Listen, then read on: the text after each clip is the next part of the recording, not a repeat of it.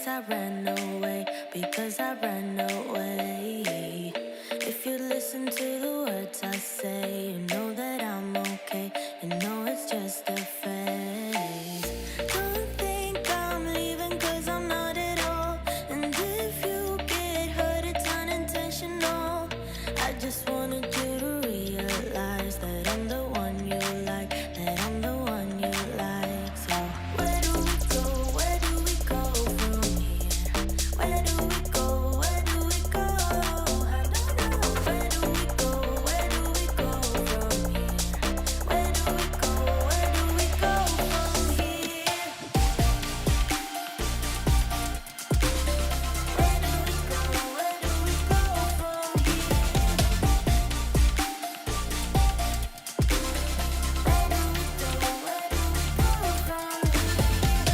here? Baby, I've been busy missing you. Say, have you missed me too? Say, have you missed me too? Was this intermission good for you? Yeah, was it good for you? Or are you just confused? Don't think I'm leaving cause I'm not at all. So if you get hurt, it's unintentional. And I know that what I did was typical. I just needed time to show you what you got. So where do we go?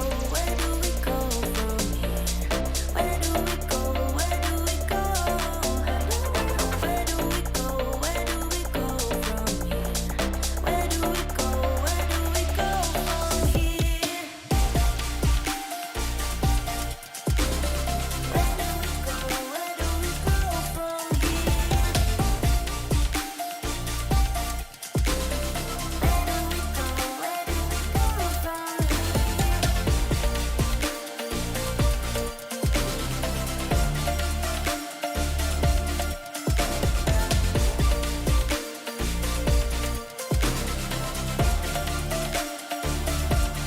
All I ever wanted was a sign from you, telling me you need me here just like I do. All I ever wanted was to make it through. Tell me, how about you? How about you? So where do we go? Where do we go from here? Where do we go? Where do we go? Where do we go? Where do we go from here? Where do we go? Where do we go from here? Where do we go? Where do we go from here? Where do we go? Where do we go from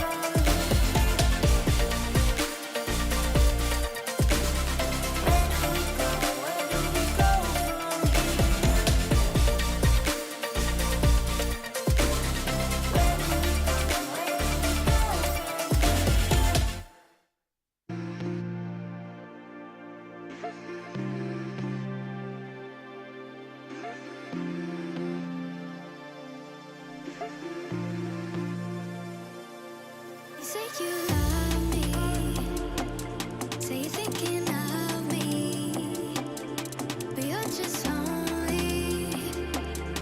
Tell me I'm special, but to you I'm anybody. To you I'm anybody, but to you I'm anybody, but to you I'm anybody, anybody, but to you I'm anybody, but to you I'm anybody, but to you I'm anybody. You say you love me, say you think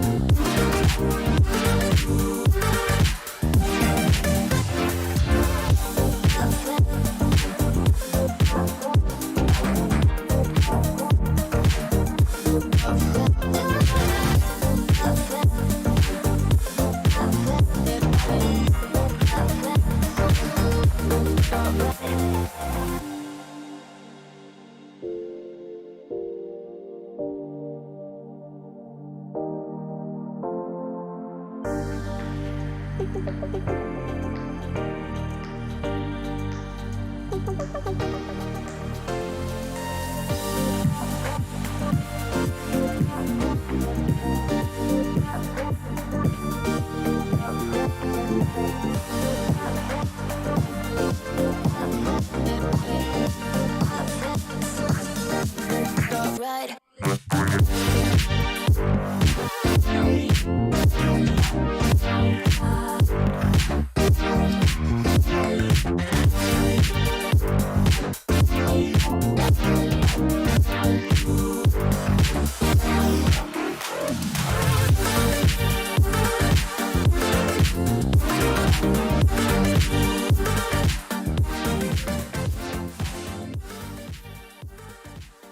Very periodic damage. Kinyard is here as well. Capsley, he steals the Baron. He's inside of the pit now. That was all. Oh! John been able to steal that one away. He's coming in onto the backside as a Soccer takes on. Wukong is also here, and he flash taunts Zaya. Zaya is forced to use her ult, and the feathers are pulled back. Forced to back away from around 7,000 HP. They're taking a little bit of damage. Hope tries to go in, but he's burned down immediately. I think we're crowning a new Amazon University Esports champion here today, Bloxer, and it is the Germs. Kent University take that title back.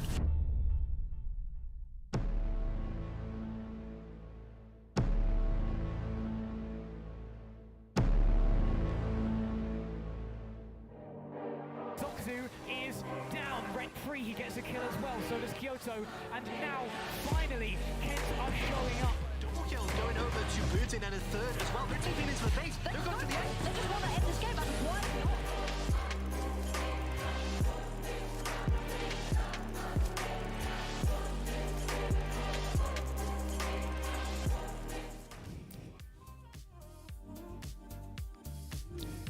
Hello everyone and welcome to the University Esports Winter 2023 League of Legends Grand Finals. I am here in person, the Mag, with the wonderful caster, Black Bloxer. How are you today, Mags? Oh, I'm so excited. Always a great time to be here live in studio and ready to bring you some brilliant League of Legends. It's been such a good tournament so far. I'm really hoping it's going to be closed out with an absolute banger series. And I'm really excited to see today X Markiner versus Chocolate's Children. That's Exter versus Bath. Really excited about this matchup. And we should probably start talking about how Exter have done a bit of a sweep throughout this series. Yeah, they haven't dropped a game for themselves so far. Everything that we've watched has just been so good for them. You can see up in that upper bracket run, taking out Bristol, taking out Pollination Nation, Lads on Tour. It's been a really easy road for them, let's say. Especially Pollination Nation and Lads on Tour, those games, it looked like they were barely even up against anybody at all. Whereas it's been a very different run, you've got to say, for Chocolate's Children. For sure, going through that lower bracket, a bit of a quotation marks miracle run, although dropping a game to Pollination Nation, who I definitely wasn't convinced about against Ex Machina, not even looking like they were remotely close in terms of contesting them. So I'm interested to see how Chocolate's Children, who I think coming into this said that they were going to put Exeter in the ground. I'm pretty sure they were very confident about this. They knew they were going to be in these finals. I love the confidence. I respect it. But at the end of the day, are they going to be good enough to show up today? I think we're going to have a series. I'm not sure how many games we're actually going to end up with, but I'm hopeful that it's going to be more than 0. Well, we'll have 3 at least, but some of the games that we have seen Ex Machina in, it's felt like there's basically been no competition. It felt like their opposition has not even been able to get a foothold in the game, and I don't see that happening. Even if we do still end up with a 3-0, I can at least see Ex Machina giving us a few wobbles here and there that are exploitable, and Bath have shown that they're a good enough team to be able to exploit that, but whether you can turn that into an actual victory over the course of a full game, and then beyond that, turn that into a full victory over the course of a series, that's another question. For sure. And we've heard a little bit about, Chocolate's Children coming up to this as well. One name that jumps out at me is Maru, who Exeter have been shouting about since, the start of the live broadcasts. Very big fans, apparently. I've been told by the mid laner of Exeter, Eden, that Maru, lots of experience in UKL Division 2. They're the most up-and-coming talent of all time, best jungler UK. And you know what? I feel obviously it's a meme, but at the same time, I hope it's true. I hope there's a pinch of truth to it. And oh yeah, I want to see Eames get diffed today. I want to see that guy knocked off his throne. It would be really exciting to see just somebody take it to Ex Machina, because they have been rolling through people. If you take a look at their roster right here, Timotova has been around for ages. He was in the mid lane, he's been in the support role as well, and now finally up in the top lane, he's doing a real tour of the Rift and has dominated in every single one of these lanes. A really interesting player, but all the way down, other than Drippy Darren really, we'd heard of them before, and now actually, Drippy Darren is one of those players that we're really looking at with Ex Machina. He's become sort of a linchpin, let's say, for this team, where the rest of them are kind of crazy, and he's just calm, collected, just going to be able to take his team throughout these team fights, and with some really, really just big engages that have been game-changing. And I want to say, we've heard a little bit about Drippy Darren in general as a player, and it's kind of about how they're a glue for this team. Ex Machina aren't necessarily hiding the fact that they can get a little bit tilted. I like to use the analogy that they're 5 high elo players that keep running into each other in ranked games, and they kind of know how they play, and they're very good at playing with each other, but it doesn't mean they're immune to the tilt, right? No. So Drippy Darren coming into this definitely gives a bit more solidity to the team. They have that mental focus. They're really coming into this with the Buddha mental, that kind of idea where they won't get tilted at each other, which is something that Ex Machina has definitely had an issue with in the past. So this player, very, very important addition for Ex Machina. I really like what they've done with their roster this time around, and Ex Machina has been one of those teams that's been good for a while. We've not seen them in a position where they've just not been in the upper brackets of the finals for quite a long time, but winning it has been a little bit out of reach recently, and so it would be really good to see them actually be able to take it out, now be on top. Now the thing, teams like Grey Warwick, they haven't been about for 2-ish years at this point. I guess Grey Warwick's technically been around, but they've not really shown up this time, have they? No, they used to be the absolute dominators in this, and all of a sudden, it just has not been like that, as looks like we're going to be jumping on into draft. Okay. It doesn't shock me to see that Wukong ban. We talked about that earlier. That's Maru's off the table. Love to see it. Double jungle ban taken away here, taking away the mains, the comfort picks. Eames, Evelyn, notorious, and I think especially at this level of play, really, really dominates a game, changes the overall game flow, and it's really, really hard to play against. Absolutely. If you don't see the Evelyn, it's behind you. It can just change the way that you have to play, and it just makes sense. Get rid of it. Make sure that you can have a more standard jungle matchup. We've been seeing a lot of the Jarvans, the Viegos, the Wukongs. Wukong has been taken off of the board. Not too much focus on the junglers. We've been seeing 3 or 4 bans towards them at the moment. Only 2 of those, 1 for each team. Jax, Yone, that's a lot of focus up towards the top and mid lanes, where we've been seeing quite aggressive picks all of a sudden. The metas actually seem to evolve beyond just giving us the boring top lane matchup of an Ornn versus a Malphite. So we'll have to see. It is going to be first pick here for Ex Machina. And they have been enjoying picking themselves up that Jarvan as a first pick, if not just the jungler as a first pick. Jarvan isn't going to be there, so we'll have to see what the actual pick is going to be that's coming through. Rel. Hang on. I think these are just hovers. Makes it very confusing for us, but it's fine, I think, maybe. Okay, that Rel has been locked in first pick. It is something that is very, very strong for them. We've seen success in it, not only in university level tournaments, but also coming through in the UKEL, external tournament. It's something they put a lot of priority on. It's a flex pick as well. It can be put in the bot lane. Here, we're going to see it's going jungle here for Eames. In my opinion, it's very easy to execute as like enough engage to function as a primary engage for a team. It is the ultimate setup tool in my opinion. So good. As long as you don't Poppy, which is, you know, #1 counter. But other than that, I really, really like the Rel pick here. I think we saw some glimpses before it was rudely taken away from us of a Lulu and an Olaf here. Now, Olaf is very, very scary. And I like seeing it on X Machina, especially just because I think it's particularly strong into a lot of things when Jax is banned away. It kind of fills that space that Jax has when it's removed for the side of Timatopper, and that guy can run over a game. We saw his Aatrox in the past weeks.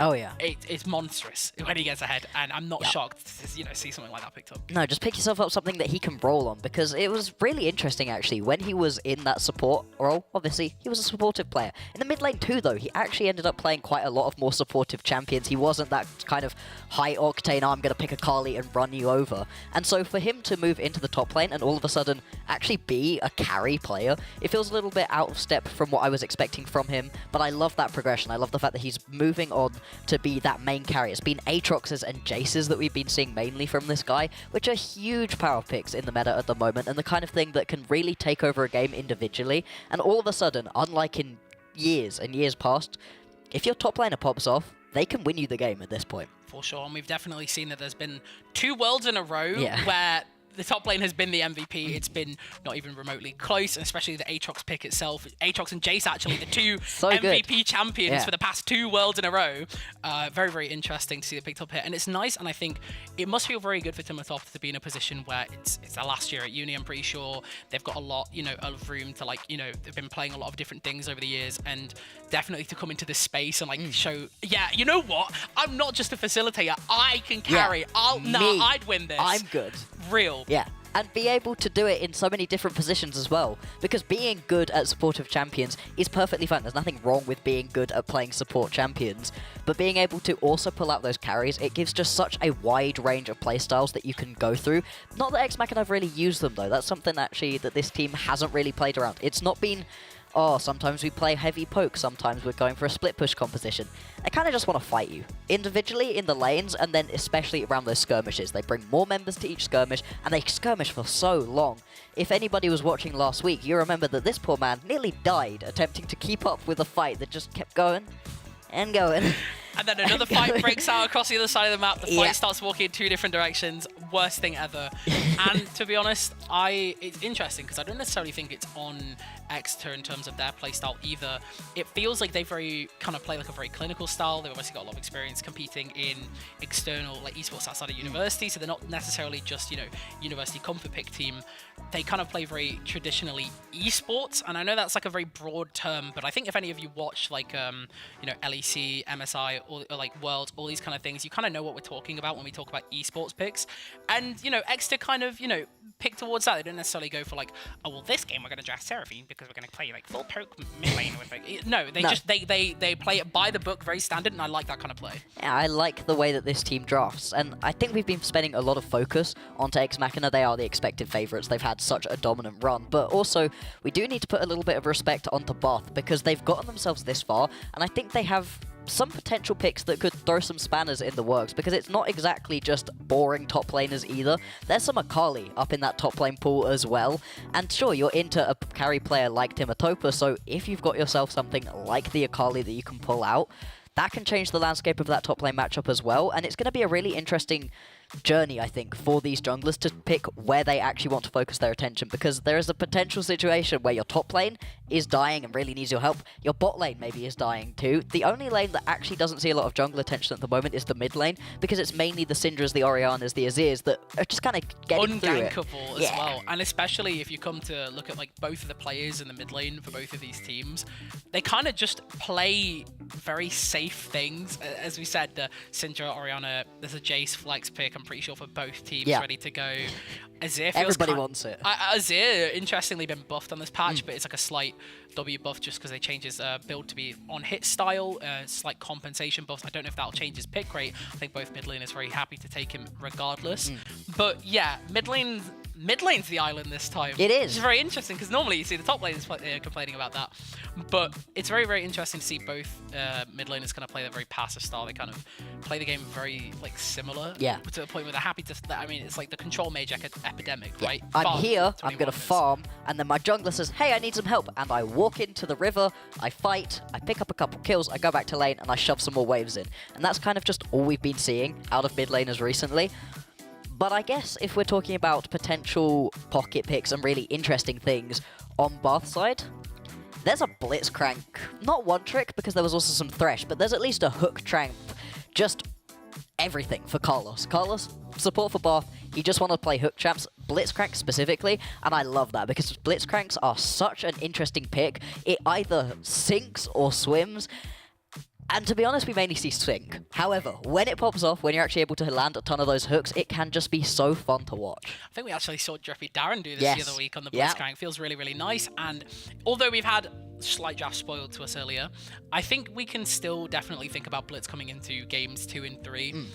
It feels like something that, you know, it could be like fairly contested. It's also one of these picks that personally I feel is one of those kind of ego picks where you feel like you're in an advantage state, but you can either take it when you're in an advantage state, kind of push them back, push the mental, break it a little bit, or alternatively, you can take it in a position where you're behind and you need to look for something. Yeah. You feel like you've lost draft a little bit.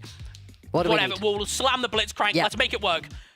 Because you step just a little bit out of position, and I mean, you know, in-game, a couple pixels out of position, and that Blitzcrank hook lands, and that can be absolutely game-changing, especially onto a squishy AD carry. We've got a lot of AD carries at the moment who are just really immobile. Things like the Ashe has been popping up way, way more. The MF has also been rising to priority, and those champions just cannot get away. Obviously, you're into an Ezreal, there's not a lot you can do. It shouldn't get caught by the hook, but in specific situations where you do have champions that have a little bit of a lack of mobility, you can blow their flash pretty much on the 5-minute mark every single time, and that can open up for potential dives too. If you're constantly pushing them in, they can't step up, they're scared of getting hooked, and the wave being underneath that turret, whether or not you dive, is really important because Drakes are so important at the moment. The current meta means that Drakes are one of the best things that you can try to play around. That first Rift Herald sure is important, you can give away the first Drake usually, but beyond that, you want to be picking up as many of them as possible. Soul point fights have determined far, far too many of our games recently, and having a strong bot lane is really important for that.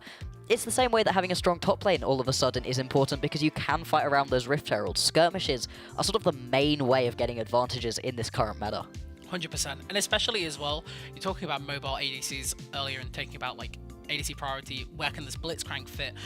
I know we saw like a glimpse of draft earlier, but one thing that was left open, I believe, was the ADC pick. Yeah. We saw the Lulu, we saw the Rel, we saw the Olaf. That means they can ban up, they've already banned away the Vayne for the side of Bath there towards Exeter. It's removing that as like an option for the side of Ex Machina. They also play a lot of Ezreal, and they're very proficient as well. That could be something that's taken off of the table entirely through bans, which means that you now have the avenues to like open up into something like the Blitzcrank, and especially into Lulu as well. I kind of like that. Oh yeah, because Lulu is really annoying for dive champs. Any support that just wants to go in, like an Alistair, a Leona, a Maokai even that we've been seeing recently, you go in and you're polymorphed, and there's nothing that you can do about that. It's a really annoying play pattern. Whereas a very easy way to deal with something like that is to take the Blitzcrank and actually just try to hook the Lulu. Remove that heal and shield bot, make sure that she's just gone, and then try to play the rest of the team fight and bully out the AD carry who now doesn't have their support, or pull the AD carry away from that support who's trying to help out, get away from those polymorphs. So it can be a really good pick into things like that. It's a risk though. Innately, in the way that Blitzcrank works as a champion, if you're not on point, if you've got some nerves perhaps, because hey, this is a finals, this is a big finals for some of these players who perhaps this is their first year of university esports. If you miss those hooks, just a couple, the first 2 or 3 missing, and that can really hit your mental hard, and it can make hitting the rest of the hooks, the really key ones later on in teamfights, just that bit harder. And one of the things as well to mention on top of that is missing those initial hooks can also kind of give your opponent a little bit more, like in terms of like the lane state, they'll play more aggressive, they know they can punish you, they know they can bully you, which will put you even further behind. It's one of those coin flips. I like to call them burger flip champions because it really does feel like you are just You're flipping the game. Yeah. I'd love to see more. I know let's try and go back to what we remember on Jaff. I think I saw a Nico, right? Yeah. I cannot remember. I vaguely remember Bath picking up a Nico. If that is true, it's interesting. I like it. I think it's fine. It's flexible technically. I think you can play it in jungle if you're a bit of a psycho. You can bring it support too if you're really aggressive with it. I mean, that can also be decent into a Lulu as well because you're able to hit that Sprout from so far away. We expect it to be mid lane though. It means that you need to count your minions, so anybody at home can play along that game. Count the minions. I was never any good at maths. Goodness me. Right.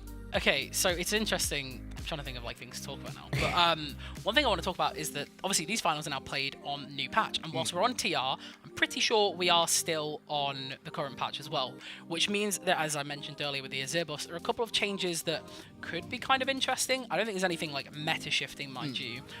Saw the Braum buffs coming through, a lot of ease of execution updates on his ult that gives him a little bit more reward for hitting targets past that primary.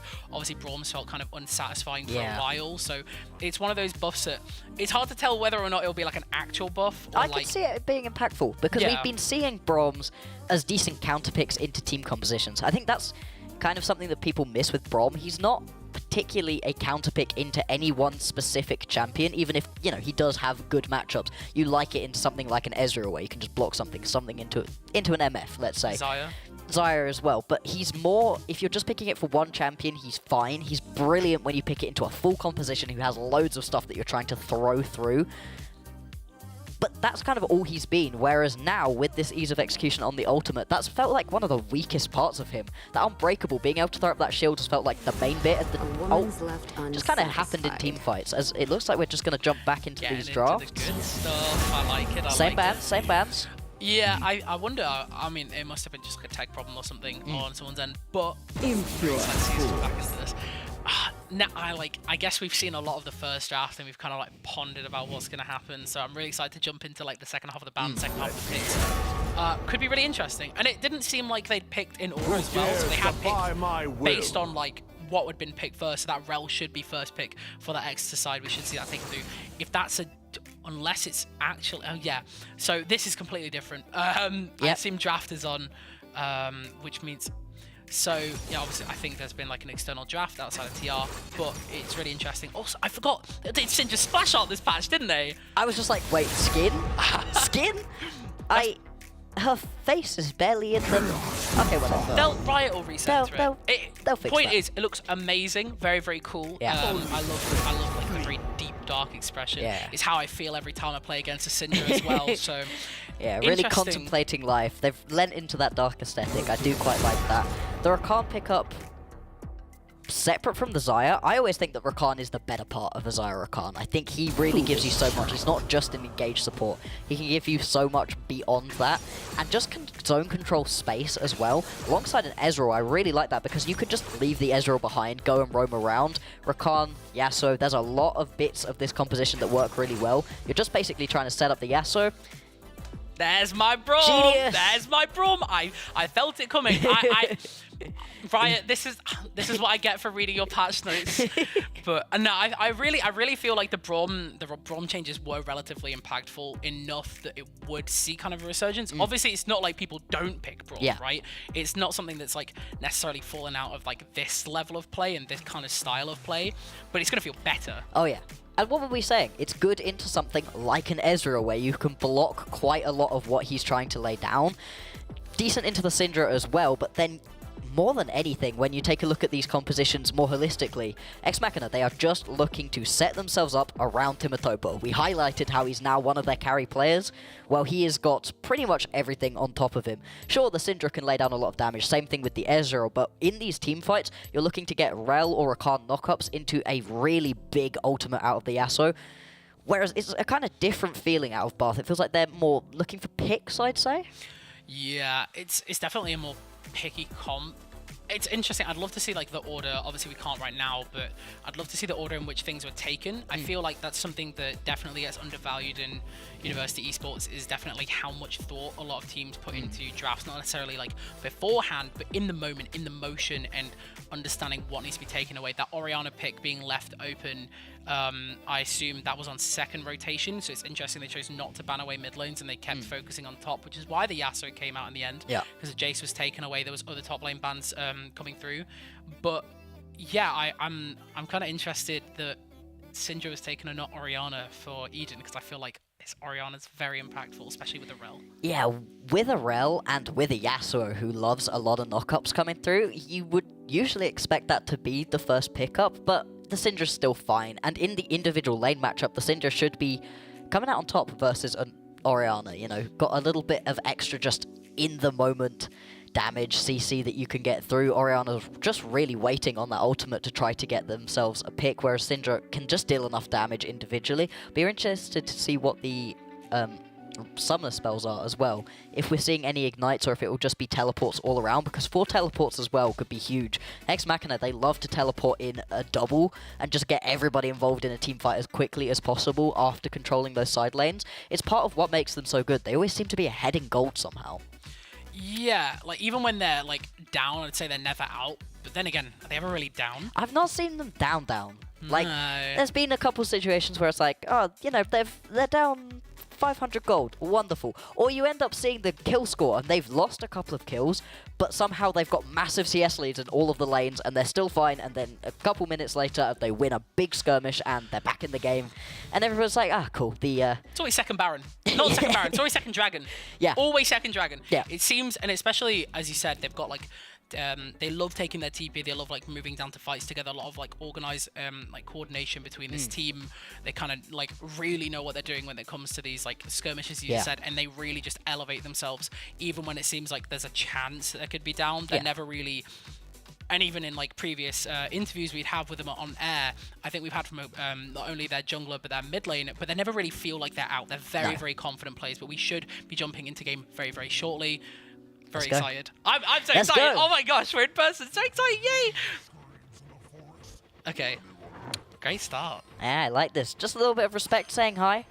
We did get a very fun interview out of Ex Machina last time around where they said that they thought they were going to get 0-3'd right here. They were trolling, but we'll have to see if, you know, a little bit of accidental manifesting right here. And so as we jump into this game, pretty standard start, everybody just going to 5-point it up. A little bit of invade out of Eames just to get himself a bit of vision and check where it is that Maru is going to be starting. Now, you hyped up Maru. You said that you'd heard a lot of good things about this man, and he is on Maokai.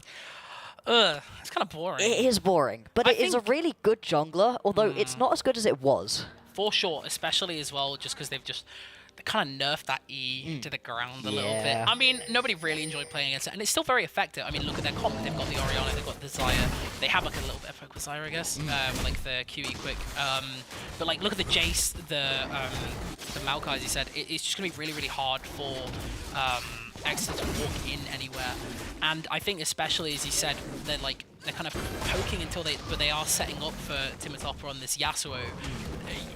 There's going to be so many saplings face tanked by Eames here. There really are. I mean, you just have to be careful, basically, during these team fights that you don't get chunked out too much. Of course, Bath are going to be in a good position for that as well. The Syndra can poke okay, but more than that, Ezreal. Anytime you step up to an objective and you put yourself in a little bit of a choke point, you can just get poked out constantly, and it makes it really difficult to be able to actually step up for any of these objectives. It's a good way of countering one of Exeter's biggest strengths, because if you can just poke out Exeter, stop them from being able to control a pit, maybe all of a sudden that's the way to get in. We haven't really seen, as we've been saying, anybody actually take Ex Machina to the ropes. Hoping to see that out of Bath right here. Pings onto the mid lane. Could we say gank already? You do know where Maru is. So it's interesting it's been caught out. Eden, I get it, in my opinion, notoriously on gankable, but Aki and Mio, kind of not very knowing right now, should like be able to be fine. Like pop the flash here. Nice CC chain setup here from Eden. Eames doesn't flash away, but Hang on. look where this Maokai is. might be able to get onto. I don't think Eames is in a particularly tough position where they can't get out. Has the flip, although getting taken lower, it's getting scarily low. Has to burn that flash, but can be chased down onto.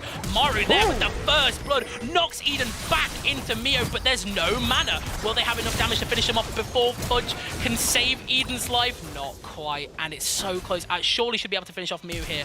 That will be a kill on this Rakan, just trading 2 for 2.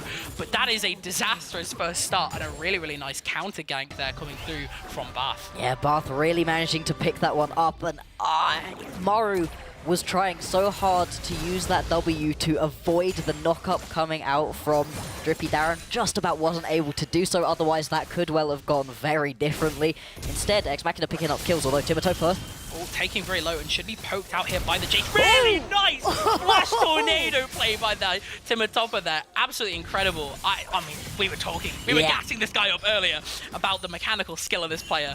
And yeah, okay, it's just, oh, well, it's just flash Q, guys. No, that was a crazy flash Q. You don't get it, guys. It was really well timed, well executed, and the confidence more than anything to know, hey, I can go in right here. I know that this Jace does a lot of damage and is taking me really low, but that's fine. Goes in, picks up a kill, and now you're in a position as Bath where you're like, what's going on? What's happening? Exeter, really strong start to this game. And even though it looked a little bit messy initially, we can see that Eden actually gets out here with the advantage, hasn't lost anything, hasn't actually gone down, sat quite nicely with 2 assists in the pocket, and look at the gold difference right now. It's starting on 1k, which doesn't feel like a lot, but at this stage in the game, I feel like when it's edging a little bit closer to 1k, it can be a little bit scary. Granted, saying this, Rakan has 600 of that gold lead. Yeah. Very interesting. Hey, support lives matter, okay? Support lives also matter. And Drippy Darren has been one of the better players for this squad as well. So there's nothing wrong with getting a little bit of extra gold into your Rakan. For the minute, everything is pretty close. We've not seen any CS leads really explode through right now. And so as we get we could see a trade here in the top lane. Timotopper looking to go in, maybe whiffs a little bit in the wind wall. Lethal tempo fully stacked and forces Spawn King down under their tower. And it puts him in a really, really awful position here. Has no ult ready to go and can't look for a tornado knock up there. That'd be it's a just risky dive. It's such a nice trade as well. It looks like Jace has the advantage there, but like Timotopper just going in, trading quite nicely, and actually just kind of showing off a little bit of prowess here. So now that these individual lanes are doing quite well for themselves, it's going to make playing around these objectives even easier. You can see during the early stages of the game, Bath were able to get a good push in the bottom lane, but that has been reversed now by Exeter. Big shove coming through right here, probably just going to turn into a base, although aggressive play. We are seeing Rom get those concussive boys down on this Rakan. I don't know if they'll be able to trade off of this or get a kill. Zai, unfortunately, just does not have the feather self. Saying that, really nice flash. Oh my goodness, a complete turn here from Drippy Darren. A massive knockup that doesn't mean that they can quite get the damage down. There is a minion wave here, Ezreal will not be able to hit through, but it feels like both teams are really just like they are like playing a high like overall APM. It's crazy, but we are going to see the Hex Slash red here. Quite nice from Carlos. They can look for a dive. This is a rel. Huge Rakan engage there from Drippy Darren. Last will pick up the first kill. I don't think they'll be able to get the Braum, who gets a double kill, and the shutdown from the Rakan. I guess it's good that they got the gold on the support instead of the Xayah, and that Last got the kill, I guess. Both of our supports now have 2 kills apiece. That's hilarious. I mean, look at this dive. I mean, the knock-up is excellent, but you're just taking way too much damage. You can see Drippy Darren tries to get out above the turret, and then you're just badly doing the aggro. And I was going to say it if we'd have had enough time. It was a really risky dive to go for. Just over-aggressive. But like you said, it was 2 kills onto the Braum. Now, sure, Braum got a little bit of a buff, but still, he's not going to be the main carry. I know I did just say support lives matter, so it's still good that he's getting gold, but, you know, it's not as bad as it could have been. Still, you're using that priority bot lane to turn it into a dive that doesn't work, rather than into a Drake, potentially. Because while all of that was happening, Maru has been up towards the top side, threatening around Timotopper, not really being able to pick himself up any kills, though, and so was not about to be able to counter onto a potential play around the Drake. That might have been a little bit more optimal, but Ex Machina didn't do it. It means that that Drake is still available, though, for a potential skirmish. Getting to almost 8 minutes, which is kind of late for this team to actually want to look for a Drake. They usually like to go for them even earlier. Really nice read there on the movement there from Timotopper. I just wanted to touch real quickly that Timotop has like a decent XP advantage here. Should be like about half a level XP advantage, and it feels really, really nice as well coming into these trades with Jace. Has a lot of like lane pressure. Saying this, there is no minion wave, and Spoon King can look for an advantageous trade. Will not be able to just because of the wind wall, but look, just having to keep them under tower here, really, really nice, and just like forcing them down. Eames has to move up here, but look at the bot side. They are now rotating towards this Drake. Maru is going to try and take this away. They are aware of the engage, the dive. Won't be able to get that knock up for the easy Yasuo tornado setup, but we are going to see the Yasuo pop out here. Should be a dead Jace. Choosing to give it over to Eames is interesting. Yeah, and that seemed very intentional as well. Yeah, just a bit of respect, I think. Timotop didn't want to go in onto this one. The Drake is going to be responded right here. You see the jungler top lane. Good response out of Bath to pick themselves up this one. The gold lead is only about 1,000 in the favor of Exeter, but this top lane is becoming a problem. You've got a chunk of CS lead, a couple of kills top lane as well, and some turret plates going down. We can watch this one again. Good flash out of Spoon King to get himself away from that initial knock-up. Still, though, good CC use, and then Timotop just leaves. He could have taken that one. This could have been given over, but I think, oh, hang on a sec. We have just missed the start of a Herald fight. I think we just saw an inkling of that being started earlier, right before that replay popped. Timotop should not walk out of this with their life. Has to pop the shockwave for that kill. Maybe could have got away with just autoing. Didn't want to risk anything there, but I think it was a very, very ego thing for Ex-Machina to start up that Herald there. Dive. Speaking of, there should be an easy dive that collects the kill onto the Rakan. That's 3 kills on this Rakan. If I'm last, I'm flaming in the call. I won't lie. I'm mad. But we should see in response to this dive, a Herald picked up for Maru. Some nice early pressure can help alleviate the gold differential that we're seeing right now, picked up by Ex-Machina. But yeah, I'm not really sure about that Herald play. Don't really have prio here. All right, let's have a look. Let's have a look at what ended up happening. We're just walking in without great engage out of Maru. Timotop, like you said, might have been able to take out with just some auto attacks. Instead, not going to end up happening. And this is different. This is really different because Exeter are usually the team that we see going for the objectives, whereas Bath seem to be responding to all of the kills with objectives, as we might see another kill for... Hex Flash is available. They're going... Looks for that instant W ult combo. Nice CC chain, does get the flash out. Rakan was there for the follow-up, but speaking of, there is a trade going on the top side. We are going to see the ult pop from Yasuo straight away. Will not be enough to chunk them down to a decent percentage of health, but puts Jace in a bad position here. Can poke from far away. It's another wet Maru's here, though. Fight. Maru can look for something. Doesn't have any vision as well. Timotop should be aware of this as a little bit of gen to get their health back up. The passive shield is coming back. Has the tornado available. Maru has chase with the W, but can't go too deep as well just because of Jace's health bar and the wave state as well, not being particularly advantageous for a trade there. Will take a lot of damage from that. Jace alone would take a lot of damage walking through that and doesn't really want to lose that wave for tower. Yeah, losing all of that wave would have been pretty awful, and it was just a bad position really for a gank anyway. Still though, it feels odd whenever you see a jungler walk up and then decide not to go. Eames is trying to sneak down into this brush, has managed to get this far. There's a possibility that you can try to bait in Carlos and Eric. They have gone aggressive flash forwards before. Really, really nice engage there from the Rel. Will actually land up on the Xayah. The CC chain coming through. This is what we want to talk about. Nice ult block there from Carlos. The Braum really doing the work. No feather pullback left to finish off Eames. Has to use it to its kind of space there a little bit, but will not end up pumping out enough damage on either of these ADCs to actually find anything here. Yeah, without that Unbreakable, it would have been 2 dead bot laners, and again, brilliant engages coming out from Drippy Darren, but just not quite able to pick himself up the kills. It's just unfortunate that these bot lane kills haven't quite been going over where you need it. Hunting there. Eden's so far up. Eden's also playing in a position where they know they have vision control and they kind of know where Maru's playing from. Caught on that red ward that you can see here coming into their jungle on Pixel Bush.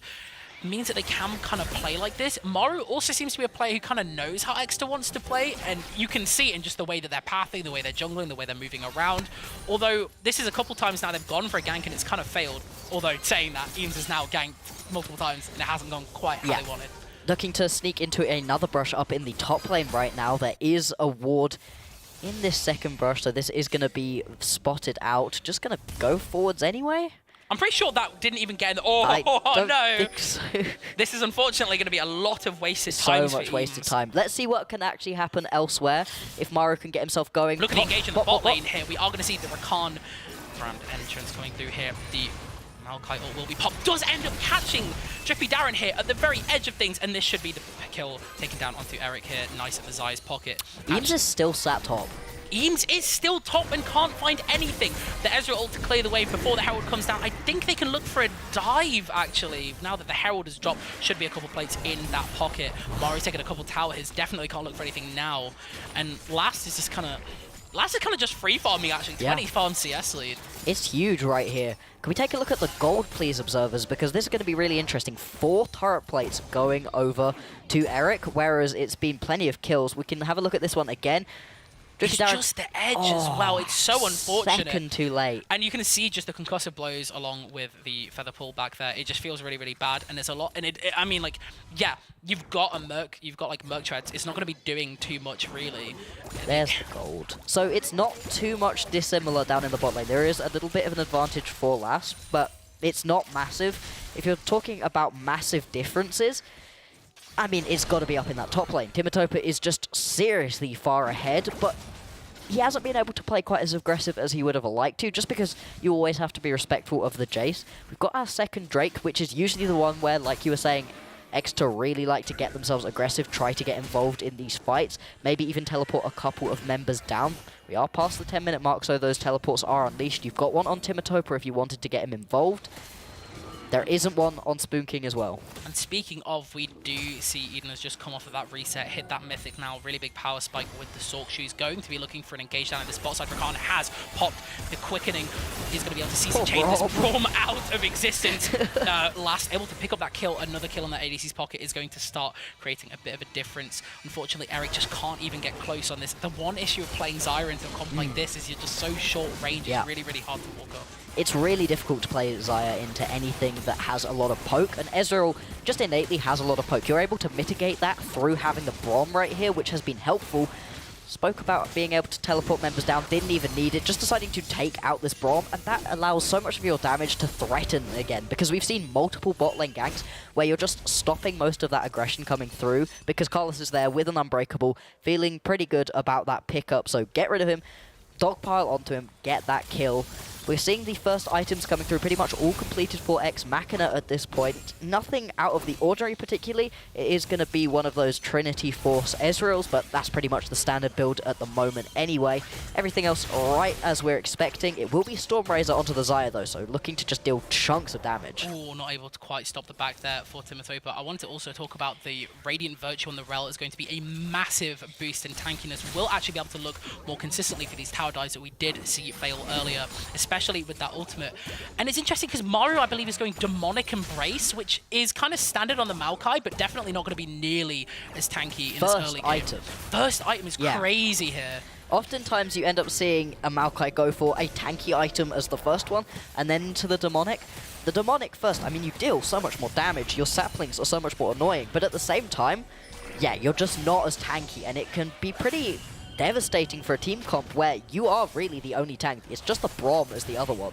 Speaking of tankiness, we'll see whether or not that Radiant Virtue is put to good use, as there should be an engage here. Timatopa looking for that tornado, has to ramp it up on this Rift Herald. Not going to be able to find anything. Eames has gone deep with the ultimate knockup. Timatopa taken out the fight. A CC chain hit coming through from the Braum and the Jace. And overextended Eames also going to be taken out. The Syndra not able to walk there, and unfortunately Drippy Darren just doesn't find another follow-up engage there just because of where that Maokai was standing during that fight, and it's just really, really, really hard.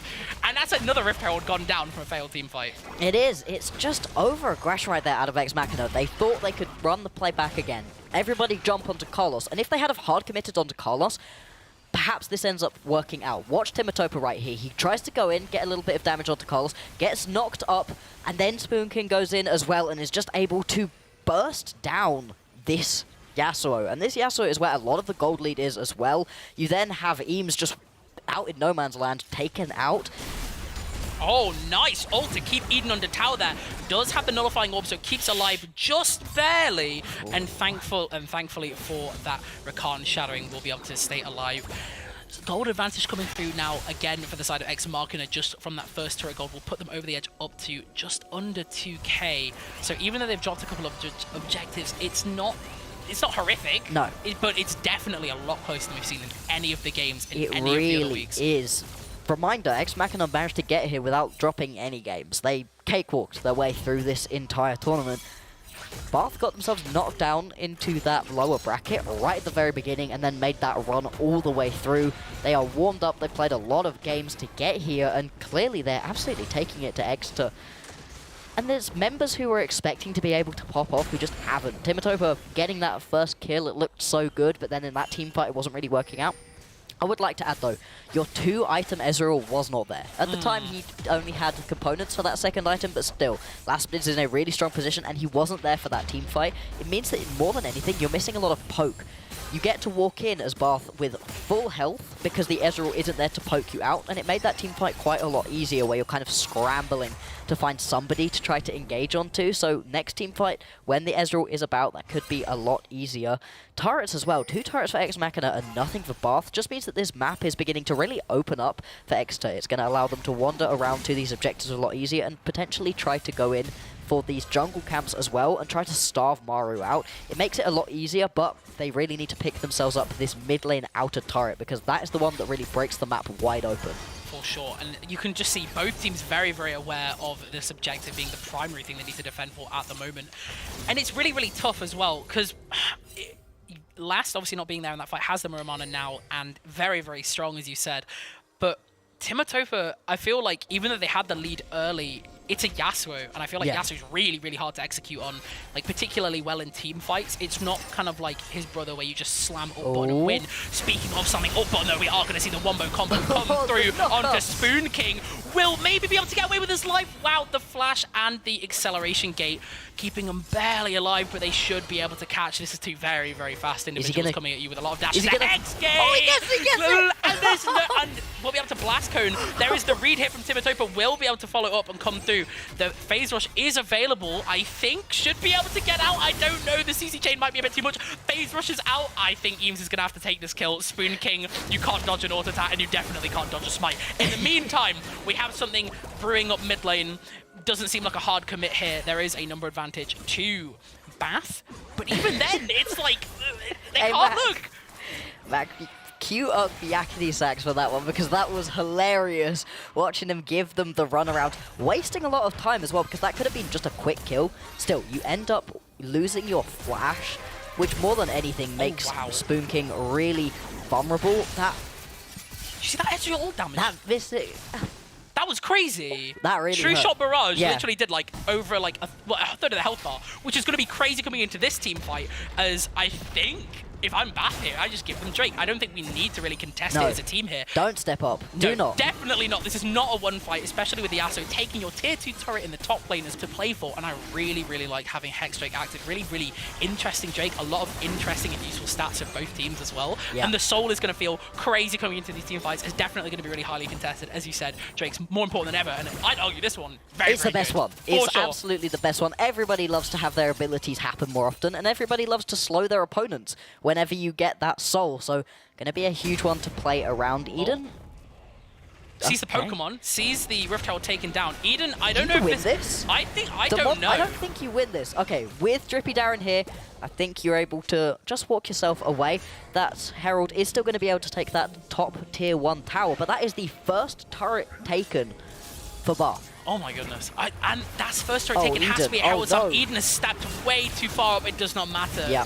Scatter Week will not do anything. Oh, the execution there. Okay. Wow. Okay. Syndra moment. Syndra. That must be an 100 stack Syndra. That looked like an execute. It looked like an execute, although having 100 stacks already would be pretty impressive. Now a couple of low health bars. Insane engage. We are going to see the Featherstorm pop from Xayah, keeping them safe. Double TP coming through, I believe, from both top laners. Never mind so that. Much damage. Look at where the Orianna is as well. The Orianna has TP'd into the entire team, has been caught, and Lass has been free hitting the whole time. Braum has been taken to 1 HP. No, True Shot Barrage not quite available, but look at this. Timatopa walks through that wave and is continuing to chase. Lass should be able to pick up this kill. Phase Rush will not save you now, Maru. And that is an ace for the side of Exeter. Why are we naysayers? We've seen it week and week again. Hey, it was a good early game for Bob. Congratulations. However, Exeter have arrived in the game. Once you give them a tiny little bit of gold, they can just pop off. Having Last in that team fight is huge. Timatopa also wasn't CC locked, was able to just get involved, and it came from overaggression out of Bob. They got themselves the outer tier 1. Awesome. A first turret. Get yourself some gold into your back pockets. Wonderful.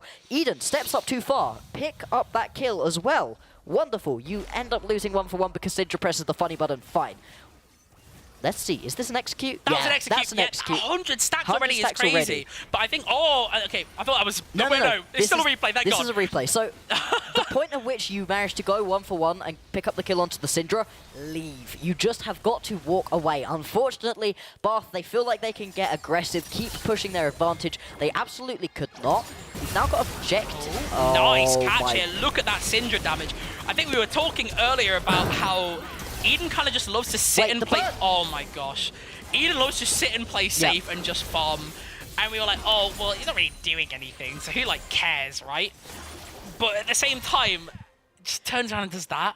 Yeah. That's a bit mental, right? It is. The amount of damage that this Syndra is doing already, with just 2 items completed, is disgusting. Having the 100 stacks as well, impressive game. 23 minutes into this one, and all of a sudden, it feels like there's not a lot that Bath can do. They're down by almost 7,000 gold. We were speaking about that Hexo, but are we even going to get there? It's looking tenuous, Mags. I don't know about this one. And it's kind of crazy how quickly this gold lead is ballooned Yeah. out of nowhere. It's always one fight. It's always one fight, man. That's what I've been saying. And I think one of the biggest blunders coming into that fight, as you said, it was the overextension. Specifically, I feel like that Orianna TP was very overzealous. Very aggressive. Really, really insane. You have definitely a lack of respect as well, especially on Timotopper. That guy might have entered the past couple team fights, but that's still a Fed Yasuo. It's a Fed Yasuo who hasn't been CC locked, because that's what happened to Timotopper in the previous ones. Yeah, look at those. These gold leads are just kind of disgusting. Top lane is insane. The AD carry role as well. To be fair, there's not really a single place in which there isn't a massive lead. There's almost 1,000 gold in the support role, as we're going to see some siege onto this tier 2 turret in the mid lane. Spoon King is around. Eames also hovering off out of Fog of War. And you've got most members of Bath sat around in this mid lane. 40 seconds until this Drake spawns, and complete pit control right here for Exeter. Are they knowers? Are they knowers? Do they know? Yeah, they'll know about Eames. He's caught on that ward, unfortunately. And Timotopper just walking this wave into the bot turret, looking to siege something. Unfortunately, Spoon King, very, very good at clearing these waves on Jace, in a nice position to do so. And I don't know, Jace just feels kind of strong regardless. Although, speaking of, Timotopper's now picked up Hullbreaker, and Eames is just shadowing really, really nicely. Hullbreaker is ridiculous. I'm so excited for the new season drops, but it doesn't even matter. What an insane tornado read there.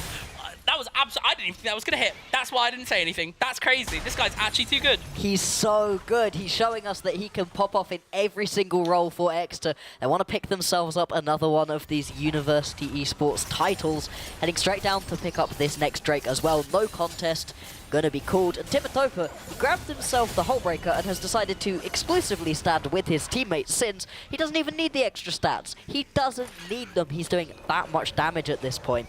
We can watch this play again. Wow. Oh, it's so beautiful. The jump through to avoid getting hit by that shock blast as well. Oh, when you see good Yasuo play and it's not against you in solo queue, it's satisfying. It's For really sure. satisfying. We are going to see the nice ult bait here coming through from Xayah, but Just overextending is caught by the quickening there. And yeah, okay, but you baited out Syndra ult, but unfortunately, the rest of the team is there, and you are flashless. It feels kind of bad, and I'm pretty sure they will just get walked on here. Exeter in a very aggressive spot. Eames just looking for the stun. CC chain here on the Braum. This is an end angle, speaking of the, although he's saying that the shockwave is massive, but it doesn't even matter because the Rel is even more big with this Magnet Storm. Timotopper can just walk on these people. I mean, no one can really step close. Eames is so tanky, such a force to be reckoned with. Meanwhile, Lass is just poking at these people in the backline. Eden's there just because he feels like it. Never mind, looking for something. This should be a double kill picked up. Jace always continues to be strong, but I don't know if it's going to be enough to actually stop them from ending the game. Eden's mana is going lower and lower, has gendered a little bit from the passive, but Timotopper is just free hitting on this tower. We'll get CC chain under stopwatch, thank goodness that item's getting removed. It is going, and Timotopper will get out just with the head strike. It's scripted, guys. Eden executes with the ultimate. There's and Drippy Darren should walk away with his life. Eden is shadowing. Cosmic Drive has been activated. Oh, he's so ego. And it's crazy looking for Maru as well. And Eden is so far forward, so aggressive, and so strong right now. Lots and lots of confidence in this game one already. And the base is cracked open. Couldn't end, but it still feels like Exeter's playing with their food.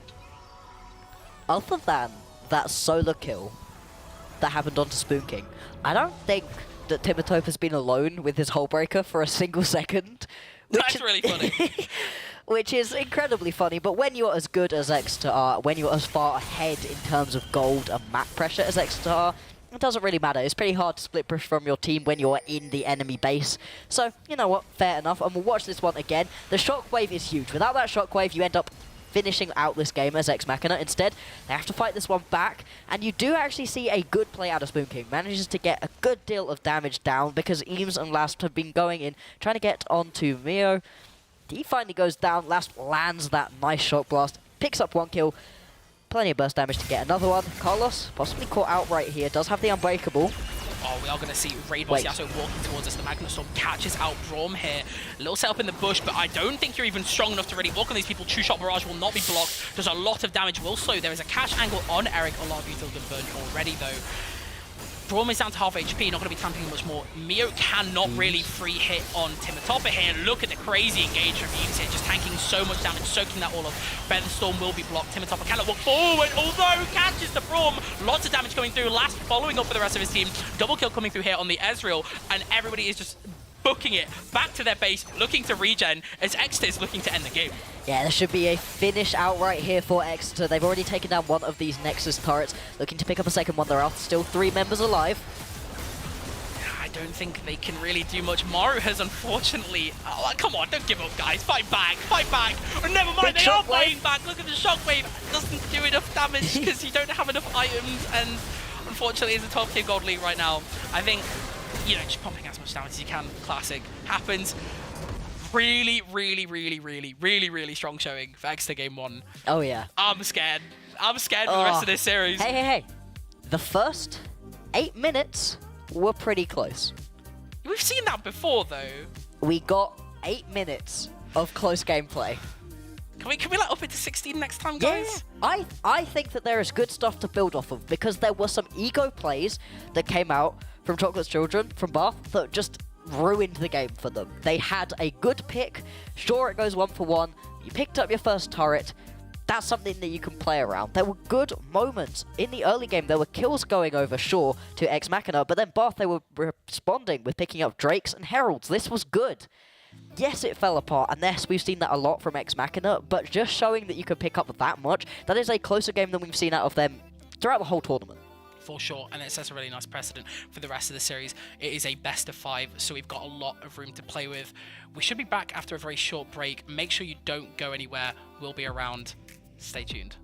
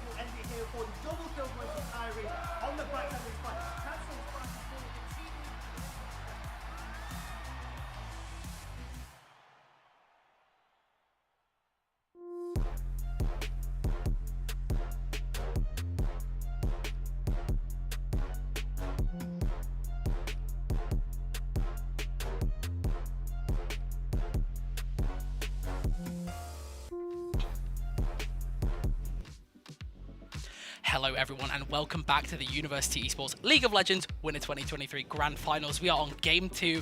Ex Machina, to few surprise, has taken Game 1 and it was kind of crazy, but it's still their closest game yet. Max, tell us more. Yeah, it was actually way closer than we were expecting. Coming into this game, we weren't sure how much Bath were going to be able to show up. We knew that they'd had a really impressive lower bracket run, but at the same time, we've seen plenty of teams have impressive lower bracket runs, get into the finals up against the big dog, and completely fail. Bath did not do that. They gave us a really competitive early game. I liked what they had from their draft as well. I think the only bit I wasn't loving was the Xayah. There were a couple moments where in the bot dives it was useful, and that was it. There were moments where you were just ulting to avoid the poke more than anything, and that is Xayah's main downfall. You just get poked out because you are so short ranged, and versus something like an Ezreal, like a Syndra, you just can't step up. If that was changed, I could see some more avenues for Bath to actually be able to get into this game. And it's kind of rough as well, because I feel like when we're looking at Xayah's effective usefulness coming into these games, how many times was Featherstorm popped to dodge ults and engage, and then anything was done afterwards? Yeah. I don't think there was a single time where I saw Xayah get a huge catch or a lot of damage done. In fact, I think there's very few times, and it's not necessarily on the player, it's definitely on the champion coming into this game, where Xayah was actually that useful at all. Into the wind wall, especially in these team fights, was really, really bad. It completely throws off your feather positioning. You can never pull back and get that damage through, and it means that they have so much room to work with. Yeah. I really want to see that mixed up, but we don't unfortunately know where it was taken in draft due to some technical issues, but it doesn't make it any less of an odd pick. If it was picked on first rotation, I'm not a fan. No, not usually. There's so many counters that Xayah can run into, and we knew that the Ezreal was going to be coming through anyway, so yeah. Not a fan of the Xayah. Am a fan of the way that Bath were playing. But of course, we can't just focus on Bath because they didn't win Game 1. Exeter, I love their composition. I love the way that they played it as well. Timotopher, he's been popping off in so many different roles. Now he's taking over in the top lane. But it wasn't just him. All across the board, and I think the player I'd personally like to highlight the most is Drippy Darren, because some of those Rakan engages were so clean. They definitely changed the flow of a lot of the things, because I feel like Eames kind of missed the mark on a couple of rail engages where, there's a little bit of miscommunication in terms of where team focus was, or even just the Magnet Storm not necessarily catching who they wanted to. But it feels like almost so consistently, Drippy Darren was like, you know what, bro, I got you. Don't worry, I'll find the engage. I've got this one. And it was just really, really well played, and I'm really, really a big fan of this Rakan pick. Want to see him on something a bit more proactive as well coming into the next game, because it feels like that's definitely where his strength lies. Yeah, and I think we've got a couple of replays to have a look at to see what it was that Ex Machina were able to do to pick up this game. Taking a look into the mid lane right here, it was a good catch, good aggression, but then we end up seeing this go just a little bit wrong, actually, for Exeter. Eames gets engaged upon by Maru, gets taken down, actually. I don't think he expected to have to flash. You're very early on versus a Maokai. You're not expecting him to deal that much damage. Still does go down. The E as well is so nice there. And it feels like this was the start of something kind of big-ish, where I was like, oh, there's no, surely this is where they start, showing up oh, we're gonna take on Exeter, and then this happens, and I'm like, we're still in shaky territory a little bit, because Eden lives, Rakan picks up the kills, sure, the support gets double kills here, and this is another risky engage. I feel like if Eames had gone in first, and obviously the Rakan has to go in first to set up for the grand entrance, Eames is tanky enough to live that for longer. And it means that the other two live for longer, and it feels like it was kind of a miscommunication. Lost a great engager, so catch potential, and I feel like this Maokai did a lot more work than we're giving it credit for. Yeah, during the early stages of the game especially, it was really proactive, but then the decision to go towards that more aggressive demonic build meant that he was just really squishy. You weren't actually able to just tank up the damage that Maokai really needs, and this is the point at which I was really in on Bath. This engage just goes wrong for Exeter. You can see Timotopher just gets stun-locked, taken down over the wall by Spoon King, and then you have Eames out in no man's land, gets taken out as well. At this point, I'm like, dang, they're doing it. But they're still down by 1,000 gold because the individual CS leads and the wave manipulation that you get from Ex Machina is so good. And this is where everything went wrong for Bath. They pick themselves up a kill. Sure, it goes 1-for-1. They don't back out. They end up getting taken down. And from this point onwards, the gold lead was ridiculous. That was a beautiful play out of Timotopher. And then they're able to pretty much just walk this one in and win the game. And it's kind of another thing I want to like highlight as well that we touched on briefly before the break is just how Last and Eden didn't really feel like they did a ton this game until they did everything, and they were just pumping out damage. I guess that's one of the strengths of the Ezreal and the Syndra, especially the Ezreal, because I feel like you get a lot of Ezreal players who pump out damage but don't feel useful. No, not Last. This is his pick. Very, very good at this champion. So good. And very, very effective on this pick as well. And the Syndra as well. I mean, you saw Eden just flash forward and take out too because it was funny. The second Cosmic Drive procced, it was just in there, going straight in, taking people out. The Execute doing a lot more work than we thought it would. And having it online so early, it was really, really good as well. And it's kind of crazy. I would be shocked if I didn't see Ezreal taken off the board next game. It feels really, really strong. It was so good. And there is actually a really great way of putting it. It felt like they weren't doing anything until they were. That is the sort of nature of these champions as well. You know, they need to get 1 or 2 items, and actually Last ended up completing that second item, that man, I mean, really, really early on, and was just able to shred people from that point onwards. But it's just the way that Exeter play in general. They've had shaky-ish early games. That was certainly the shakiest that we've seen. But then one team fight, usually around a Drake. Instead, it was around their own tier 2. A little bit of a departure from the norm, but still, one Drake, one fight, and then they pop off. They're able to just absolutely destroy whoever's in front of them. And so far, we've not seen a University team who's been good enough to actually stand up against them. Bath showed us a good early part of the game. I want them to transition that into a stronger mid game, and I think part of that is protecting your turrets, because they ended up losing their top and bot lane turret really early on in the game, and it just meant that they had no map to really play around. For sure, and then we'll talk again, I think, briefly about the effectiveness of their mid and bot lane picks. Orianna is fine when you've got facilitating, you know, junglers to work with, and Maokai should be that pick, and yet we kind of saw every shockwave that was really, really good come through in a position where Orianna's kind of just not ahead enough to actually pump out any damage. Zaya's never around to free hit. Yeah. And it feels like both of those laners outside of top lane kind of weren't really doing anything even when they weren't so behind. It feels like in order to get picks, they were like kind of facilitated by other people. And yeah, that's kind of how the game works, don't get me wrong. But at the same time, it's like, there's no real like solo outplay potential really coming through, and I guess that could be chalked up to like the time the game went on to. Yeah, possibly. It ended pretty early on, and we didn't see the junglers actually get that much effective ganking going. There were 1 or 2 good moments, top lane, a couple of nice ganks bot lane, but for the most part, it was around the skirmishes for objectives rather than individual ganking that was happening, and I'd like to see that different. I'd like to see Mario be able to actually step up, perhaps play something more aggressive, or on the Maokai, go for something tankier and just try to gank. Now, out of Bath, we did see them ban away that Jarvan, which has been one of those big picks for Eames. So that's the premier ganking jungler gone, but you still have got other picks at the moment. The Sejuani is fine.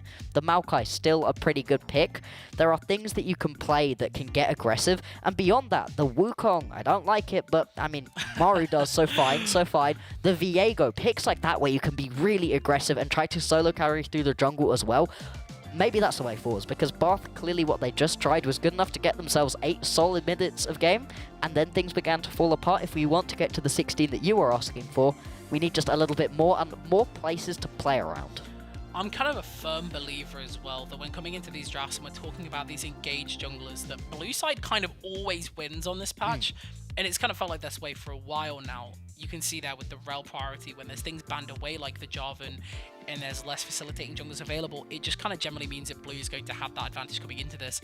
And as you saw, X-Mark had side selection because they were from the upper bracket, they were the highest seed, and it kind of meant that they can kind of just pick the rel and be really effective. And we're taking the Rakan as well, crazy strong engage followed up by their support.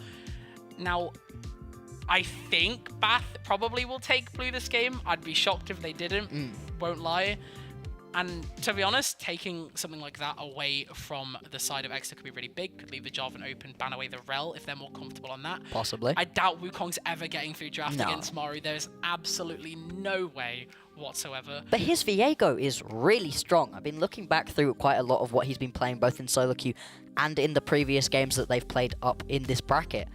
And that Viego has been incredibly good, but it is a commitment. Like, you are committing to playing around that jungler, whereas when you do put them onto something more like a Rel or a Maokai, you're facilitating the rest of your team. You're not the main carry, so I could see I could see it going either way, to be honest. I could see Maru deciding, hey, I'm just going to keep trying to get the rest of my team going, or him trying to pull it back onto himself a little bit. I would just like to see something different in the jungle, really, because Rel versus Maokai, it's not the most inspiring of matchups. I think something interesting to note, though, is that Spoon King was given a carry and wasn't able to get anything done with it. I wouldn't say not anything. Okay, I feel that's like, fair. I That's feel fair. like at one point, I mean, towards the end of the game, we can just see, even though the Jace is quite behind, it still pumps out a lot of damage. Spoon King knows what they're doing. They know how to play it as well. We saw in the team fights that went wrong for Exeter. It kind of was because Spoon King was playing well. Now, Individually in lane matchup, it though, wasn't great, no. and it definitely didn't feel good. And Timotopper, as we've said, coming into this premier player, very, very good, very confident as well. And those they could diff in that 1v1 and did, unfortunately, for the side of Bath. But we might see something else coming through as we see a Cassante lock. Ooh, Okay. that's interesting. Now, Cassante has been nerfed about last patch, has a slight buff, but I want to touch on the nerfs briefly because they haven't really been touched by the buff. Really, really impacts his laning. Yeah. Really, really strong. Massive damage nerfs on Q. Mana almost doubled. It doesn't scale down properly. Well, it doesn't scale down nearly as much as it would before. Down to that 15 of before. It's on 28 now, level 1. You can't mindlessly smack wave. You have to be very deliberate with how you play this Cassante. But Into a rumble as well. that's rough. That is really bad. And I feel definitely very, very bad. Oh, Oh, we said. Lucian? Lucian got buffed. He did. The dash is up more often. He still doesn't deal that much damage. No, I think especially into... I want to see... I really do need to see... Into a Pickle, but Braum as well. Oh. that Lucian part of me is like, that got picked on 4, and then they picked Braum, Yeah. and they picked Jinx. Yeah. Because they want to outrange the Lucian. Yeah. Lucian can never look for them. And then the Braum got... And then the Blitzcrank got picked like, nah. I got you. Yeah, yeah. We were talking about the way that the Blitzcrank can be really good into immobile AD carries. Jinx is really immobile. If you manage to land that hook, she's just dead. She does not survive that one. Even with a flash, even with a heal, you probably are still going to die in that situation. These team compositions, though, are really different to what we saw last time around. You can try to play around the bot lane if you're Bath. You could try to play through your Azir once you get into the team fights. Cassante, like you said, is less impactful than he used to be, but still pretty strong as a champion. Whereas Exeter, oh, that's a Lee Sin, that's a Rumble. I mean, recipe for early success. Okay, so... I'm not trying to BM any players here, but Okay. I don't rate Eames Lee Sin that much. No? I don't think it's that crazy. I think he can play Okay. it, but... And especially into this kind of team, I think Eames is definitely confident enough at the moment to play into it, but we saw last game, if you can't execute well on the Rel, are you going to be able to execute that well on the Lee Sin? Like, as you said though, early game pressure, lots of like, this Cassante should be in a really, really rough spot, you know, just taking away a lot of like, you know, top lane pressure and should be putting Timotopper even further ahead. Has played the Rumble before, also all the way back when he was playing support. Yeah. Which was like something that he's definitely like He cooked. pulled it out mid too. So this guy He loves this champion. definitely knows what they're doing, and it's going to be really, really scary for them to play into. Granted, I don't know. It's really hard. I think it's really, really tough. This game's really, really hard. I would like to congratulate Eames on his undefeated Lee Sin. Now that you've said that you don't like it, he's just going to pop Really? off on it. I agree it's not his best. I think that the Jarvan is absolutely incredible whenever he manages to get it. That's why it's one of the first bans every single time. I think his Lilia is also really strong, but he has such strong individual mechanics that the Lee Sin does work into that. If he can get aggressive, it's going to be really good. Now, I think this Lee Sin is, I don't know, I guess I'm thinking about external tournaments when I'm talking about the Lee Sin. Right. But, as you said, undefeated in this. Not particularly crazy. Yeah. I really do feel confident about how Exeter should play into this game. I think we're going to a short break before the actual match, unless I'm mistaken. I think we're ready. Yeah. I think we're going to a break. But anyways, make sure you stay tuned. This draft is going to go crazy.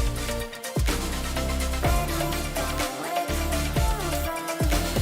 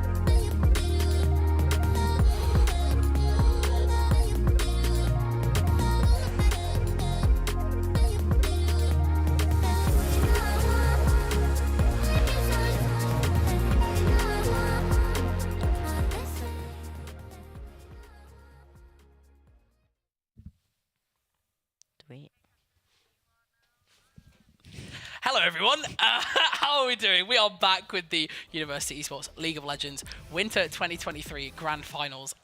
I think we should be coming into Game 2 kind of shortly. Now, very interesting. We came off of a really dominant performance from Exeter against Bath. Yeah. Lots of things to say about that one, but we've already said all of it, so just go rewind the VOD. Yeah, so any comments about the draft that we briefly saw before we're coming into this game? Lee Sin. I don't rate it outside of uni leagues. However, I definitely would rate it against this team, mostly because I think ease of execution threshold is a lot lower. Yeah, I would agree. We've seen how Eames is actually able to just run the map pretty much, although the role performance wasn't the most impressive. There are a couple of whiffed engages that just weren't really it, so hopefully he's able to, clean that one up, get a better performance off with the Lee Sin, because when Lee Sins pop off, the game is just more interesting. It's always a good time when a Lee Sin can pop off. Also, Rumble in the top lane into Cassante as well. That is a horrible matchup for the Cassante. For sure, and we briefly touched on how Timotopper has played Rumble in all 3 roles. He has played across every single split of University League Esports, so very proficient on the character. We should be jumping into game very shortly. And by shortly, I mean like right now, so make sure you're not going anywhere, because like the game's ready to go, guys. We're in it. We're ready to go. We're 30 seconds into this game already. How much have we missed? Oh my goodness, right. Well, let's have a gander at this then. Nothing. Nice. Okay, so we have moved to live, so the names might look a little bit different, but I assure you that is Eames. I assure you that is Big Fudge, although we've been calling him Drippy Darren since the start. Drippy Darren, my OG, my GOAT. He's so good. Although, I love that guy. How good can you look on the Braum? I've seen good Braums, but it's nothing as flashy as the Blitzcrank, because Carlos actually, I think, had a really good game last time around on a couple of the potential Braum plays.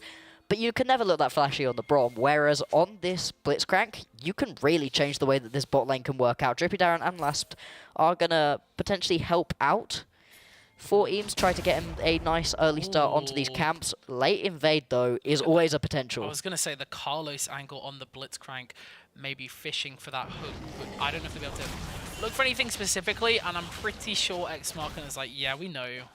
We ain't fools. We're not silly about this. Yeah. I think we did also talk about this Lucian pick coming into this just briefly. Now, it has been buffed on this patch. A lot more mobility at early levels has been reduced on ECD quite a bit, so we'll look for these skirmishes a bit more frequently than you would have seen before. Obviously, Jinx does have a slight range advantage coming into this Lucian, and we were concerned about Lucian's damage output as well. Yeah, he's been a little bit weak in terms of just pure damage output. If you can get the culling into somebody during a team fight, you can just 100-0 them pretty easily, but it's not as easy as a lot of these ADCs have been recently. We saw just how much damage the Ezreal can lay down. Don't expect quite that much out of the Lucian without him managing to get a good couple of kills during the early game, but... Look at top lane, by the way. That's 1 farm on Cassante. Yeah, when we said that this top lane matchup is miserable, we were not kidding. The Cassante has a really tough time stepping up. The health. You walk up, you get a Flame Spitter right to the face, as, you know, Timotopper is very helpfully demonstrating to us right here, is looking to slow push a nice big wave under the turret, possibly get a Cheetah's recall in as well, and just continue to make this top lane harder and harder to play for Spoon King. And Spoon King had a tough game last time around. I said it was a bad one, and that was definitely over-speaking. You were right to correct me on that. He had some good plays on the Jace, but still, it was rough during the early game, especially versus the Yasuo, and it's looking like it's going to be another rough game for him right now.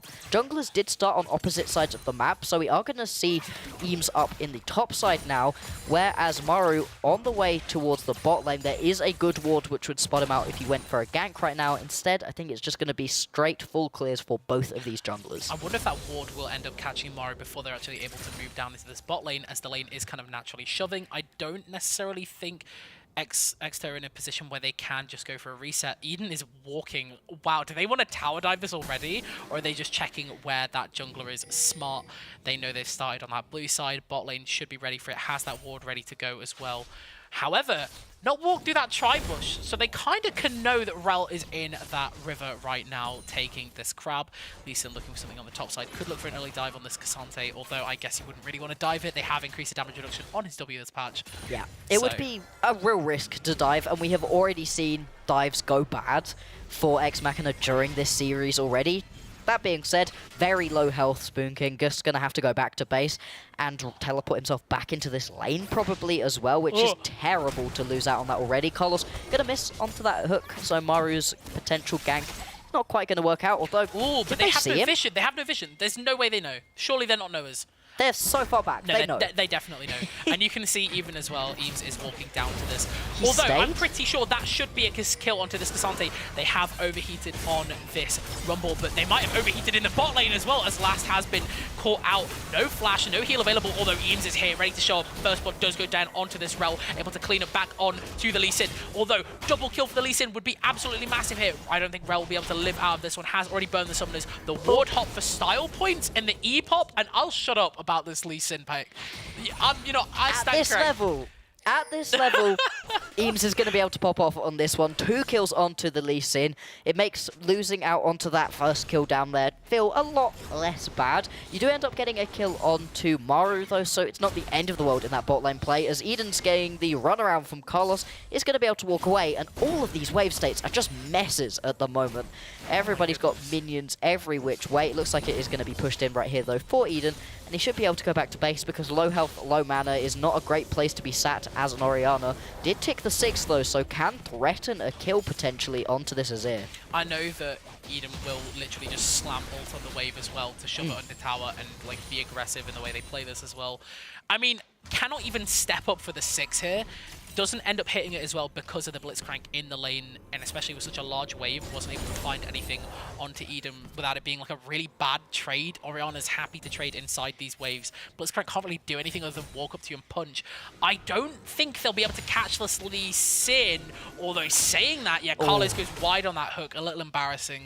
But not ideal. Yeah, not great. Could have been a nice shutdown pick up there, but as I said before, and I'll say again, don't fancy Lucian's damage. Yeah, Lucian just doesn't deal quite that much. We are going to get a return gank in the top lane. Equalizer. Very, very nice counter gank here, and the Equalizer going to be able to keep them off him for a little bit. That is Brom on the top side, so not going to be as much strength as a jungle coming through. Timotopper has overheated, and he's ready to go. The stun coming through, taken lower and lower, but that is a Cassante who has gone all out, pulls them back in, and we were just talking about how good this Rumble was into Cassante, but a really nice gank setup from Maru means that there is, or counter gank setup, sorry, means that they actually put Cassante a little bit more back in the game. The wave state hasn't been completely horrific into Timotopper, not completely out of it, and a nice kill picked up there, but loses so much for that as well. Drippy Darren doesn't actually convert anything onto Timotopper there, and has completely zoned off the wave, but Eden, I don't know what happened there. I'm going to assume he got Shurima shuffled. Has done, didn't flash. No. Interesting to save that. Actually just walked that one out, knew that he was going to be able to survive. Very confident, actually, right there out of Eden. And this is overall a terrible set of plays for Ex Machina. You end up losing out in the top lane, losing out in the bot lane, and I think it's important to remember that seeing a Rel and a Brom in the top lane can make you think, oh, the two supports have arrived, but Maru is the jungler in this game, which just means that the Rel is going to have more gold, more damage on that champion, and so just about was able to come out on top. Timatopa still was dealing a ridiculous amount, but the shutdown was a good pickup, and although the CS lead, you know, is a bit of a gap right now, you're at least keeping yourself within touching distance as Spoon King. So this early game, it's been pretty back and forth, a little bit of a gold lead for Ex Machina, but nothing to write home about. Again, a good first 8 minutes, I'd say, out of Bath. Can they keep it up, though? We need to see more ganks landing out of Carlos, and I'd like to see some aggression around this Drake. If you take a look towards the bot side river, there's a ton of wards all over this Drake pick. They're going to know if Ex Machina step within a 50-mile radius of the thing. And if they can get it for themselves as well and turn that into some Drake stacking, that could be a really huge way to get yourself into this game and potentially take us to a full series. For sure. And it's interesting as well, we talk about like Drake pressure and bot lane stuff. Lucian does want to get ahead early as well. So being able to play around this, and obviously it kind of is dependent on Carlos actually stepping up in this blitz a little bit, landing these hooks. Drippy Darren trying to freeze the wave. Eric? Can just for free with the unbreakable. Like, yeah, well, yeah, your Lucian is not doing anything. Can just hop out as well. Blitz can't really be able to find Maru's anything. here, Oh, though. the hook actually lands this time, and that should be a kill down to Drippy Darren. Eric hunting for a little bit more. Will just force last on the tower, but this is a dive angle, by the way. Although, I mean, they could go for it. Massive wave here as well. Will just choose to go play it safe, go for the Drake, trade an objective. They know that they should know the Herald is being taken by Eames here. As you can see, the mid and the top walking to that to make sure they secure it. They're not going to gamble it this time like they did before. I like this. Don't go for an over-aggressive dive. Instead, just pick up what you know you can. Trading this Herald over for the Drake. First Drake can be really impactful if you can turn it into more. Rocket gonna come through, not actually gonna be able to steal away. But first Herald, depending on where you use it, if you can crack a first turret blood, can be worth more. See if there's gonna be something aggressive, because Maru is still hanging around right now. And sure, the Lucian doesn't deal that much damage when compared to standard AD carries at the moment, but at the same time, once you get an early kill, if he can get an early lead, you can put yourself in a really strong position. So it's a good start for Eric. He needs to continue that one on. And I think that Drippy Down and Last just stepped too far forwards, you know? Getting caught on that hook, terrible. And also burning the W stand behind me a little bit early there to try and dodge the hook. Nice save there on Carlos, and like fishing for it and finding it there. Really, really important. Meant they actually able to actually balance out the gold a little bit. Early Kraken Slayer picked up here for the Lucian. We were talking about damage problems. This should be enough damage to pump out. Speaking of damage, though, Timatopa, he's got some boots and a book. One book. Not even one of the really aggressive books. just a little book. Just a tiny book. Equalizer. And just to stop the recall as well. That's confidence right there out of Timatopa. It is really going to ruin Spoon King's day, though. He's going to have to go back to base. However... Oh, I don't think he will. He's going all out. Might actually die for it. Will die in the end. Timatopa going down onto Maru. But, like, the fact that he dies there is kind of nuts. Maybe could have waited a little bit longer for Maru to come. Timatopa had just teleported to lane. Spoon King still has his teleport up. That's actually a really good play for Bath. The fact that you're able to trade it 1-for-1, Timatopa, that's pretty good. But decent bait, actually, out of Spoon King to sit there like, oh, I'm so sad and low health and you need to not dive me instead. I think there might be a catch here coming through. Never mind, Oh, just dodges the threads quite the needle. nicely. Very, very nice. Re-engage angle here from the Sonic Wave. Really, really nice play there from the Blitzcrank and the Azir to actually keep Orianna away from the tower enough that the play goal doesn't actually go down from the Herald. Really, really nice shockwave catch, but is actually Shurima shuffled back under that tower. Eden will be picked away, still sat on that flash, by the way. Yeah. So that's 2 shuffles in a row that he's not burnt that flash, and I'm a bit curious about that one. Super Mega Death, but not quite finding the mark there.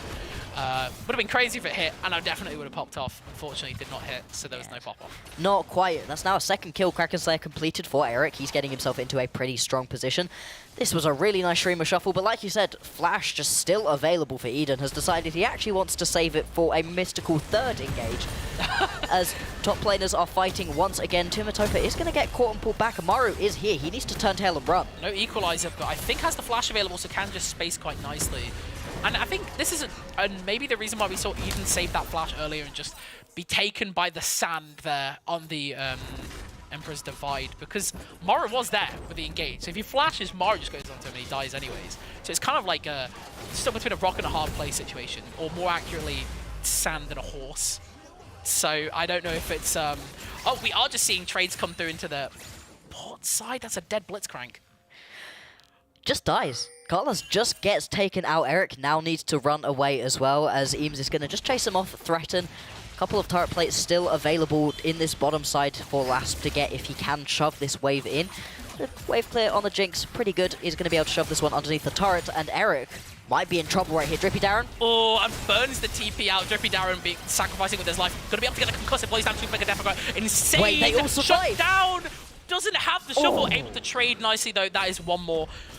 Oh, it's just a support, but it's something. Although Jinx shutdown feels kind of nice. It feels really nice to get a shutdown onto the Jinx. TP as well, actually. Yeah, getting the TP out, I think, is possibly the bigger thing, because Eden now is able to shove in massively. We've also got the Drake coming up in a minute's time, so that's a big objective that you're just not going to have anything for. Is available. Eden should be able to just walk Has up flash. there. Okay, please flash it this time, man. Come on.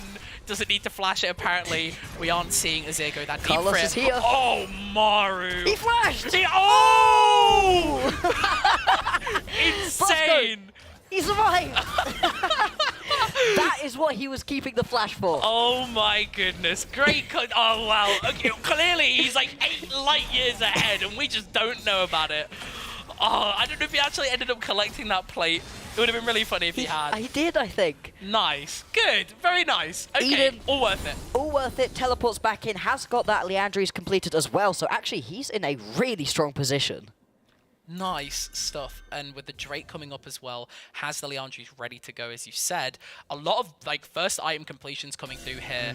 We aren't going to see the same TP pressure coming through on the top lane for X to this side coming into it. However, with the Rumble walking down, is ready for this team fight. Has no equalizer yet, so might not fish for a fight, although we have seen Timitopper is happy to skirmish without that cooldown available. Blitzcrank but will go wide. Eden just zoning with the ball, keeping a little bit vision on mid lane, and being a general guardian whilst they take this Drake. It's going to end up being one apiece. Maru is in the area, could potentially look for a steal. You have quite a lot of damage on the Rel. Instead, not going to go in. It is going to be picked up by Ex Machina. And I think the key point in this one is that Akiyama Mio just didn't have that first item completed. Everybody else, supports, have those first items completed other than this Azir, and that means that you're just missing out on a ton of potential damage. Anytime, though, that a Rel is in the area, there is the potential for the steal, because that Q plus Smite combo does actually ridiculous amounts. And even with the Cassante left alone in the top lane here, we aren't actually going to see any significant tower push come through, although we know that Spoon King was fishing for that engage. The all-out ready to go, has overheated here, ready to burn down Cassante. Will be taken low, but as we know, the Omnivamp comes through and it's just Q after Q after Q, and in the meanwhile, Eames has picked up a kill on this Lucian in the bot lane, so there is a nice cross-map trade, but Cassante actually putting in work and proving that even through the nerfs, All Out remains an incredibly powerful force to be reckoned with. I don't know if this rocket is going to be caught on vision. Bye-bye! Oh, good W reaction time there. Well, not reaction time, but like, good W. Really nice Good W. That was because they buffed the W damage reduction this patch. They did, and the ward in that tri-burst spotted out the incoming missile. Well played out of Spoon King, because if that had have killed him, it would have been incredibly hype. Still, though, Eric does go down in that bot lane. We didn't see what actually ended up happening. You're now in a position where actually Lasp is really strong. And we saw last game that Lasp wasn't dealing a lot of damage until... Wait, hang on, Maru. Whoa, Maru going straight in here. We are going to see an insane wombo. And you got to feel so... I'm not going to feel bad because he locked Orianna. He did. But at the same time, you got to feel a little bit bad because that is just repeat. Yeah. But at the same time, you know that you have a target on your back right now as Eden, and he keeps stepping up. He keeps being quite far forwards in the lane, which, you know, if you know that you're going to be targeted that much, you can't keep stepping up in this way. It's going to turn into a Herald as well, so good plays out of Bath. And I'd honestly say that they have kept this interesting for 16 minutes. For sure, and this must be part of, you know, Ex Machina's infamous reverse tempo trap theory, like part of, you know, just setting up. It's like the new, like the bow setup. It's the Eden, you know, just inting strat on Orianna, int to win, just pumps out insane damage. Doesn't matter. It means that like Last can free farm and is just bullying the solution in lane. Bursts are actually taken down on the top side here, which is actually very, very interesting. Yeah. I think this Cassante probably has Demolish ready to go, and because it had so much time alone and a massive wave crash into this tower, Timitopper walked down to this Drake fight. Spoon King, who was down, but never out last game. Yeah. Definitely in a position to kind of carry this one, and especially into something immobile like Last can look and fish for that pick for the all-out later on. And we really haven't seen Eames actually get involved in any fights recently. He's just been around after that initial couple of kills, just hasn't done anything. That is a problem that you can run into with the Lee Sin. Told you. You did. You did. I think that Eames personally has an ease of execution issue. I think when you struggle on things like, you know, the Rel, and you have to be on the Jarvan if you're not on like your farming specialized junglers like the Evelyn or the Carthus, which manipulate the way the game works so much, but it doesn't even matter. Really, really nice kick over the wall. Well, actually, not really. That was actually pretty bad. And no, actually, that was good. I mean, it's a disengage, It was good I out guess. of Kiyomiya. It was a good shuffle. Yeah, The kick over the wall the is kick. interrupted, obviously, by the Empress Divide. The position's been changed. If you wait a couple of Mind seconds control. and a couple of seconds longer, just waiting in the bush, I think, and then you can get the rest of your members around that fight, and then it turns into a really good kick over the wall. Instead, yeah, doesn't quite work out. You do get the shuffle out, so that's going to be down for at least the next 30 seconds or so, as we see the bot lane tower fall as well. And this is a real reversal of what we saw last time around. Exeter had a couple of turrets advantage over Bath, and it meant that Bath were having a real struggle playing the map, whereas this time, it's the complete opposite. Couple of towers for Bath, they're playing the map, and I really need to see this Lee Sin find a way into this game. Potentially now. Oh, but no ult follow-up available. Drippy Darren actually swapping places with the Lee Sin here. Not going to be able to find anything, just stopping those resets. Maybe caught on vision there. Now, it's really interesting. Isn't this like the first time we've seen X Marking on these broadcasts actually take their tier 1s, having their tier 1s down I think the so. other team? That sets up something very, very interesting for Bath to play with. It does. You've got so much more space to work with. These Drakes are right now one apiece, so you could potentially try to push in onto this one. Still, the mid lane turrets are available, which means that the maps are not wide open. Constantly, though, Spoon King has got a big push in the top lane. He's now going to teleport behind Lasp. Oh, Lasp is in a really bad position. He's going for the tower. He wants the passive overheat. Not going to be able to put out enough damage on Eric there. I wonder if he doesn't take the W and he keeps altering. He's actually able to get more with that Kraken Slayer ramp. But unfortunately, a very terrifying Cassante running straight towards you there. You're on that timer, knows he's going to die. And because of that TP, they've now got Dragon opened up a little bit more. And because there's been a 1-1 Dragon split already, no one will be soul point off of this. But it is a kind of relatively slow Dragon take, but it is a Dragon take nonetheless. Turret taken down at the cost of Last's life and a TP. He gets the turret, and I think, importantly as well, top lane is now getting a huge shove off as well. This is now going to be turrets apiece. And a big chunk of gold into Timatopa's back pocket. Still, though, the Drake going over to Bath. They've got to be pretty happy with that one, and I really like the TP decision out of Spoon King. I do wonder how much this Ignite on Timatopa is going to come back to bite Ex Machina. They have so much less map to really play around when you're just having to send Orianna into side blades. Sure, Orianna is fine at catching a side wave, but she's nowhere near as fast at pushing something out as a Rumble is. He's not great at split pushing potentially either, but still, just not having those options for putting people into side lanes and then getting them in for the team fights. It's kind of the opposite of what we expect Ex Machina to want to do. They like to get more members to team fights.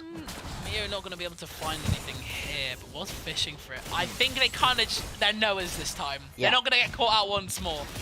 Although, speaking of fishing, that is a Lee Sin. Gonna not be quite the full delivery service I expected. Oh, hang on, Jinx. What an insane CC combo. It ends up being a double kill coming through for the Lucian. The Jinx reset will not mean much when Last is kind of just being free hit on by the Azir. Spoon King also forcing Last back. Not in an ideal spot to actually look for anything or an all-out engage. That's cleared up the team a little bit. Timatopa, as you said, is just not able to get there. Taking the Ignite for the lane pressure and then losing the lane? Yeah. Really bad, actually. Really and with bad. no TP, and what is this Ignite really for? Who is this executing on enemy team? There's no real significant healers. Maybe Cassante, I guess, in all out? Maru? Oh, he doesn't do it. Yeah, I think, that wasn't a fail. That was just a, I'm not going to do it. That's stupid. Okay. And also, it doesn't have Magnet Storm, so nowhere near as tanky. If he'd have had Magnet Storm, he would have gone for that one, and it would have been the right call. Without Magnet Storm, absolutely wrong to have done that. Equalizer comes down. I don't know if that's actually going to help anything. Flashing away from the hook, and Maru has to go running as well, as Drippy Darren has returned to this fight. Low health bars. I don't know. That's a Blitzcrank, remember? Yeah. I don't think you can step that far forward. Last just stepping up like he has 9 extra lives. I'm sorry, buddy, you really do not. Although, he has been using Fancy Feet to great effect during some of these team fights. Eden stays. I just feel like almost great. He misses again! I mean, I'd say the first time was because of a miscommunication with Lee Sin buffering a little bit, kind of being off, but that was just a whiff. That was a just whiff. Bad. I mean, oh no. Hey, Akiyama, that was a pretty good. It was a pretty good sliding line. He sidestepped. He sidestepped. Yeah, but at the same time, seeing 2 Orianna ults whiff after such an iffy early game as well. Eden's usually a lot cleaner than this. Instead, Probably too sleepy. I just not sleep at normal times. no. No. Inhuman. Clearly, they just need to go to game 5 and he'll be insane and popping off. But anyways, we did see this last game where we were like, oh, well, Eden's not really doing anything. And then, like, just killed everyone. All it takes is one ball delivery service to change a game. Like, Also, look at what he's building. Look at what his second item is. that's really...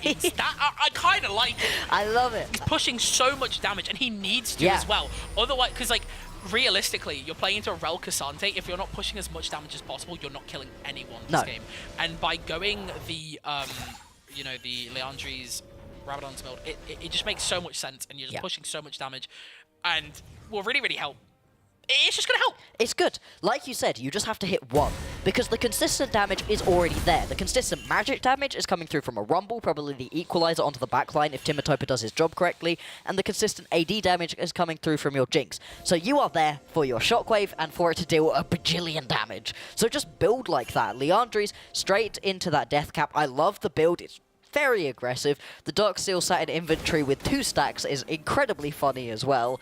And I'm just waiting for Eden to pop off. Lasp too, he's been free hitting in quite a lot of these team fights, and it just hasn't seemed to actually get him any real damage yet. Although now that he's completed that Eye Edge as well as the Kraken Slayer, that's the point at which he can really begin to pop off. Yeah, 100%. And speaking of complete items here, we are going to see the... Oh, never mind. Forget about the complete items. Look at the insect there. Won't actually be able to get close enough to Last to actually make anything work. The shutdown going onto Braum, getting Last a reset, but will actually trade onto a Lee Sin and shutdown on the Braum. Not great. Ignite. Actually, not Wait, no, it wasn't even Ignite. He just took it. He just took it. It must have been Braum ult. Yeah. It must have been, because that's unfortunate to get that one through. There just wasn't any of the big wombo combo damage there. Neither Timatopa or Eden were in that fight, and so sure, you get the cool insect, but the ball delivery system doesn't work out because there's no ball to put on him. These fights have been messy, I'm gonna say. Ex Machina, it does not feel like them, because they have been known for being just insanely clean during team fights. Sure, team fights look like a mess in League of Legends, even when they're well executed. Lots of flashing lights and colors, but usually at the end, Ex Machina walk out with all of their members perfectly happy and the other team 6 feet under. This time around, it's just not working out like that, and I don't know if Ex Machina has been pushed to a position where they're in a gold deficit. I mean, it's 300 gold, but I haven't seen that. If Ex Machina lose this game, it is proof that blue side is broken, 100% win rate, insane roll, ridiculous. And you know what? That's fine, that's fine. But I want to point out that, like, it's kind of, if any of the rest of you are watching the rest of the University Esports split, you'll know that Ex Machina has never been put this down before. No. This is incredible. This is really good to watch. This is actually good content. This is really, really, really good set of games. And I'm really, really excited. We're on game 2 right now, Max. Very, very cool. Carlos? Never mind. What on earth is that? Gonna miss onto that hook still, though. They get that turret. That is a mid lane turret now cracked, so the map is wide open right now for Bath. And we are 25 minutes into the game, so there is a Baron to play around. Now, you are going to take this one pretty quickly as Chocolate's Children, but still not fast enough that you want to just try to sneak it away. Instead, I think they're going to want to find themselves a pick at the very least, and thankfully, they have a Blitzcrank. Sure, we did just watch him miss a hook, but if you're able to hit one onto a key target, say Last or Eden, who doesn't like flashing in this game, those are really good targets to try to look for, get a potential pick, and then turn it into a Baron. At the same time, though, Ex Machina seem to be wanting to look for picks off of insects again and again and again. Hasn't been working out so far for Eames, but once you've got the whole team around for a team fight, there is the potential to just make it work. All it has to do, and all that Ex Machina have really had to do in a lot of their games, is make it work once, and once they get that little bit of a lead, they do not give it up. So, I guess I get what you mean, and I think you're right. I'm just looking, like, coming into the rest of this game as well, is... I guess Ex Machina just have so much damage output as well. It's kind of funny that the Lee Sin's been taken, because it's kind of just the reverse of what the rest of his team wants to do. But also at the same time, the Lucian has also been taken, and he kind of does the reverse of what his team wants him to do. So in a way, it's kind of, you know, you're trading like a little bit of early game pressure, but like, oh, okay, you know what? Blitzcrank just finds Eames and he's dead over Raptors. So when I said picks are good onto Lasp or Eden, if you want the Baron, well, taking out the jungler also really helps. Bath should just be able to take this one. Now, there is going to be an equalizer potential, which is huge in a choke point like this, but do you even go? No. Do chuck on the equalizer. Good block onto that Super Mega Death Rocket. Bath got the Baron. That's really big, and I do think that Bath should be able to convert a lot from that. Although, saying that, I think that it will be gone by the time Drake is up as well. Yeah. So it's about really pushing for as much the map as possible, cracking open these tier 2 turrets, and actually, you know, working with it. Because right now, I guess they are on a timer. Yeah, you've got to get as much out of this right now as possible, because as Bath, I'd be cognizant of the fact that Exeter, they find one pick and they can just turn the game around. They know how to do that. Still, though, you're up by a good chunk of gold. Almost 3,000 at this point is huge. 17, by the way. Yeah, this really Cassante strong. is looking good, and we were not big fans of the Cassante, but just misplays actually out of Timotopper. Getting a little bit too aggressive. Doesn't work out, has to run right now. Maru gonna go in. Sound almost full heat. No equalizer ready to go, and they are just going to keep cracking open these turrets. That is 2 cannons just going to be left alone. And this is another point. It's like they were listening to the cast. No overextension. No really overextension. Nice. They've been playing a really calm and collected game, actually. For University Esports, this has not been a lot of kills. You usually see a lot more explosivity and a lot bloodier of games. Instead, it looks like Bath, they're really being calm, collected. They know what to play around 1.5 minutes until the next Drake, so let's see what the setup is going to be. Because there is the potential of the wombo combo if you manage to land an equalizer and a shockwave on top of each other. That's a recipe for disaster. Lash then gets 1 kill, gets excited. That's all you wrote. But if you stop that with good vision, good setup around this objective, you can't really just walk in because there's this Blitzcrank. And sure, it hasn't had the big flashy hooks a lot of the time, but remember, it was a hook right onto Eames that meant that this Baron went over, and just the threat of a Blitzcrank can make you pause before you try to walk into any objective. I think as well, like setting up in the early vision there, as you saw, like they're not even trying to get deep vision on Drake. I think they're going to completely give it. They cannot flip the game over this. If they die for this, it's all over. I think there is a genuine end angle here for Bath. So what, in my brain, Exeter are trying to do is give this soul. It's risky. It's so Cloud risky. Soul. It's good. Cloud Soul is good on these champions. For sure, and that's why I think it's particularly risky, and they have to be flipping for Elder. There's no way, and I think it's enough to turn a game, Elder, especially because it should be on similar time to Baron-ish.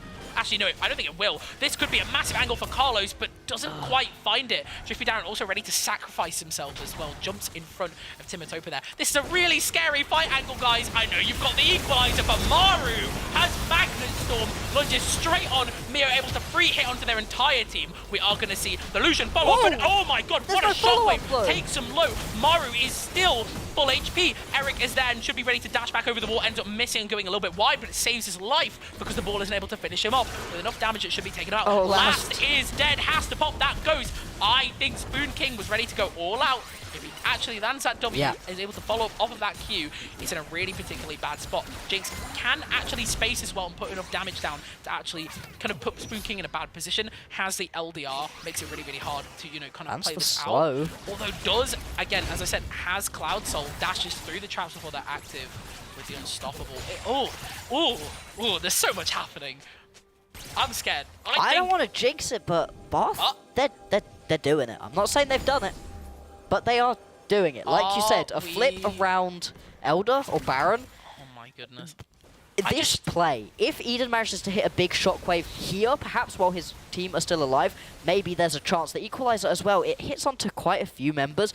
This shockwave is beautiful. If you've got the Jinx around right there to throw in a rocket, perhaps land a couple of auto attacks to get that first kill, that's a completely different team fight, but you have to send somebody top lane to try to deal with Spoon King. It turns out that Lasp is the only one who seems to be able to survive, has now completed 3 items, that is LDR as well, so it's going to be able to deal actually a pretty good amount of damage to this Cassante. No sums. No sums. No sums for next fight, by the way. Yeah. So we were saying that Jinx can deal with the Cassante somewhat due to her raw damage output, but that mobility's now gone. Gone. It's really, really hard She to had play to blow these fights. both. And that's really bad coming into this. Cassante able to just walk at her. Pops his own ghost as well, so it's not terrible, but has the TP available, can keep pressuring these side lanes. Jinx forced to farm up here. Not necessarily unhappy, should be going for a rapid fire cannon next. They will just look to siege mid lane here, and they're going to be bursting flash. Two Really rough glacial fissure there Yeah. for Drippy Darren. Quite slow timing. I think expected his mid lane to land the thing, but you're happy to burn the flash. But even then, I don't think the ult was necessary. I think it needs to be used more defensively. You're using that onto Carlos, who's like, sure, Carlos is having a decent game on the Blitzcrank, but he is not the main threat that you should be blowing that much aggression onto. Akiyama Mio hasn't died a single time in this one, has been spacing really effectively after what was a pretty impressive game one, actually, to be fair. Possibly could be a carry that we need to look at going forwards in this series, as the base is being sieged onto. Ex Machina, they are on the cusp of losing a game in this finals as well, is huge. I mean, we wanted it to go to at least 4 games, hopefully 5 games, because that's always the most fun that we can ever have with these series, but I don't know if either of us truly expected it to actually happen. Okay, resets the back there, means that it has to burn. I mean, not resetting before Baron feels kind of bad for Akiyama Mio, but does have the TP, so it's not necessarily terrible. We are seeing an interesting thing with the build here come through, the Lich Bane, which, you know, kind of follows up from the on-hit stuff, the on-hit changes we saw from Azir. Just wanted to point that out for people at home. But yeah, I think they could just look for an instant Baron, and this TP here from Akiyama Mio means that they can't really step, and the TP here from Spoon King definitely means they can't step. I think Eames is definitely in a really rough spot, can't even look for a steal. That is one dead Baron, and yeah, sure. Oh, you get a tower. Oh, Eden, run. Yeah. That's a scary Cassante. I think this is a really bad spot. Look at this catch. They're kind of pinstering them in here. This Cassante is keeping them trapped. Cannot walk up to their own tower. Very, very confident coming into this. Last has been caught, I'm pretty sure. Eric should be able to just free him onto them. Ends up having the stopwatch as Spooky can follow up with the all-out, ready to go. The culling happening. I don't think we're actually going to be able to see anyone get out of this. Eames is just chased down. Eden gets away with a sliver of health. The Shockwave still, not sliver of health, decent amount of health. Dimmatop is on a sliver of health. Has to burn the flash. Has the Shockwave still available, so can clear waves. Baron buff is up though. That's a lot of MR for these minions, and might actually be able to end off of this. Yeah, quite possibly. It looks like Bath are going to try to push forward, see if we can send Ex Machina into the losses bin for at least one game in this entire tournament. They're pushing on. They've now taken down the inhibitor. Oh, this is going over. Burns the flash here, and the Shurima shuffle we've been talking about all game lands directly onto Eden here, and that's all she wrote. The ace coming through for the side of Bath, and that is, in this bracket series, the first loss Ex Machina have taken. That's crazy, man. That's crazy. Oh. Wow, okay. Hey, Bath came to play. That was a good game. That was good. That was a good game. Like, we can talk all we want about, like, oh, well, Timotopper did, like, misplayed top lane, or, oh, well, Eden stepped a bit too far forward, blah, blah, blah. It wasn't necessarily just that. It was kind of just, Bath got their stuff together. Yeah. They kind of just played better that game. They played good League of Legends. For sure, and you could definitely see inklings of it in game one. I think, I mean, again, just proves my theory that blue side is broken, right? But at the same time, you can definitely feel like they adapted to the mistakes they made, and they just didn't make them. Rarely overextended. Really, really good catch. I think the Cassante definitely threw me off, and I'm very happy that I was proven wrong about that. I find Cassante quite an interesting pick. Hey, what were you right about, though? The Lee Sin? Look, I'm not trying to BM anyone, okay? I just don't rate it. I think it's way too hard to execute, and I think you have to be very, very, very, very good at the Lee Sin to be able to execute at this kind of level of, like, organized play, and it's really, really hard for you to be able to do that. Yeah. And we just saw here there was just very few opportunities, especially double kill, and then especially then into, like, what? into Lucian, into Azir, into Cassante. What are you hunting for here on Lee Sin? What are you kicking here? Who is following up on this? Who can free hit into this? Like, yeah, Jinx has range advantage, but can't really, like, walk on them, and it was just really, really hard. Blitzcrank's so much zone control, and obviously Mario on the Rel can just turn people straight into us. We should be able to see a little bit more as we jump into these replays, but, like, there was so well, you know, executed all around, and it's just, Oh, I mean, this was the start of things, really, is when we saw this engage on Mario after last stepped a little bit too far forward, burning that flash, and it was on this gank, but yeah, sure, it trades onto the Lee Sin, is able to go down, but it meant that Maru definitely wasn't inting as much on these engages like we saw well, I want to say we saw Eames do on the Rel before, but the Rel engages were a lot better executed. Sure, Timatopa trades onto Spoon King here, but It's all trades. it's a lot of trades, and it's the fact, and it's like, are we playing Valorant? why am I seeing so many trades? Yeah, everything seems to be 1 for 1 for 1 for 1. Like in this one, you managed to get a kill. Another 1 for 1, and any situation in which it wasn't a 1 for 1, it felt like it was Eden getting Sharima shuffled, not blowing a flash again and again. Last, I can agree with this play. You know, at this point you're dead. I think Just pick up a turret. Yeah. You're fine in this situation, but the overarching theme of the game was almost. If that hits, that's a different game. Yeah, that's a different game. 100%. Almost. I just For Ex Machina, if things were just slightly different, they would have been able to come out on top, but that can be said for a lot of teams, and... I love the Blitzcrank hook so much. It's so funny watching this champion, but again, great engage, and you can see what I mean here about Last can't really hit. No. What can Last do that walks forward and doesn't get caught? The Kasante's there, the Blitz is there. It's really hard to walk forward on the Azir in case you get shuffled. Yeah. Sure, if the Rel's already engaged, like, oh yeah, well I can hit now. No, you can't. Not really. There's something else always threatening, and I think that the Blitzcrank was just constantly on the edge of being able to just get on top of you. Look at this shockwave. Oh, if that happens in that previous fight we were looking at with the Lee Sin in the mid lane, if that happens right here when you've actually got Lasp around, this is a different game. Again, it was a game of inches, and one that in a different universe where things are just slightly different, you know, it's 2 degrees warmer.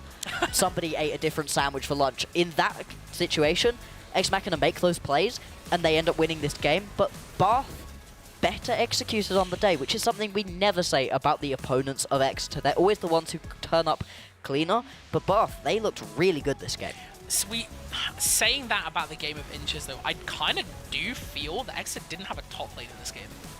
Timatopa had a really good first 5 minutes. But this is the thing, is, okay, this is going to buy into something that I don't necessarily agree with, but I see a lot of people say where they say Rumble is kind of just a cheese pick. Right. I don't agree with it. I think it's wrong.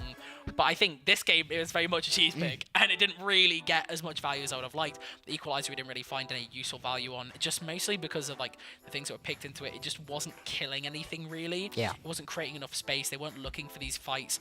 And the fights weren't really theirs to trap. It was more always a reactive equalizer. Any equalizers that were thrown like preemptively to stop engages, they just walk forward anyways. Like, who cares? It's like, I swear they were like double radiant. No, I meant not double radiant, but one of them was running radiant. So that doesn't mean that like any damage that's pumped out isn't really that effective. The second they got behind in that lane with that ignite, it just made the game so much more unplayable, especially without that TP. So hard to be there for objectives. Loses so much around their side lanes. Anyway, let's jump to a break. We'll be back for Game 3, and it's not going to be a 3-0 series. There will be at least 2 more games of League of Legends. Will blue side be the winning side? I'm sure X2 will pick it next side. So let's find out. Stay tuned.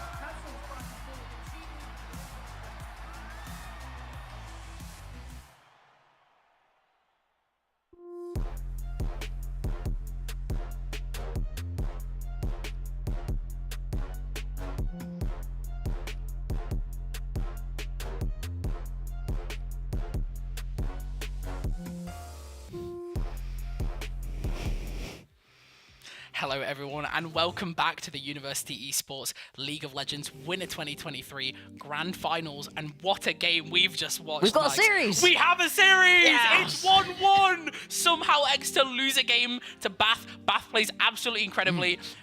Chocolate's children were out for blood, and they said it since the start of the bracket series, and they're really showing up today. Oh yeah. I mean, they lost one game, which put them down into losers bracket, and then other than dropping one single one, I think, they've been sweeping through, actually. They've had a very impressive run as well. Not as impressive as Exeter, which is why we're surprised, but happy. We are really happy because we've got an actual series on our hands, and I love watching more League of Legends, and more of the way that this series is playing out, because in Game 1, it felt like it was the solo lanes that managed to carry things through. A really good Syndra performance. And then in this second game, it just wasn't happening. The Orianna had Flash.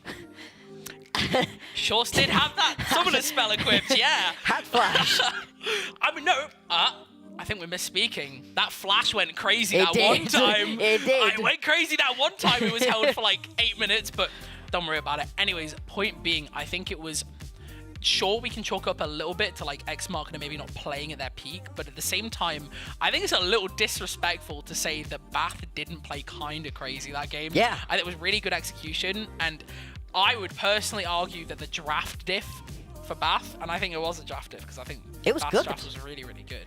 I think that, other than the Cassante, which I wasn't convinced about, I think it was very cool. I'm happy to be proven wrong. I like being proven wrong. I like when players show up and like show me what they're made of, and Bath really did. For sure. The Cassante actually turned into a really good pick. Sure, it was getting bullied out by the Rumble early, but if you don't get bullied out by a Rumble early, are you actually playing versus a Rumble? Like, that's just the way that this champion works. But the second, and I mean the second, actually, the Spoon King had that ult, had that all out, it changed the landscape of that matchup immediately and was turning it into such good pressure. And I think beyond just the champions and the execution of the champions, summoner spell choice as well. You take the Ignite, you get yourself that initial kill, but you turn it into a 1-for-1 because the jungler's there, and then beyond that, the Ignite kind of isn't useful for Timatopa. Now, we know Timatopa's a really good player, but it felt like a mistake to not have 2 teleports, because actually Bath were using those teleports to great effect, and it's something that we expect out of Ex Machina. That is the team that is usually bringing multiple members to each team fight. You think that you've got a skirmish going, and then they teleport 2 members in, suddenly it's a 3v5, and you lose. Instead, it was the complete opposite this time. And I especially think that even though there was a lack of teleports, I think that Bath didn't really put themselves in a position where they could be caught out, where there was any real TP angles in general. And it's the fact that there was so much discipline compared to that first game, and there was a real change in style just based on how they kind of acknowledged how they were playing in the first game, a complete switch up, which you rarely see from teams like a series, because a lot of teams will just go away and they'll, like, after like they lose a series, they'll be like, oh, we made this mistake. Teams don't adapt on the fly, at least in my opinion, at this level of play. No. So it's really, really nice to see out of Bath, and really, really good just in general. And once again, I'm proven right about Lee Sin. Yeah. I think that character's terrible. But he's not Personally, terrible, he's just, you know. No, I think that you can find some real issues with something like Elisa, and I personally dislike the Wukong for similar reasons, where if it pops off and you manage to get yourself 5-6 kills during the early game, you can individually carry, but you're so reliant on your lanes helping you out to get you fed. There were multiple times where those insect kicks looked real flashy, but there was no real follow-up, whereas something like a Maokai, a Sejuani, a Jarvan would have just given more to the overall team composition and would have just been more useful in general, I think. For sure, and again, I'll just keep waffling on about ease of execution, but at the same time, it stands true. Like, we saw issues on the Rel, and I just really wasn't even convinced by the insects that we saw from the Lee Sin. And my main issue with Lee Sin is when they pick up the early gold as well, and they kind of don't really give their team room to breathe, or gold, and they're not really converting their lead anywhere, especially when it's on something like the Gore Drinker Lee Sin, which provides a lot of like bulkiness and utility, but isn't really executing anything, and isn't really converting that like gold lead into like a strong early execution item. Anyways, enough about Lee Sin. We're in draft. Let's go. And we actually get to draft live to you guys, so we're actually going to be able to commentate on what happens as it goes. Same bands as per usual. Actually, no, Rel is gone. Good, as it should be. Exeter has that blue side now, and in my opinion, anyone who takes blue side in this kind of games will take that Rel. I think it's way too strong to leave open. Yeah, the Rel or the Jarvan would have been first picks, and this actually turns into 3 jungle bans coming out from Bath. They clearly think that shutting down Eames is a good place to go. Gonna first pick a Syndra. There's not too many counters that she just can't deal with. Is always going to give you a lot of extra AP damage, so they're going to be happy with this one. What is Bath going to respond with? You've got quite a lot of high-powered supports and AD carries left available. Something like the Zyra Khan could be really strong at the moment, although you probably don't want to blind pick it. You can just take whatever you're comfortable with into the Syndra. We've seen Azir be played well. I think in the last game, Akiyama Mio had a really good time on the Azir, even if I think that just doesn't give quite as much. They're just going to run it back, and why not? Yeah, I like it. We're going to see Pride and Azuma picked up here in the top lane and definitely showing off a lot of Pride in the playstyle last game as well. Really, really like, strong into a lane that I personally think is pretty terrible for Cassante, especially just because you can't play nearly as confidently as you would like pre-nerfs. But it's clear this player has an insane mastery of this champion. We kind of knew this coming in. Vayne. Left open was banned for the past 2 games and has now been picked up for last. Ready to pop off, and I'm very, very excited about this pick. I am incredibly excited. Last is a psychopath on it, let's say. Just goes in. And where a lot of people get Vayne syndrome, go in, just die. That's not usually the case. It'd be interesting to see what you want to pair up with the Vayne, though. Usually, you want to have a little bit of potential engage or just an Enchanter, but Enchanters haven't been that good recently. That is one of the best picks that we've seen Timatopa on recently. Ooh, I like this. I love it. I mean, Timatopa hasn't lost a game on this Aatrox. No. I mean, they've not lost a game full stop, but Timatopa, correction, has not had a bad game on this Aatrox ever. And it's really, really nuts, and I think it does well in Cassante as well. Caitlyn could be a real problem into Vayne. That hurts for the Vayne. It's good that they have a solution, because we're waffling about the Vayne, and we're saying, oh, it's really, really good, really, really awesome. Caitlyn's really, really annoying. Really annoying into it. Both fascinating to see if Exeter want to just ban away the Lux in order to just not have to deal with the Caitlyn, or something we were waffling on about before these games even started, the Zyra potentially. If you can pick that one up into the Vayne, those are picks that you get a lot of poke onto the Vayne, a lot of potential lockdown to just burst her out before she can do any trickery. Looks like they are going to at least get rid of the Lux. You don't want to play against Lux, Caitlyn. Yeah, and especially since we were talking about Lux is like very snowbally, will actually put out as much damage as this Azir will. It's ridiculous, and it's very, very hard to play into, especially for this Vayne incredible range advantage. I think E kind of like plays itself now, and I know it's like a really small thing, but the quality of life buffs Riot have done now with like the camera lock stuff, so it casts automatically at like max range instead of walking, means that Lux can effectively page max range always really, really well, really, really easily, so it's not even hard anymore. So it's a nice ban. It is a good ban. Don't deal with that. I like the Viego ban as well. It's something that we have seen Maru have a lot of success on during these upcoming games on the way to these finals. So what do you want as Exeter right now? You still need to pick yourself up a jungler, and you need a support. Something to pair alongside this Vayne. Oh, and the Premier supports are gone as well here. The Rel is gone, the Rakan is gone, the Braum is gone, and obviously for the side of Bath, the Lux is gone. Caitlyn Karma makes a lot of sense. So much poke as well. And Karma pairs really well with the Ezreal, which doesn't surprise me too much to see taken along with the Caitlyn. We'll be able to guide Cassante really nicely into these team fights as well. Chase down this Vayne, which is going to be the primary target for Cassante that needs to go. You have to get on top of her, because if she's free hitting, you just die. The Syndra you can deal with the Azir, with the Caitlyn. The Cassante needs to just be chasing around this Vayne, making her tumble away rather than in and getting aggressive.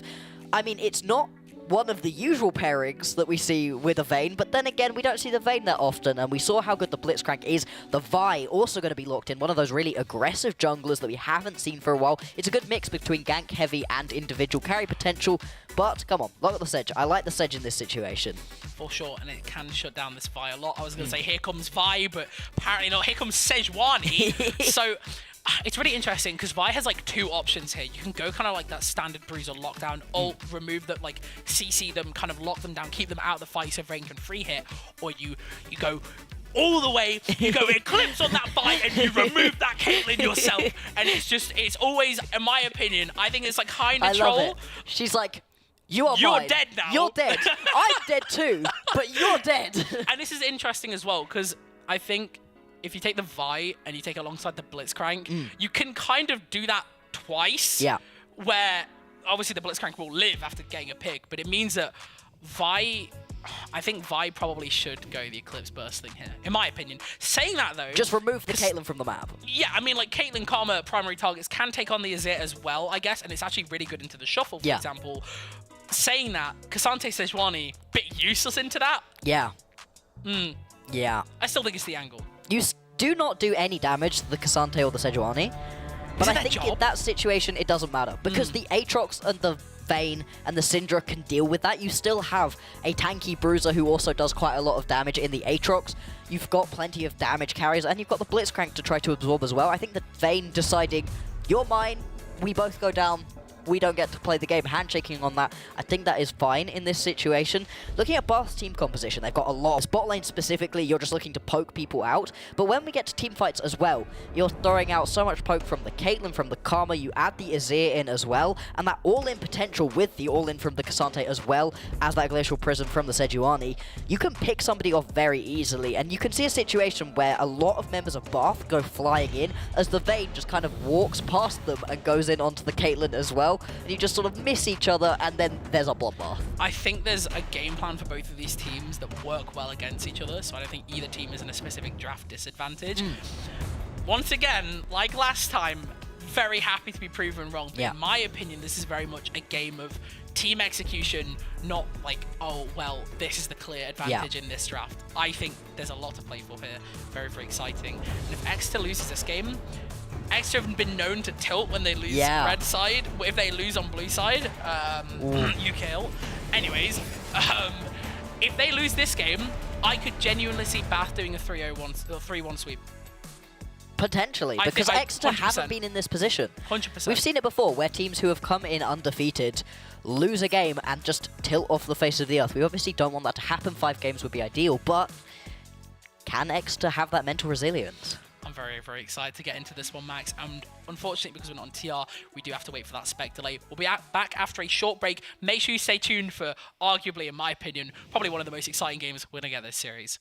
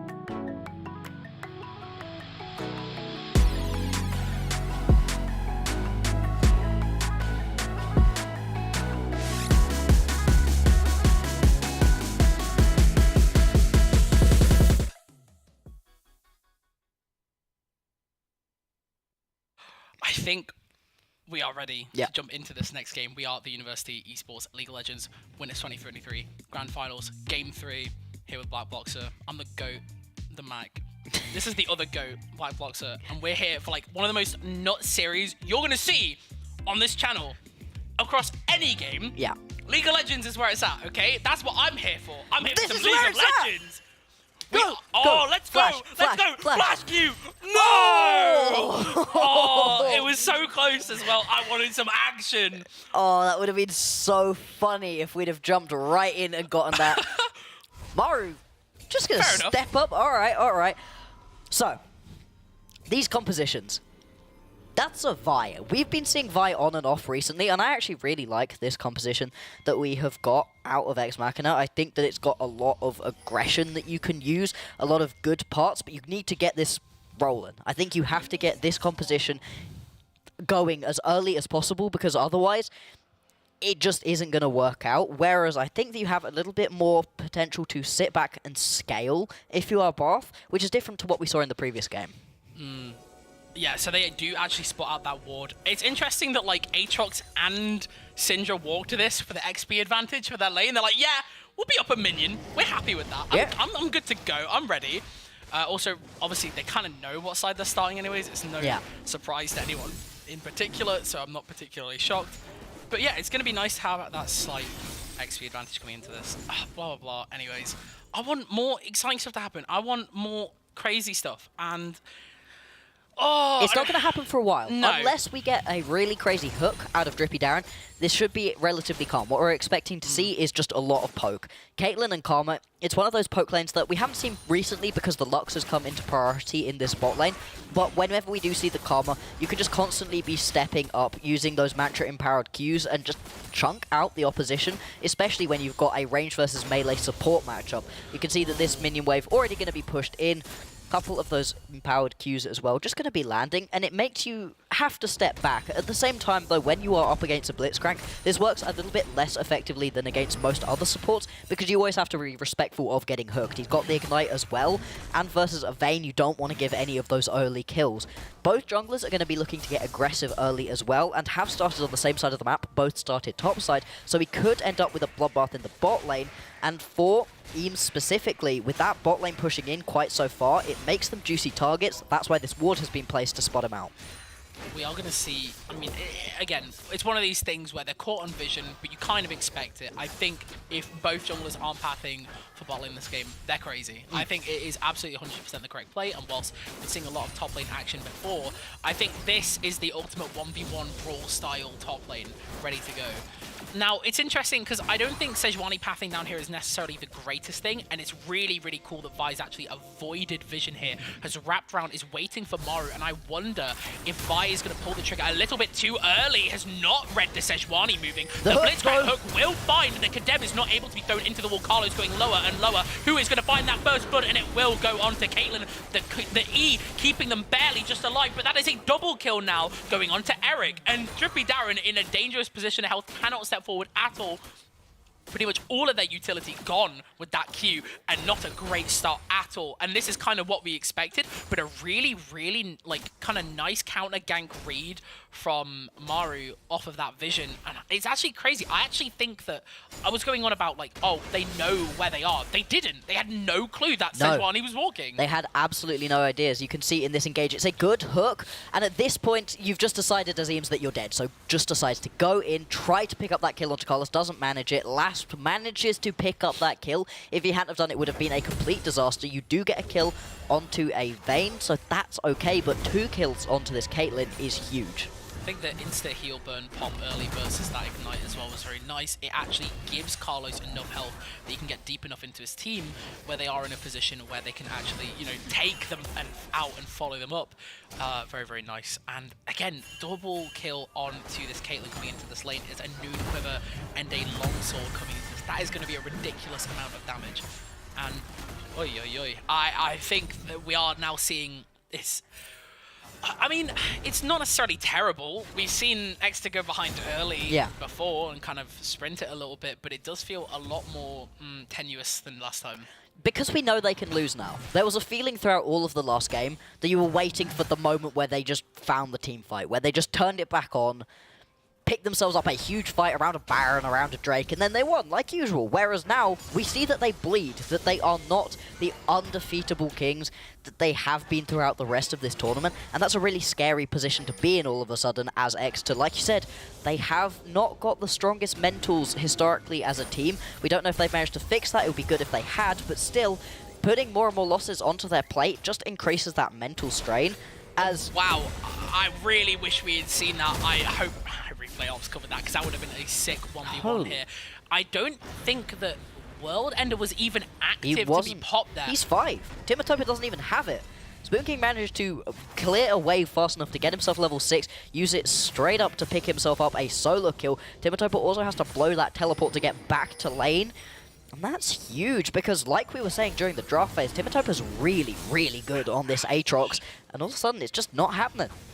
Okay, so I don't want to comment too much, because I think a fight is about to break out. Insane amounts of damage coming through there from the Caitlyn. Will not be able to find that last auto onto Drippy Down. Has to flash out, but Eames has just gifted another kill to the side of Bath. And I assume that was a really nice catch there on the last.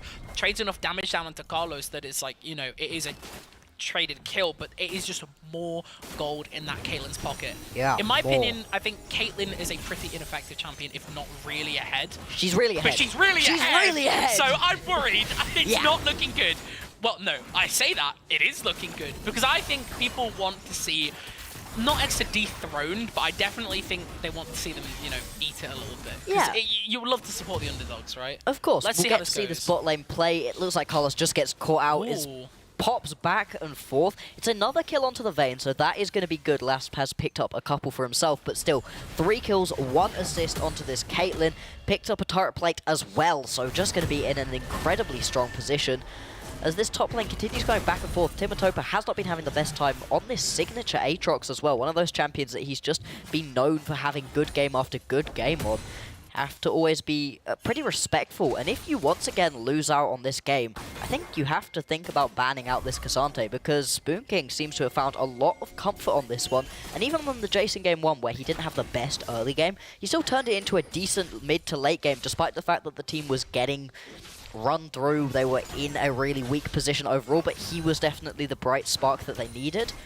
In this game as well, I'd like to see a little bit more out of Eden. In the previous one, it wasn't the best performance on the Orianna. Gank top lane though. Maru has the ultimate available. The Glacial Prison will just go wide, but all out has been popped. No worlds ended today. Instead will be cut down. Gods can bleed. And Cassante is a monster hunter as well, taking him down very, very nice. It's interesting as well. I want to point out the rune real quick. Aftershock's really interesting on Cassante, and I wonder if it has decent synergy into the all-out with the bonus like resist converting into AD. Obviously, the damage falls off a little bit from the, you know, Aftershock. Like, you know, when it dissipates, you obviously lose those resistances. But at the same time, it's like, does it stay because it goes? I'm confused. Yeah, I mean, what do you do with this? What do you do with this incredibly strong Caitlyn? That's my question right now for Ex Machina, because you have to deal with it at some point. 3-0-1, that Noon Quiver completed as well, going to be well on the way to picking up that first item. Clearly the answer is going to be to bring Eames down into this lane, see if you can sneak him into the brush. So far not been spotted. Once you clear out onto these final caster minions, you should be able to sneak him into this first brush. He's still sat there. They're not controlling this wave very well. There we go. Now now you could go. This is a lot. So much time committed. This is so much. We saw this in the previous game. This has to work. He has the 6. There is the angle. The hook. Cease and desist. It's called cease and desist now. Good. Good. The cease and desist is still available, but look, they're holding the wave. They don't want them to walk up. I assume it won't freeze because it's only 2. But they might assume the play. I think they have to, because Vi's been off map. They know where she traded. Look at the question mark ping. Where is my team? Where this is nearly my a minute. laner? This is nearly a minute time is actually ticking away. You know what? Sejuani's more than happy to get this reset, start clearing again. Yeah. It is so patient, and I actually think this might be very stupid. Look at them sweeping. They're like, do they know? Do they know? Surely they don't know. I think this is just clearly superior intellect. No, surely they're not just, like, you know, playing it kind of safe, right? No. This is, don't let this work. No. It's gonna work. Why? And the shutdown goes to Vayne. Oh, I mean, everyone's ult gets popped, even the final hour for some reason. They can't actually get anything off of that. Maru is here for, like, whatever good that means. And honestly, even though they waited a minute, Is that worth? I don't know.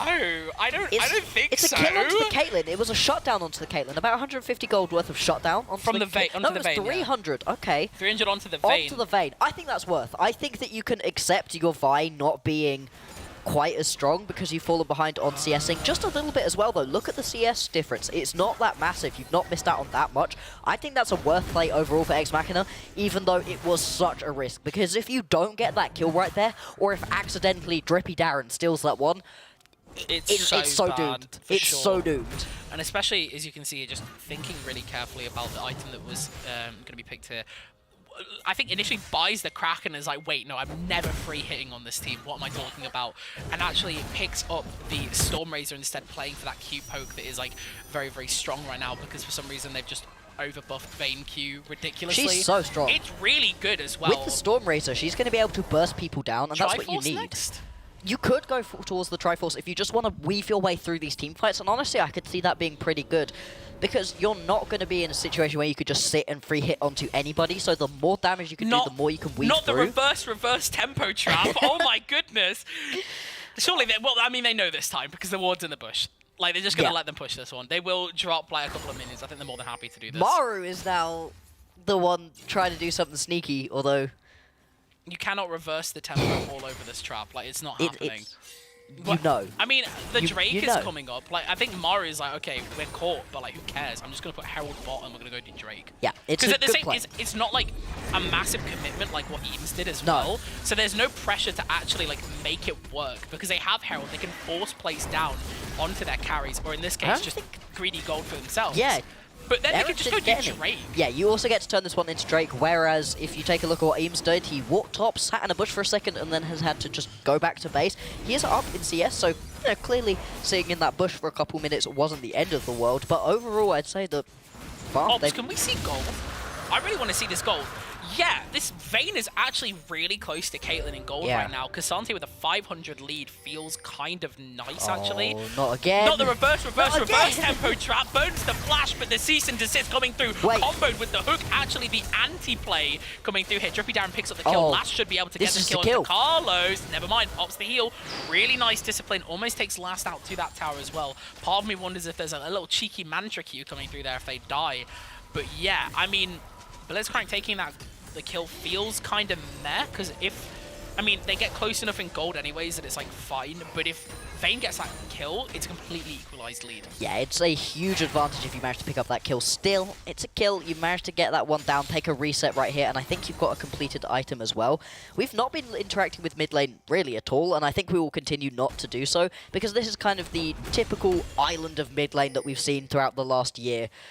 We'll have a look at this play once again. Everybody goes in, cease and desist goes on, and then the hook lands to just yoink Eric right back away from the potential damage that you could have gotten out of Eames. Like you said, anti-play, good heal coming through from Carlos as well to keep himself alive. And this bot lane continues to be an absolute bloodbath. Mid laners are just going to keep farming up, and then we'll see them once we get to these skirmishes. Same with top laners too, though, although it is 2 deaths to Timatopa. Mid lane, hang on. We've seen this one before. We've seen this one. Oh, he actually flashes this time. Can he live this one? I don't know. Already burnt Scatter the Weak on this one. Eden slowly moving out. Oh, no. Headshot. Boom. Headshot. Taken out, you know, from downtown. Another kill on Eric here. You know what? We were talking about equalizing bot lane lead. Never mind. I think Eden's like, nah, let's make this game a little bit spicy. Yeah, I was not expecting anything to happen mid lane. Clearly, I was wrong. Oh, that fell Flash feels so bad for Eden. Flash clearly has not been his friend throughout today. And another kill over onto Eric. The bot lane has stopped being quite so in his favor. The gold equalized just a little bit. Oh, the all-out popped here. We aren't going to see maybe the chase we want. Never mind. There's so many cooldowns available. Gets pulled away barely by the Infernal He's still Chains there. The going. dash has been cancelled, but there's so much damage coming through the TP right He's still behind. going. Spoon King needs to focus on this trade. Eden will pick up that kill. Another teleport burned. Shut down on that Syndra. They can't go deeper for that one. They don't have the shuffle available. Could have knocked in maybe with that still up.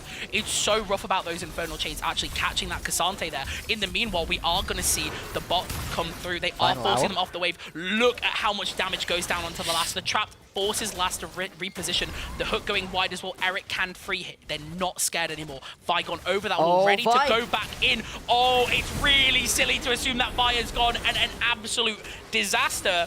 And we talk about overstepping. An overstep coming through from Bath. Yeah, it seems to be the name of the game right now. Whoever oversteps gets bitten massively. These teams are good at punishing out on mistakes, and that was a mistake. To step back up after you've managed to get away. I was so worried for Colossus' life. He was sidestepping back and forth and back and forth. Drippy Darren does end up missing out on the hook, but you just get over-aggressive, step too far forward, get a little bit of an ego play, and you can understand why. Your Caitlyn was in a really strong position, but at this point the Vayne has gotten back into this one. You're on equal enough items. The the Vi is around.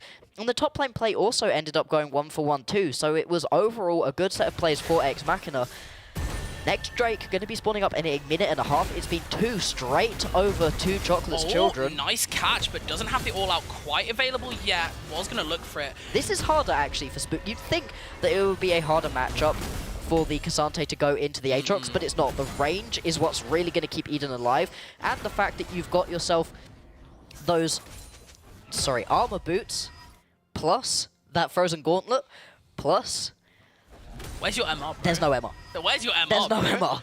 You don't get any MR in this situation, so every single time that you land things, I like these little side steps, by the way, with the E. It feels really, really good. This guy's actually good at the champion, but we've seen his other, champions, for example, plays the Akali. But love me an Akali player. I'm not biased, by the way.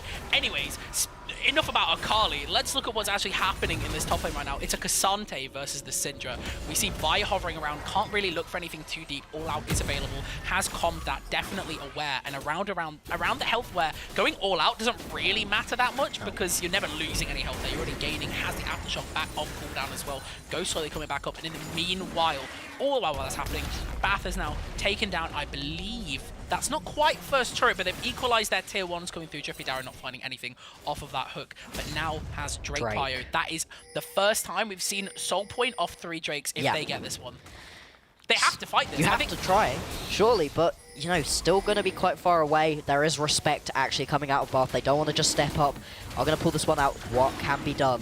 TP for Aatrox, no TP coming through here for Cassante. On the way, no, we are going to see TP coming through from Cassante. Look at the position, ready to go straight in. Not going to be able to go quite all out here on the Blitzcrank. Getting taken so low. The Infernal Chain's actually working against him. Spoon King going to find some low-key damage here onto Eden. Will not be able to catch Cassante, just chasing after. In the meanwhile, Eames has already dived in, has been taken out, just not tanky enough. The shuffle being a really nice disengage. Last so far, and what a hook here onto Azia, going to change the entire pace of this fight. Timatopa ready to go back in. Spoon King all out, going off of cooldown, but so low. Eric has to walk out of this one. The Infernal Chains will drag them back in.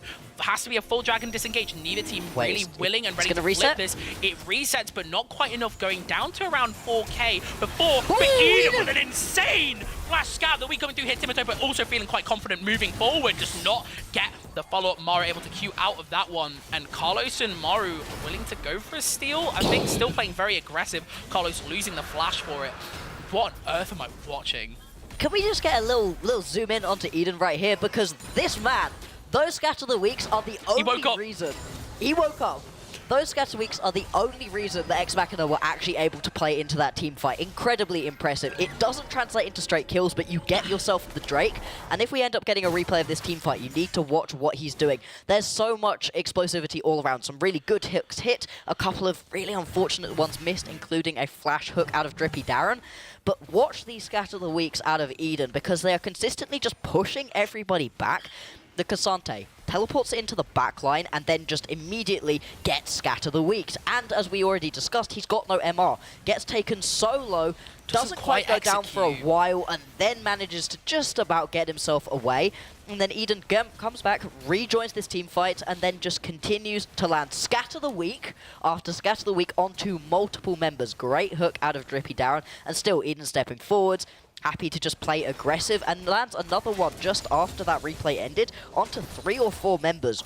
Brilliant, brilliant play out of Eden. And when you can play like that on this Syndra, it doesn't matter if you're getting the kills, because it just buys you so much space to play around as a team. 100%, and especially in that team fight as well, the Scatter the Week's actually finding the angle for the Blitzcrank to get these hooks to actually change the entire course of the fight. We don't see, you know, in my opinion, that was a lost fight. Yeah. That was a lost fight. I really feel like Extra was about to lose that one. They had a really nice, like, you know, forcing the chase on the Cassante. Eden was not there with the team. They had, like, you know, maybe, like, tried to, like, they found the shuffler, they'd force him off a little bit, they found their jungler, so they have the smite advantage now. But nah, it is that Syndra doing the work. It's that Syndra making the difference, and it's really, really big. It's huge. Oh, I love to see a player pull it back, because in the previous game, Eden was one of the main reasons I'd say that Ex Machina lost, because the Orianna just wasn't working. The shockwaves missed again and again and again, whereas this time around, he seems to have, like you said, woken up, been finding his footing again. We're at a huge moment, because 2 items are being completed onto multiple of these carries, which is huge. 2 items on Vayne is pretty much the point at which the Vayne is at her strongest, whereas Caitlyn has now just about completed 2 items. You're really looking for that third to be able to completely take over the game. Still though, Eric is in a strong enough position. Still, very little MR onto Spoon King, which he's going to need to fix ASAP, because once he goes in onto any of these team fights, it doesn't matter, because Eden could just take him out pretty much single-handedly. Look how patient both of these players are in this top lane. They're literally just waiting for each other to go. They're like, no, you go first. No, I insist. Yeah, Oh. you go. It's fine. I don't want to. We are seeing gargoyles, by the way. So that is a nice response. It's kind of what I expect as well. So obviously investing that early gold to kind of put Aatrox behind in this lane with this, you know, anti-heal armor item. It doesn't, I mean, the Bramble Vest is like fine, I guess. It does discourage Aatrox from taking trades just so that he has to play around poke you always. But at the same time, it's like you're so far away from your gargoyles now, which is like such a key component of Cassante. It does just put you that little bit further behind. I can understand it into an Aatrox, but I do not see Spoon King actually laning into Aatrox at really any point in the next 10-20 minutes, because we've seen how that ends for the Aatrox. Timatopa has a bad time. Instead, Spoon King, oh, that hook. I swear Drippy Darren's hooks are missing by just couple of inches. I think they're ready. I think they've been watching the VOD as well. They know the Drippy Darren Blitzcrank is nothing to be trifled with. Yeah. So I'm not particularly surprised. But like, but he's landed them when he matters. Yes, a couple of them have been really impressive. Spooking is still stood in this bush, just waiting, just chilling out. I mean, we've got 1 minute until the next Drake. I feel like I only just recovered from that previous Drake fight, and we've only got a minute until the next one. It does seem like there's a couple of extra members from Ex Machina around the pit, going to be laying down a little bit of vision. Lots of TPs available, by the way. I think Yeah. all 4 available, so can Everything's actually look to play at different areas around the map. Interesting thing is, with the Baron up around this Drake, it means that there's a split objective potential, where they can try and force a fight on Baron, and then someone goes for the Drake, and it depends on really who you feel is stronger at this point in the game and which members are stronger, who they can afford to play around. Obviously, this Syndra being absolutely monstrous, and I personally don't think Azir is even remotely close to as strong as Syndra without the proper team setup and, you know, getting these shuffles and actually landing them and finding them. But, like, oh, I don't know, man. It's kind of crazy. I just feel like it's really, really hard to play this next minute. It really is, and it's going to be on execution once again. These teams are in an incredibly even position. There is about 2,000 gold of a lead for Ex Machina, mainly coming through these individual player CS leads. You can see it. The bot lane actually has gone back to being pretty much even. We've actually got a much bigger gap in the mid.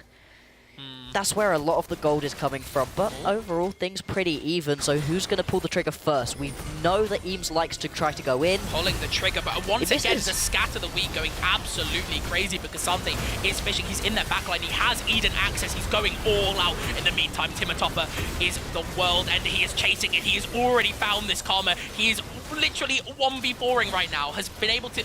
I guess they're just kind of trading top laners here.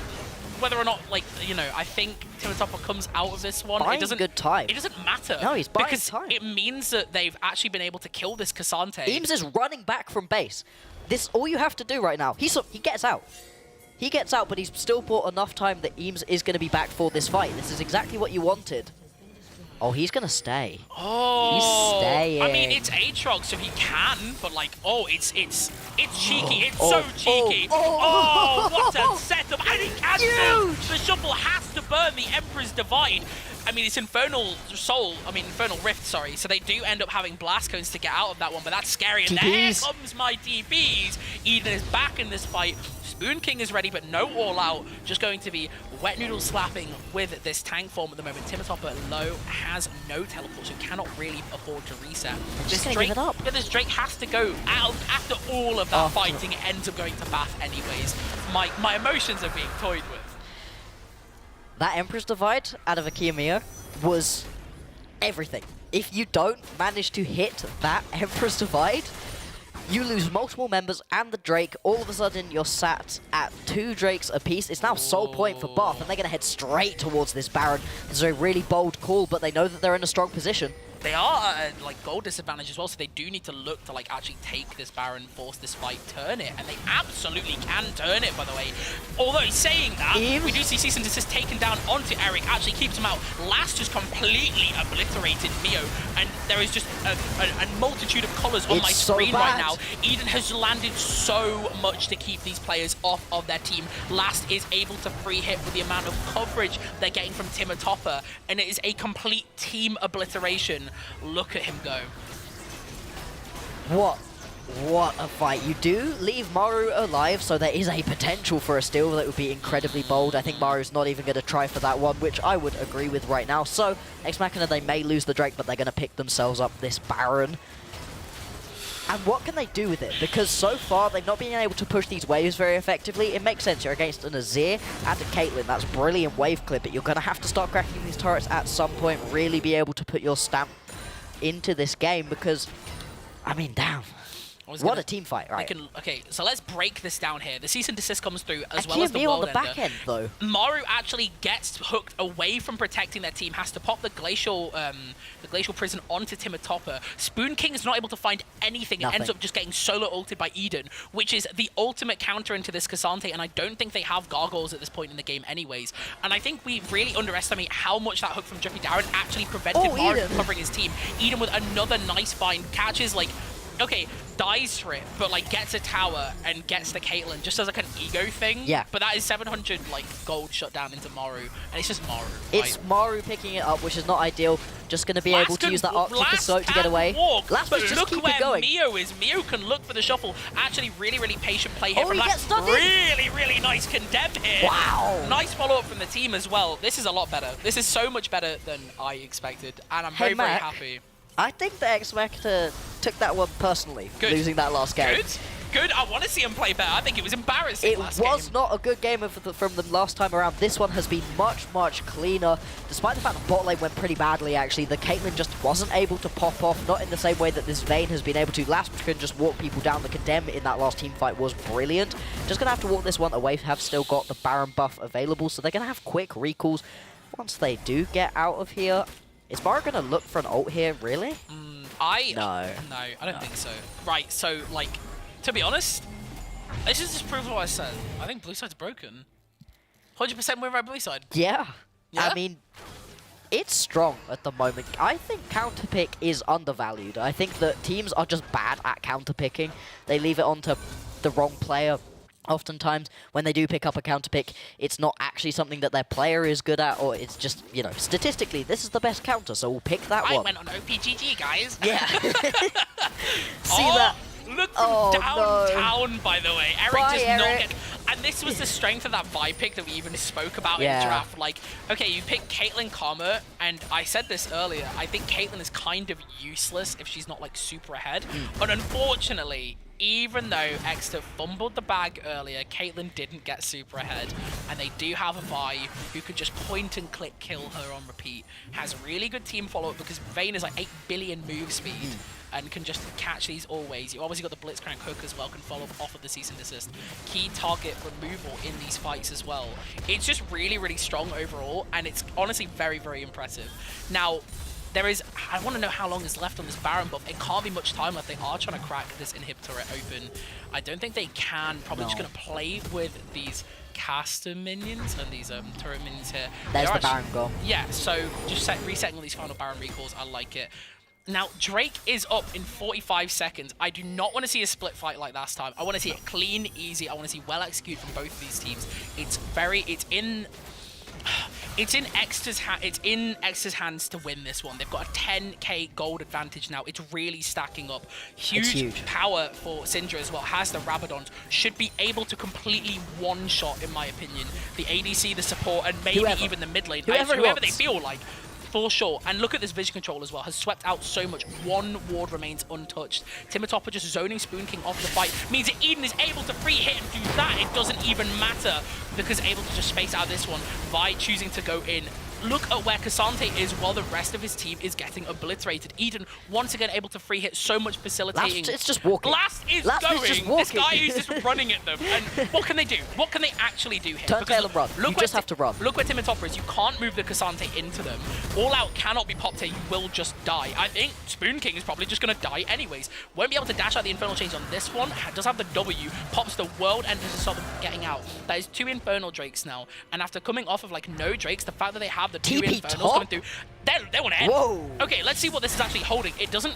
I think that was just kind of stupid. I'm not going to lie to you. I mean, you now have got good pressure top lane. You can push in onto this turret because you've got the mid lane push. Yeah. The inhib all ready to go.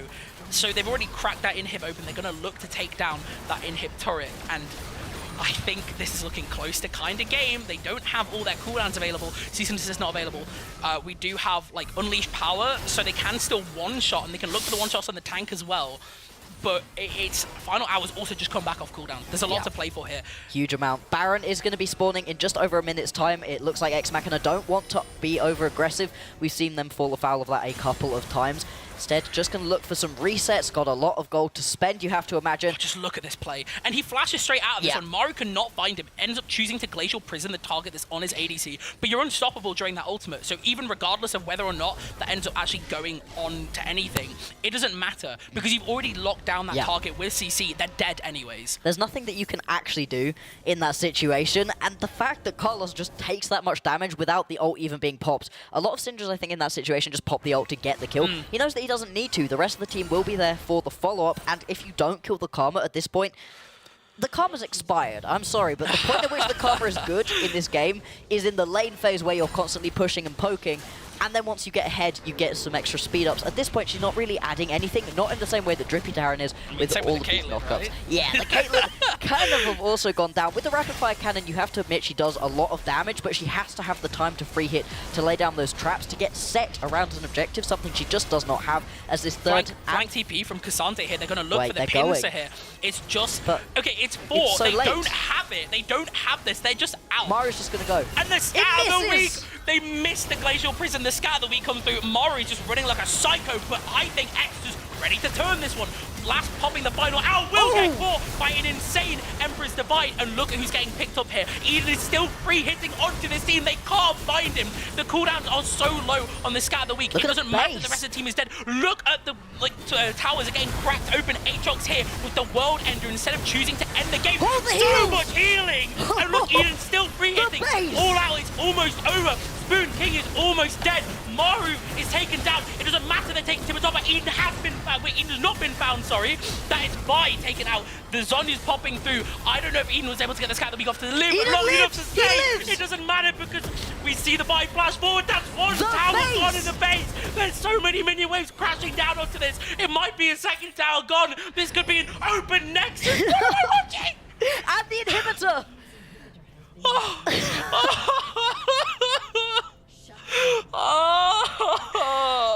And the Baron's up. I don't even know if I can say that Bath won the battle but are going to lose the war. There was no one battle. That was a loss. Eden was alive for that entire fight. They could not find access to him at all. Try as they might, it doesn't matter what they throw at this guy. He's still alive. I think Syndra's crazy this game, and there was a really divine judgment that said he was not allowed to die in that situation. Oh my god. Mental. What happened? I mean, I want to break that back down for you, but what happened? I think it was like an 8-year fight, so I don't even think you can catch it on a replay You breathe. Bath decided they had nothing to lose. And they were right in a way. They were also wrong in that they lost all of their inhibitor and Nexus turrets. So that's not ideal. Baron is going to be started up right here. I don't know if there's going to be any response. I think that Bath have used all of their aggressive engage. I think this game is as good as over. It is as good as over. I think to look into the minds of the Bath players, Maru missed the Glacial Prison and just kept going. Usually you miss that and you back out. And it's like, we were talking about how the TP came in so late and we were like, oh, well, they're so far out. There's no way they can look for this. And I think it's really interesting that Exeter was the one that turned this and we're like, you know what? You want to go? Let's go, man. We're sending it straight back in. And this should be the game-ending play coming through there's here. a turret. Oh, it doesn't mean they can't hit on the Nexus here. And we are going to see Eden is immediately taken out of this fight. But Last is still free hit. There is no all-out ready to take them out. Empress Divide will come through. Doesn't mean that Last can't free hit. And we've still got Aatrox ending the game with a Baron-empowered minion wave. Blitzcrank also hitting for whatever it's worth, to be honest. What a game. What a game. And to be honest, Exeter, they stopped inting. I don't know what to say to you, man. Okay. So, Exeter took that personally, actually. They took that quite personally because that was one of the most insane endings to a game that I've ever seen. It ended as we were expecting. You are 10k up. That should just be a clean wipe. But something in Bath snapped and they decided, no. We're going down, but you're coming with us. And we ended up with just a complete bloodbath.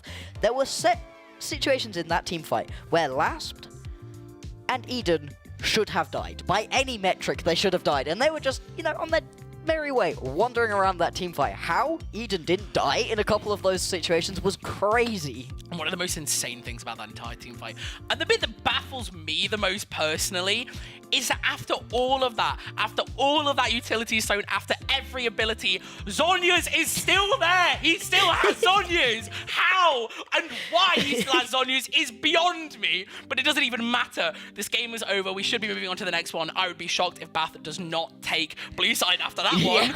I need a break, so I'm gonna cut to break, guys. Make sure you stay tuned. We've got great games coming up. Oh my god, it's game 4 now. Very exciting. Stay tuned.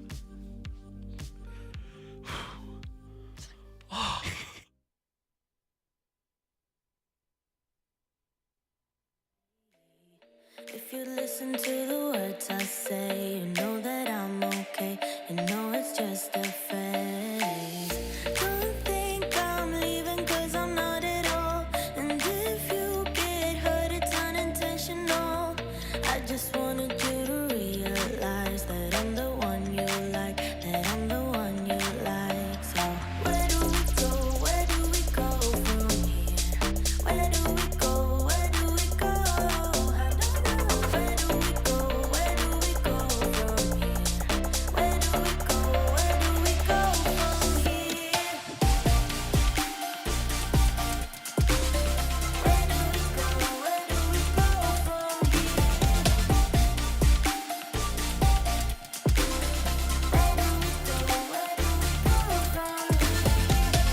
Baby, I've been busy missing you. Say, have you missed me too? Say, have you missed me too?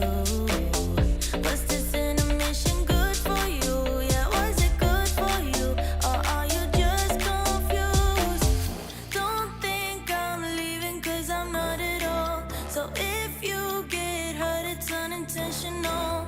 And I know that what I did was typical. I just needed time to show you what you got. So where do we go? Where do we go from here? Where do we go? Where do we go? Where do we go? Where do we go from here? Where do we go? Where do we go from here? Where do we go? Where do we go from here?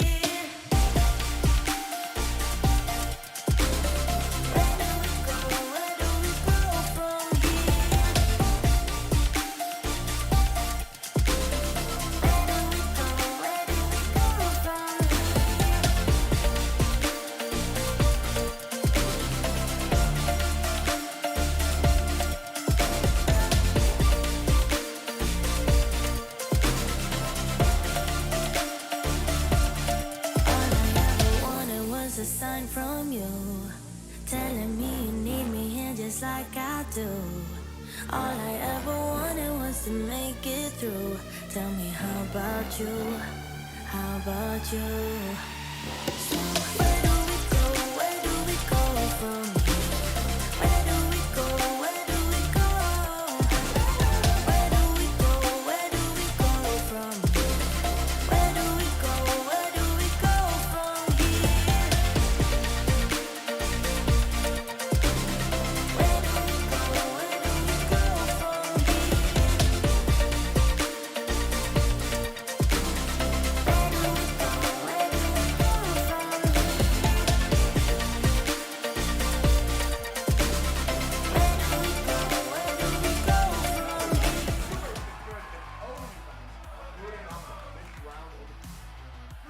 Everyone, if you hate snakes, then this snake will end it here for the double kill versus Kyrie on the back of his fight. Cancels Francis Ford, but she-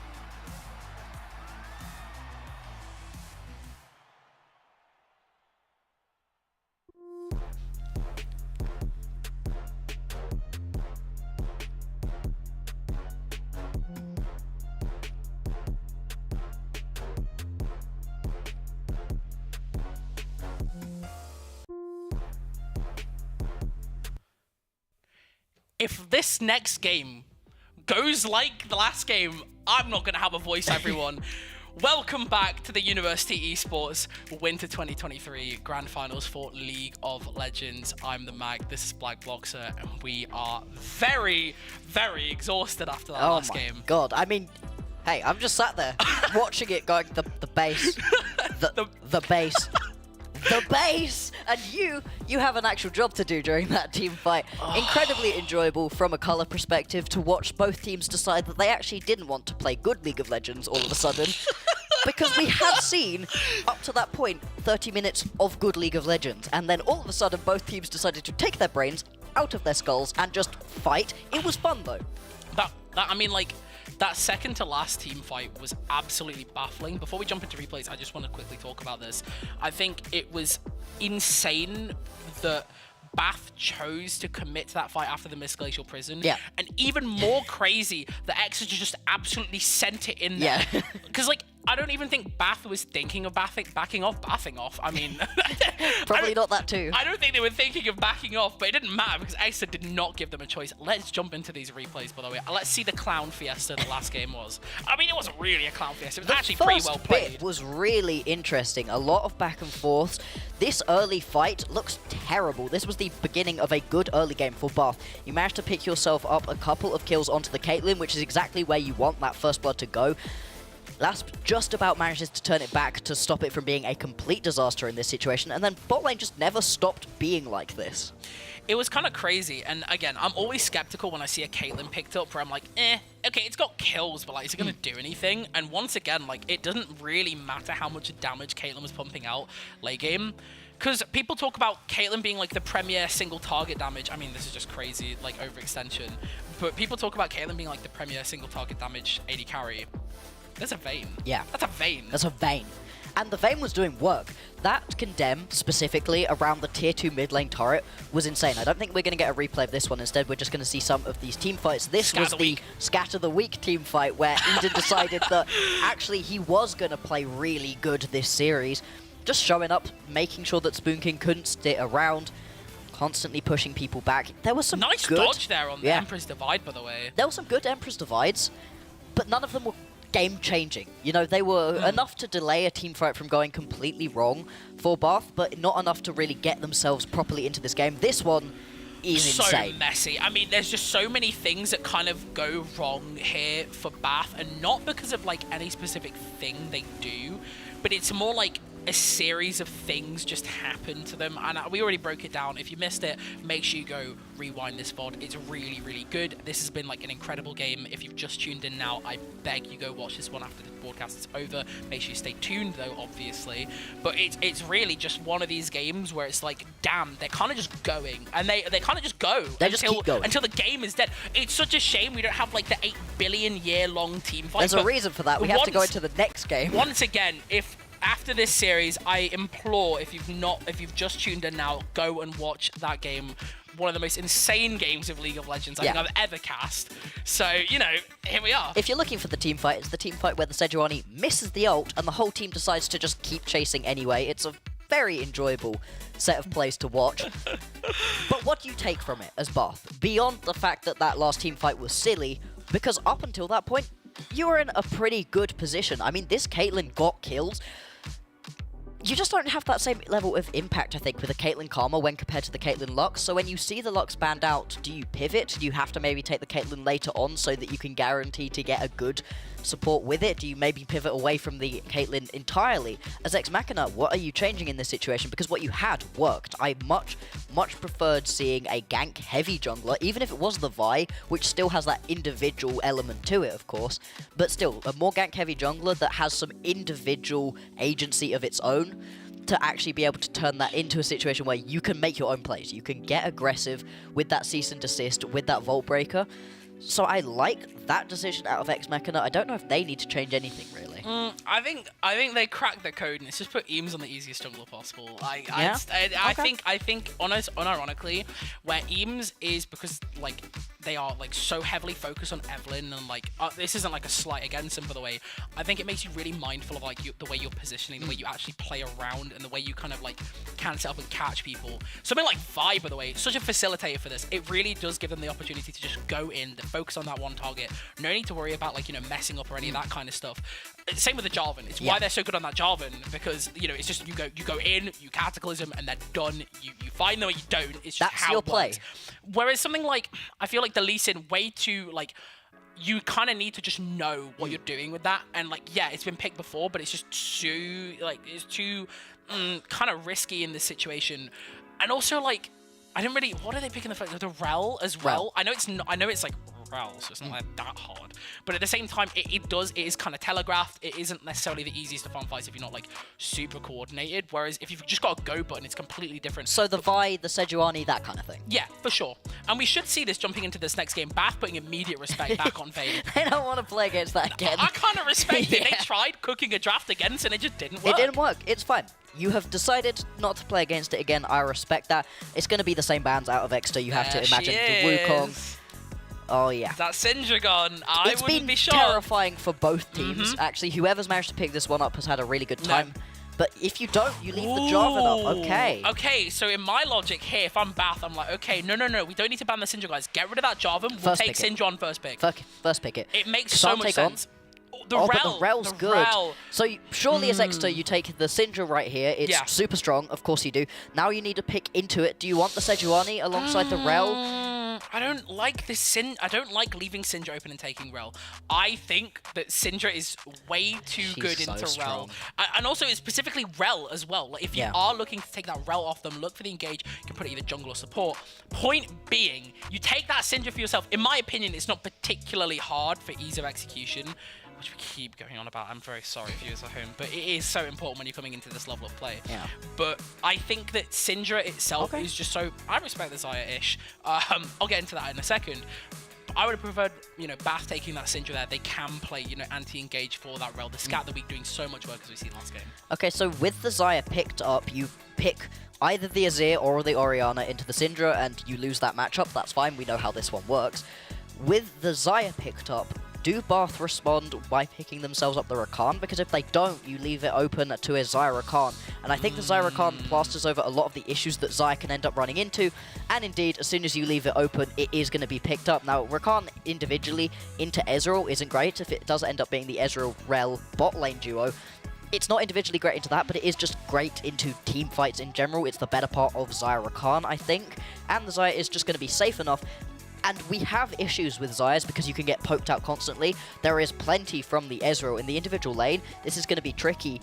But still, once you get into these team fights with a Rakan and a Syndra, you're able to buy enough space potentially for the Xayah to be able to play and not have to pop that defensive ultimate all the time. I'm also seeing now why Bath chose to take that Rel off of them. Because if you take the Rel, you take the Syndra, what do they get? Rel Orianna. Yeah. And that's really, really hard to play against. Sure, they give the Xayah Rakan open. It's kind of more playable.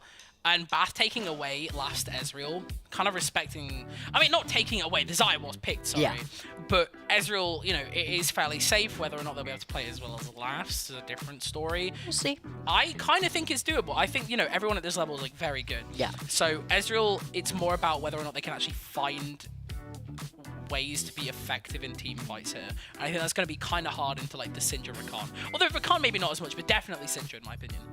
Yeah, it's just really tricky to try to play into a Syndra in any situation. Some of those Scatter of the Weeks that we ended up seeing out of Eden were just so good, but at the same time, Ezreal does have the ability to jump away from that with the Arcane Shift and just constantly pump out damage. She is. The Vi is going to be locked in right here as well. In this team composition, you've got 2 go buttons, you've got plenty of damage. From the top lane, I just want something big and tanky now. In terms of big and tanky top laners, there isn't actually that much left, but it is going to be a counter pick top for Timatopa, so you're not too worried about this one. As Bath, you're looking for potentially a jungler for yourself and a top laner. This is match point for Bath. They have to do something right now. They are going to lock in that Aurelia, and they like the Blitzcrank. It works well with the Ezreal. I don't see any reason, honestly, to move away from this Blitzcrank in this situation. For sure, and especially into Rakan as well. I feel like it kind of works quite nicely, where you kind of just hook them off the engage, can't really heavily disengage, kind of CC chain that a little bit. Point being, doesn't matter, Aurelia got locked, and that's kind of nuts. Yeah. Obviously, we know that coming into this, that like they're able to play really high mechanical execution junglers, like Spoon King's top laners. Yeah. Spoon King's not like unknown to be doing that. Again, we've seen the Akali, the Cassante. Aurelia's another one of these picks that will like just be so versed. Who cares? Trundle's locked. Trundle. I mean, it's good into the Aurelia. That pillar is going to be huge in this game because you can stop a rail engage dead. You can stop a Blitzcrank engage potentially as well. You can obviously get hooked through it, but just dropping it down, stopping him, slowing him can give you the ability to get away from him. And so these are really interesting compositions out of both of these teams. Vi wants to gank a lot early, get herself a good lead. You can gank top lane pretty easily with the Trundle and the Pillar, scatter the weaks into the mid lane, Rakan in the bot lane, a lot of options for wherever you want to play.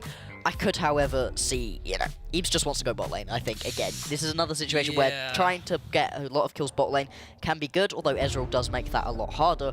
Whereas if we're taking a look at what Maru wants to do, surely you have to try to get the Aurelia ahead. I mean, like, Aurelia is one of those champions where, in my opinion, it classifies under Feast or Famine. Yeah. And if Aurelia's not in a position where she can kind of take over the game, it gets really, really hard. Now, again, as I said, Spoon King can get ahead. He can. Guy has been ahead. Yeah. And has been ahead into a bad matchup as well. Granted, with a little bit of help. The jungle is definitely there to facilitate a little bit. Just a little bit. It's all right.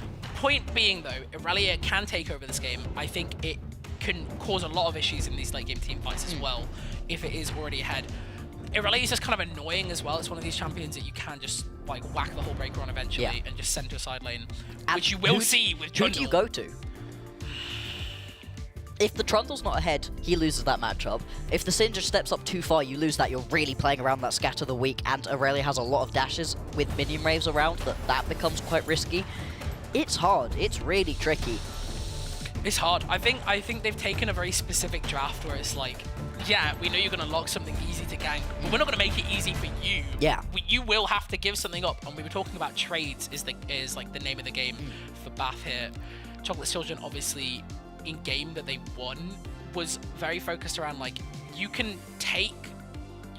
we'll take an eye for an eye. That's what we'll do. And they very much did that. They were never really particularly behind, and they eventually slowly crept their lead up, and it started being a little bit dangerous for the side of Exeter. Now, I think we're going to cut to a short break just before the next match.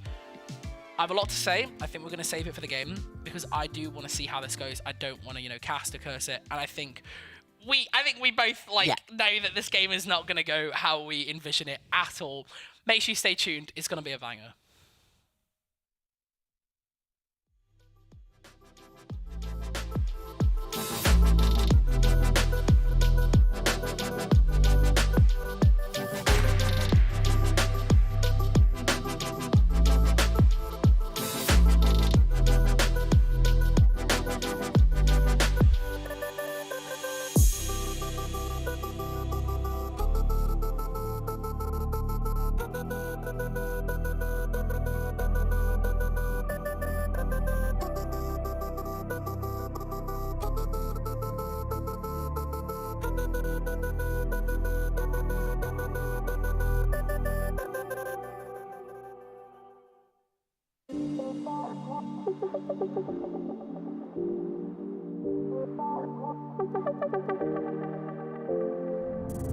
Right.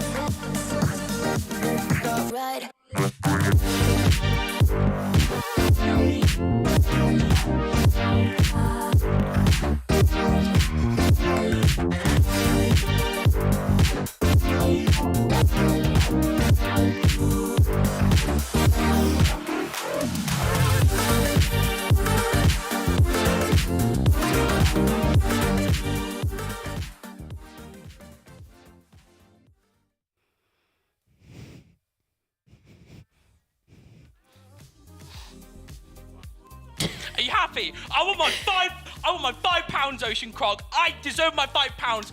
I hope you're happy. The Matt Gritty is real. The Matt Gritty is real, okay? Are you happy now, chat? Will you leave me alone? Just watch this game. It's game 4. It's crazy. University Esports, League of Legends, Winter 2023, Grand Finals. I can't comprehend what's happening. Are they going to win? Who's going to win? We don't know. Blue side probably is going to win. Who cares? We're going to go game 5. League of Legends. Calling it out. League of Legends. League of Legends. League of Legends. Let's go. Oh. Cut to game. Yeah. Cut to game, please. Like, come on. Cut to game.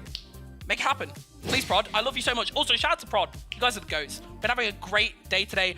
And honestly, even throughout like half the stuff that's been happening, Prod's been amazing. Love you guys. And also, really good opportunity for students to get involved. I think pretty much all students can pet EX here. Yeah. So really, really cool. Really, really awesome as well seeing on the inside of that on our end. Like, really, really They're cool. wizards. The behind the scenes are wizards. It's kind of crazy, actually.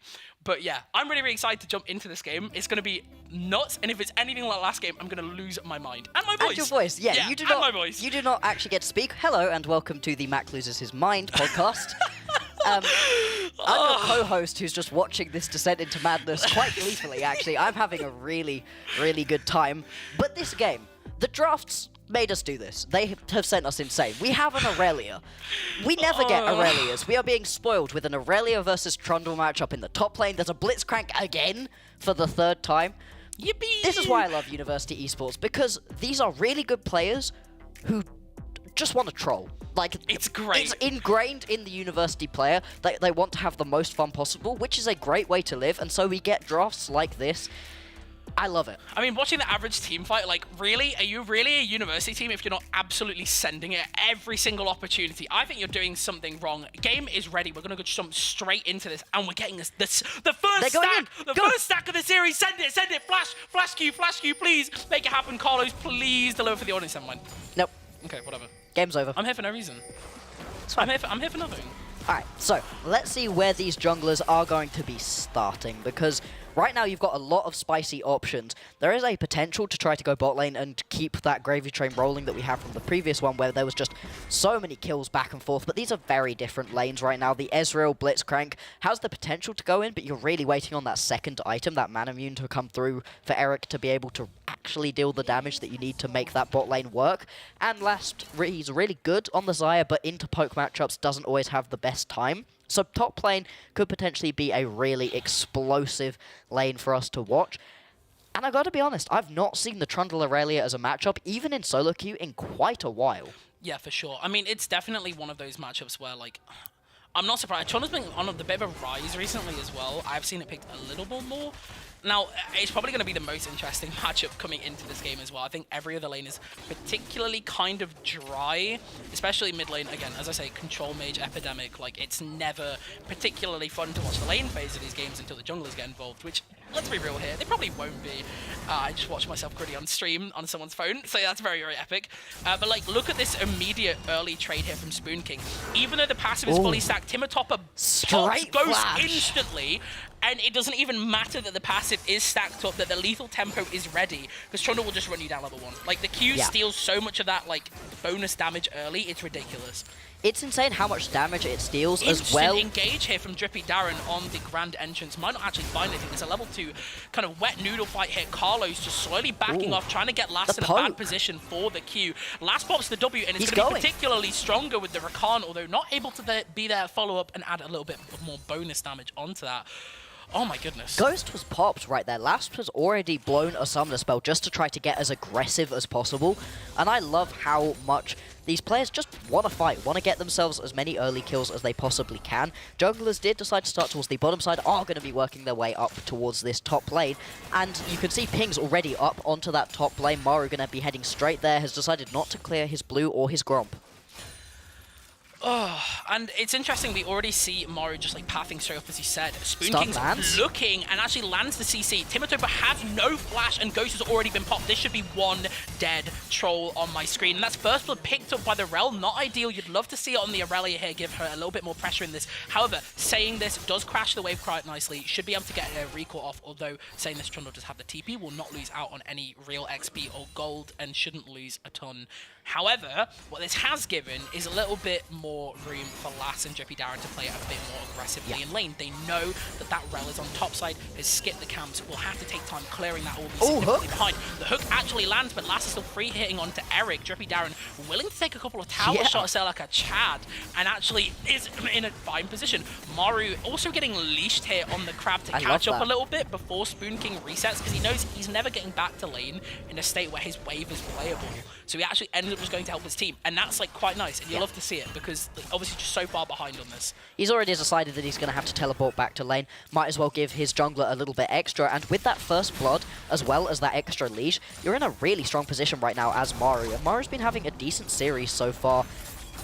Timotopper, great cancel with that pillar, although he's still taking so much damage. Maru is here though, he could potentially just go in again. Repeat this gank.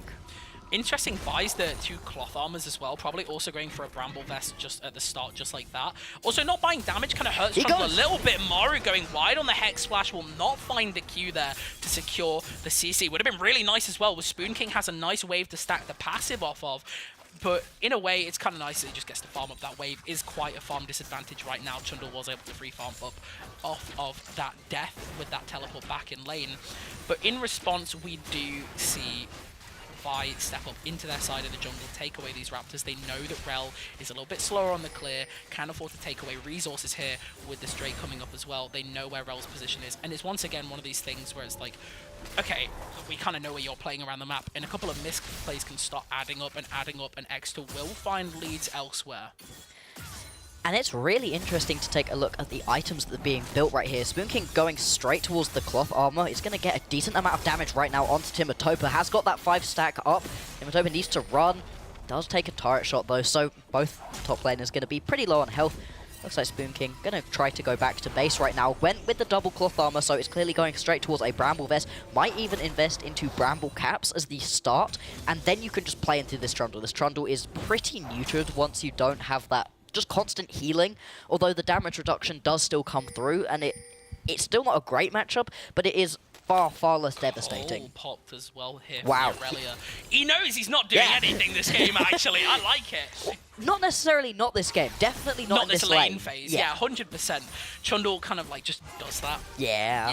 He's great at just neutralizing a lane, which, you know, at some point it can work out. When you've got something like an Aurelia, just neutralize it. We've got a good look at the first Drake we've got available as well, but junglers right now are not really in a position to take this. I mean, Maru's here, but This feels kind of bad for the side of So Exeter. bait. Look how far forwards they're walking. I mean, like, they're just zoning and they're forcing the wave to actually crash towards them. They can't ever walk for this wave. Sure, they'll have to get jungle help down here, but Maru has Drake advantage here. Is caught doing Drake on this red ward, by the way, which isn't great.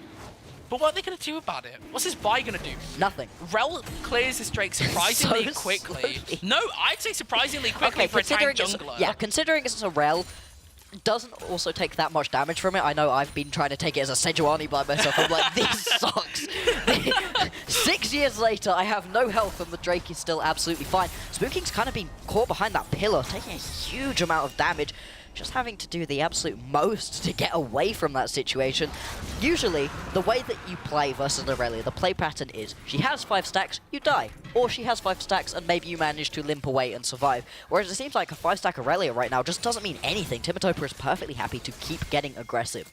The first Drake does go over to Maru and everybody on the team of Bath, so they're going to be pretty happy about this one, as look at that, Eden's on a little bit of a walk towards the top lane. This will be spotted on a ward, but you could still go for the guy. No vision control at all, actually. Oh, hang on. Nice ult pop here from Vi. Has flash? Won't be enough. Ends up flashing the feathers just at the very Double tick. final opportunity. The support ignite curse will always kill. If it's always looked like it's going to die in one tick, if it's the support ignite, it will. It just does more damage. Everybody just knows does. this. Everybody knows Yeah. this. It's how it steals kills so often, you know? It's one of Support these Ignite things. just is better. It's better. It's better. It's better. True. Anyways, really good execution there. Like, I mean, why is it really good execution? Oh, He hang did on. just press R. Oh, Maru didn't make it over the wall. Oh, that's really rough. Although we are going to see if the ult popped here onto Timotopper, but should not be able to live. The Spoon King going to be spoon-fed a kill into the top lane. Should be able to follow up, crash this wave into the tower. Could look for a plate as well. Has passed the stack. Instead, they're going to walk towards this Herald, maybe? And No. just going to pick this one up for themselves as well. Nice and easy. It turns out that it doesn't matter that Maru didn't make it over the wall. You don't need to make it over the wall. Instead, just going to turn this one into a Herald, a kill as well, and it does go onto Spoon King. Picked up the cull, still managing to pick up a kill for yourself as well, puts you in a really nice position, actually. You're going to be pretty happy with the way that this one started out for Spoon King. Didn't die, I think, is the key thing. As we watch Maru... Just, Yikes. It's a W over the wall as well. yeah, it misses out. It's not the end of the world. Shockwave just lands right onto Timotopper, gets taken out, and right now, Bath have had a pretty good early game for themselves. Gold is completely even though, but it's about where the gold is right now. If we take a look at those gold graphs, top lane, there's actually about 400 lead for Spoon King. That's pretty big considering that the gold overall is even. Where you're managing to pull it back is around the jungle pretty much, and the bot lane. Last is in a nice enough position. I did not think that Last would actually be ahead in He gold. got a turret plate. He did, actually. Yeah. It's kind of crazy as well, because like, we saw how Last was kind of getting zoned off of waves. It was really hard to play this lane state. But just one play can completely turn a lane on its head. Especially that first plate. That first plate is worth a lot. Speaking of, Timotopper going to pick himself up that first plate and Can good he job walk in out? the second. I don't think he can walk out of this. He's got a minion wave ready. We don't see the Vanguard's edge ready. Huge pillar!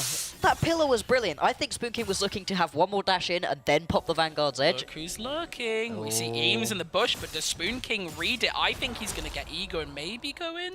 Once the ult is up, which should be... I mean, look. We've seen Eames wait in a bush for like a minute straight. This guy will do it again.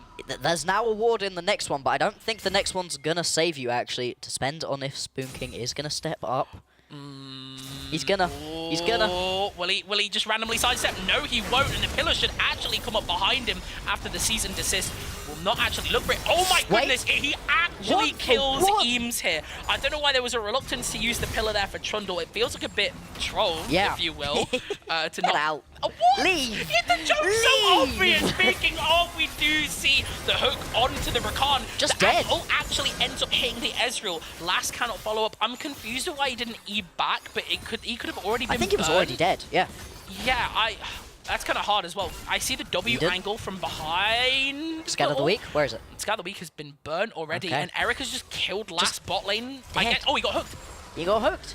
And that's why Blitzcrank, MVP, picked all 4 games, best character in the game, confirmed every... Wait, Carlos is really good on this, champ. I think I really enjoy watching both of these players. Yeah. Both of these supports are really, really good on the Hook Champs. I think Hook Champ players are really, really awesome. I'm very biased. One of my close friends is a Pike One Trick. So why doesn't the pillar come through?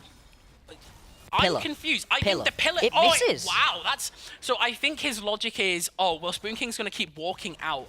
But in my brain, I'm like, he's going to keep fighting. Speaking of keeping fighting, Timatopa ends up actually walking out of this somehow. Maru completely missing the W. That could have been another kill. It could have been, and instead it just turns into a little bit of nothing. Oh my goodness. This game has been crazy. 6 kills to 2 already. Only about 1,000 gold lead because you get kills right now on buff, but you're just getting better CS leads. Pretty big one beginning to form in that jungle position. I mean, dang, that's about a 20 CS lead. Mainly because it seems like Maru's been having to get into lanes constantly to try to stem the bleeding. Has been pretty effective at doing so. But instead, Eames has been able to just sit back, farm a little bit. And what this means, this kind of explosive early game, is that both of these teams have actually got kills onto some of their key carries and are in a position to fight pretty effectively once we get to these skirmishes. Speaking of, Eden. Oh, we are looking for a heavy engage here. Scatter the Weak doing work, by the way. For some reason, walks into the really nice dodge on the Blitz hook. Does walk into that range. I feel like if he walks up, maybe he lives that. Possibly. But I guess he was trying to read the ball. That would have actually been really smart if that was to dodge the ball. Or unfortunately, Orianna just chooses to big brain it, keeps the ball on them. It's interesting to see the crown pick here as well, because they aren't actually very long range as a team. It's pretty hard for them outside of the Sindra with the Scatter the Weak, which is a Scatter the Weak burn, to actually remove this crown. So you are getting a lot of value out of that damage resistance. Now, the magic damage it provides, or the bonus AP it provides, is actually flat now, so you aren't getting a lot of value from having it along for a long uptime. We are going to see the TP burn for... I think it's just Eden, it's just Eden. To secure. I mean, like, why would you burn it on Timothy? It's not even up, but like, it would just be silly to burn it here. We are just going to see boring top lane wet noodle slapping until jungle shows up. So, you know, it's just one of these things. I don't know how you just described Aurelia versus Trundle as a boring wet noodle fight. It is a boring wet noodle fight. Is just it? really, really fast with really sharp noodles, and you know what I mean? It's wet with lava apparently. So like, you know, I don't know what to tell you really. Anyways, it's a Cloud Soul this game, which is interesting, I guess, because when Trundle pops ult and Ghost, you're never running away. Same with Rickon. God damn it! Oh my god, you're trying to kill me on this one. Jeez. League of Legends. Okay. Multiple members are sat around this bottom side. You could try to get onto Eric and Carlos, but that's always a risk. The closer that they are to their own turret, the more of a threat that hook is going to be. Maru, once again, sat in a bush. We've seen this from both of the junglers. They are knowers, and there's only the Ghost available to get out of this one. The Magnet Storm keeps him alive, but Timotopper actually has the angle to get out. Spoon King's Q is not available. The Radiant Virtue keeping Maru alive long enough that they can tank up this turret, and it feels really, really good to be the side of Bath right now. Speaking of, we are going to see a dive come through. Really, really nice hook coming through from Carlos. Is this enough to keep Eric alive? We are going to see the Featherstorm come through. Not enough of a catch here. A 1-for-1. Nice trade hit and more gold on that Aurelia. That's terrifying. Yeah, Bath are really trying to get us into a game 5 right now. Absolutely what we want. I want 5 games of this. This has been so fun. Oh, it must be nice for you, Eden. I thought your voice off, but you know, fair enough. Anyways, Eden's just took a really disadvantageous trade in the mid lane. Misses the Scatter the Weak, but the ult kills anyways, because it's Syndra, guys. He pressed the funny button. Press the funny button. He pressed the funny button. Manages to pick up this kill. Drippy Gyre and has to run away because Spoon King would have been able to absolutely murder. These top laners had an absolute roller coaster of a game so far, where it seemed like the Aurelia was doing really well, and then really badly, and then really well again. Just misses, by the way, on yeah, Eden. that would have killed Eden. Actually caught him in base, I think, almost... Nearly killed him in base. Wow. You know what? Fair enough. Almost really good read.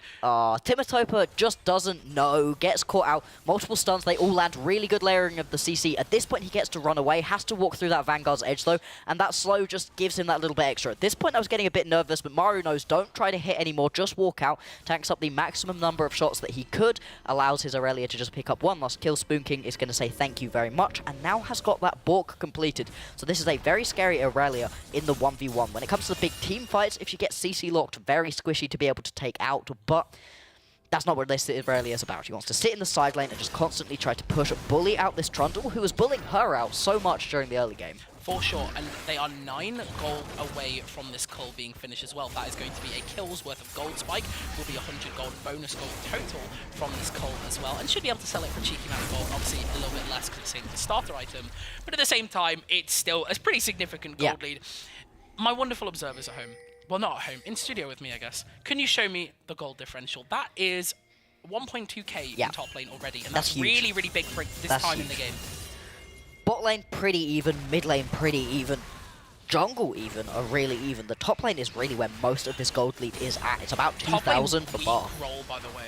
Oh yeah, so weak. Smile. It's actually insane. I mean, I think I read a comment from someone that said it is crazy how broken top lane is right now, where both top laners last game were literally 1v4 in each other's Yeah. backline. And it's true. You look at that, rewind to last game, not this one, after the broadcast is done, obviously. But rewind and you'll watch the Cassante and the Aatrox just tank 8 billion damage. Yeah, just and sat in the not backline die. and not care. it's ridiculous. And they literally just dive each other and neutralize a fight completely. Now, we won't see this the same, but we will have Timotopper sending a Mach 10 enemy ADC. It doesn't Yeah. matter, it's an Ezreal, it's still dying today. Yeah, you're just going to run straight at it, and you've also got a pretty good target in the Rel to steal stats off of. For sure. You get so many stats off of a Rel. That's a death brush. That's terrifying. First turret is down with that Rift Herald. Really, really nice. Gets that. And I feel like cracking first mid turret open It's this huge. early is so good. It So really opens that map. Provides a lot of vision line, a lot of vision space here. Something like the chickens. It's just yours now For if you sure. want it. You could just walk up and try to steal those away as much as possible. Yeah, and it's never safe for Eden to walk forward. Eden's one of those players that kind of really likes to play it safe, farm up, not put themselves in disadvantageous spots, because you saw what happened when that was the case and they got ganked on repeat. However, with this mid lane tower gone, Eden is now forced to step into territory that never feels comfortable. Yeah, just constantly. Eric Oh, Eric is about to die right here, and I don't like it. doesn't have flash, does have the E. I don't care. I think he's dead. I think Drippy Darren still finds him. The instant TP response coming through here. That should be an Aurelia. Will it get cancelled by the pillar? It is not quite. Spoon King looking to follow up on this team. Insane Orianna Shockwave coming through. Spoon King hitting for free onto this Vi. Last is going lower and lower and lower. Not quite caught by that Rel, but taken incredibly low. Might lose a turret for it though, because that is a Trundle in your top lane. Trundle with Demolish as well. You're going to absolutely lose a turret for that one. Timotopa picking that one up. It is not first turret. It was already picked up by Bath.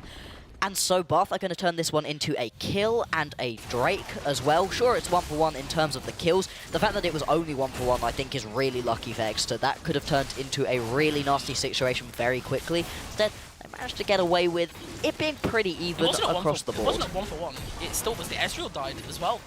The Ezreal, and I swear the Vi got caught. The Vi died, and is just coming up off back of base. The Ezreal died, the Vi died. Oh! One. Oh! Wait, no. Hang Am on. I stupid? Hold on, let's replay this fight. Ezreal dies here. Ezreal dies, the Vi dies, no one else dies. Drippy Darren gets picked as well, no? Or am I stupid? Yeah, Drippy Darren Drippy also Darren drops. dies. I knew someone else died Okay, here. I right, think yeah, we're just you're right. very tired. I completely missed that Drippy Darren had The died. fact that Last even goes that low against a Yeah. Rel Orianna hitting them, by the way, is Is crazy. huge. And especially has to pop that Featherstorm just to keep the rest of the team safe, Carlos. push down damage. Carlos not going to be found. Insane instant. I think it was an instant E Yeah, away. had to be, because otherwise you get hooked right there and you just die. That could have changed everything. Eric looking for really aggressive trades here onto Last, even with the Vi here. Won't be able to find a kill from the Vault Breaker. Has shadowing from Maru. Just going to be a little bit of a slap fest here. Eden scatter the weak. Isn't going to be scattering anything, unfortunately. Just poking down damage onto them. Getting a few splinters in her pocket. Could we click onto the Syndra, please? Just to check. I want to see the splinters, yeah. Hey, bestie. 88. All right, we're 80, pretty that's close. That's pretty good Yeah. already. Has already empowered Sky of the Week, which is going to be doing a lot of work in these team fights. Having the slow on top of... I mean, it's literally like a 90% slow. It's like a double stun. It's ridiculous. You just don't get to move, and especially when you hit mass scatter the weeks during big team fights, at that point you can pretty much immobilize the entire team composition, which can be huge for these single target damage dealers, because this is not a game where you have a real big wombo combo. Sure, you can try, I think, with Azaya, but she's not really built for that either. They are deep. Why So is deep. Vi here and gets hooked back in? Eric with the True Shot Barrage. Last is Last. free hitting. Can actually look gonna to get get a kill with the Feather Storm. Eric is moving. Maru is here, and we are seeing the TP Magnet response Storm. come through from Eden. Will it be enough? Able to guide out Drippy Darren. That should be an ult kill onto Eric. Maru looking for more. Spoon King is not there in time. Might be able to dash to the wave. Won't be able to find the E onto Drippy Darren, but look where Mio is. That's a shockwave that trades this nicely. That is a 3 for 2. Yeah. To the side of Bath, making it a little bit more even, but overall really scary. Maru is still looking. No. Look where Spoon King is. Pops the ult, flashes the ult as well on the side of... Wait, does he flash the ult? Who flashed? Eden flashed. Eden flashed? Eden flashed to try to get away from that Vanguard's edge. Did manage to not get tagged by the slows off of the edges. Did get tagged by the initial part of it, though. Yeah. Still goes down either way, and that's really unfortunate. This game has turned... That was a 4 for 2 then. Yeah, 4 for 2, huge. And Bath are putting themselves in a really strong position. They are up by, what is it at this point, 3,000 gold? Blue side broken. Blue side is broken. So far, blue side has won every single time. Unfortunately for Bath, if they win this game, I would expect Exeter... Hang on, there's Carlos. Carlos could be found. We are going to see the cease and desist instantly. Teleport behind. This could be really big. That immediate cooldown is gone. Eric is still free hitting. Maru is creating a lot of space. His fight has been caught. No ball breaker out of this fight. What on earth happened? I'm not sure what happened with that Vault Breaker, unfortunately. I think it just got stopped, like Yeah. mid-dash. Must have been. Drippy Darren stunned up, does have the E to try to jump away. They are deep. Scatter the weak. It's Wait, they keeping can them turn so this, they can safe. turn this. It's so winnable. If this is able to not quite take out Spoon King, so tanky coming through here. Maybe onto the Maru could have actually been a little bit better. Not going to quite find Eric here. Eric's so confident, still free hitting. In the meanwhile, Mio is getting ran down by Timatopa. The Crown will save them from part of the initial burst damage, but it's still a Trundle. Running you down under your tower, it is terrifying. I don't think the ult is available. Will end up dying. the golden- wait. Unlucky. I think you just forgot about the item. Yeah, Zonya's diff right there. There's a reason that they're going to be changing this item around a little bit. It's basically the same next season. I hate it. I don't think it should be in I the should game. have removed it from the game. Smile. Anyways. It's all good because you've managed to outplay the Trundle. To be fair, in that situation, if you don't have that, the Trundle just walks at you and keeps walking at you and keeps bonking you on the head with that club. Instead, gonna be a return kill. Timatopa does go down. He's been pretty good at getting into these side lanes and trying to pick himself up turrets, but still hasn't really amassed a massive gold lead. Has died 5 times, only got 1 kill to his name. 2 items completed, not so far behind as I would have expected in this lane. Still, 3,000 behind. And even we say, like, oh, 3,000 behind, you know what's really cringe about this Trundle pick is it can go, like, 1 and 8, and it doesn't even matter. Because the second this guy buys Hullbreaker, he's now an immediate threat. That's the thing. I see this series won by a Hullbreaker Trundle, I'm going to be very upset. Just in the side lane, bashing onto turrets, you don't necessarily need to ever get him... Great sixth sense out of Drippy Darren there to be like, yeah, I need to... Someone check his computer! You need to get out of that one. He was absolutely correct. We are once again going to see Timatopa and Akiyama Mio sat in the top lane as... So is Eames. Eames is top 2, so you're just conceding this Drake. A Cloud Drake would also work really well onto Bath. Could potentially just be a Baron play, but that would be really risky. Eden is also nowhere near. Does have a teleport available. Where is the reverse tempo trap, guys? What have you been taught? I mean, they're always waffling on about it, and I don't see any tempo trapping or any reversing. It feels like they don't know what to do in this situation. I think because they've got a composition who's very single target, really wants to find themselves picks, and unfortunately the only person you could really try to find those picks onto is the Orianna. We've seen multiple times where they go in onto Eric and he survives for just long enough for the rest of Bath to just descend and it turns into chaos. What am I watching? What am I watching? This is tough. And it's really, really hard as well, like, for X to actually find anything. Now, speaking of finding something, we are seeing the Blitzcrank land this initial hook onto Bai, completely turned around. So much damage. Two-shot barrage will not do enough damage to actually find anything. So many ults being thrown down. We do see the quickening. We see the Magma Storm. What a hook, but it's not going to find anything. In the meantime, Last is being freehand through. Won't actually get any feathers down. The cease and desist is still here, but you are overextending now. What is this? Has to pass back into Timatopa, but you are inting. What am I watching? We are still having this Ezreal free hit. He's too bulky to be taken down. You have no follow-up. Eden is across the lane.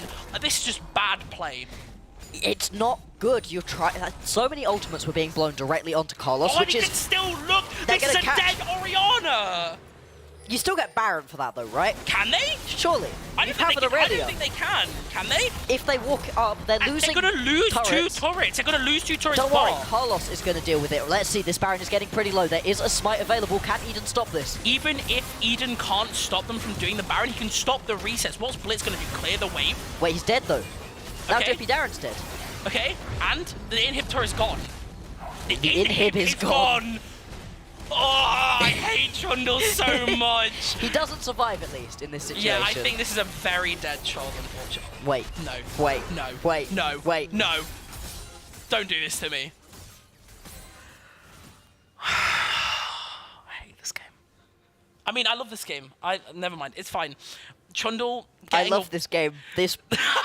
Watching Timotopus survive in that situation just brought me immense joy. I think that infuriates me to no end, but I'm glad we have differing opinions. It makes a cast more diverse and interesting. Look how many ultimates are being blown onto Carlos right now. He is not the primary target. That is the Blitzcrank. Sure, the Blitzcrank hooks have been pretty impactful. That Blitzcrank hook was the opposite of that, unfortunately. Lasp is just caught out on the backside. You can see that Timotopus trying to get involved, like, oh, I can join, and then realizes that that's actually a terrible decision. Well, the Aurelia shows up leaves. at that point. It's just really, really hard. I think if they're able to go in before that Aurelia gets there, it's actually a really smart fight. Trundle back to top lane. He's now got another inhibitor to go hunt. Bounties are available as well, so getting this gold down is really, really important. Now, Eden obviously trying to clear these waves into a Baron buff isn't great, but at the same time, it is still a Leandries as well. We'll actually be able to pump damage through that MR shield. Yeah, it's not going to be the end of the world. Still, though, like you said, it's pretty rough. The Baron is going to be onto, I think, most members of Bath. Yeah, I think it was because they just stalled for so long before it came up. It's actually really, really impactful. They're able to actually match the tower push here. Being able to get this back up when the inhib is obviously broken down, being able to match the super minions is so important. I know, I see the angle for Mio, and the crown is not popped by the Trundle. That's really interesting. Yeah, that's good that you don't manage to lose that one. Timotopus just going to keep the pressure up right now. You're constantly keeping one member over here. It would be more impactful if you were actually closer in gold. With the giant gold lead, 5,000 that you're sitting on right now as Bath, you can't really win out in these 4v5s. It's just not working out. Timotopus, doesn't get it. Doesn't get it. Well, Orianna W, right? Yeah, just going to be able to pick that one up. Look at the items, by the way. That's Hullbreaker. That is Hullbreaker. Ooh. Don't like that one. Anyways, enough about that.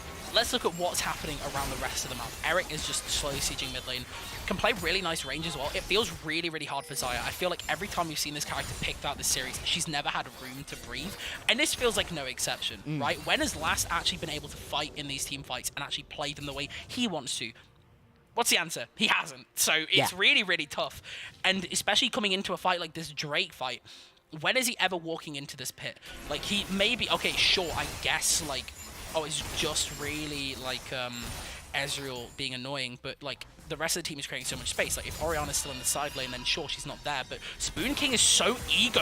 Why is Last just waiting for this to happen? And that is an insane engage follow-up there from Maru.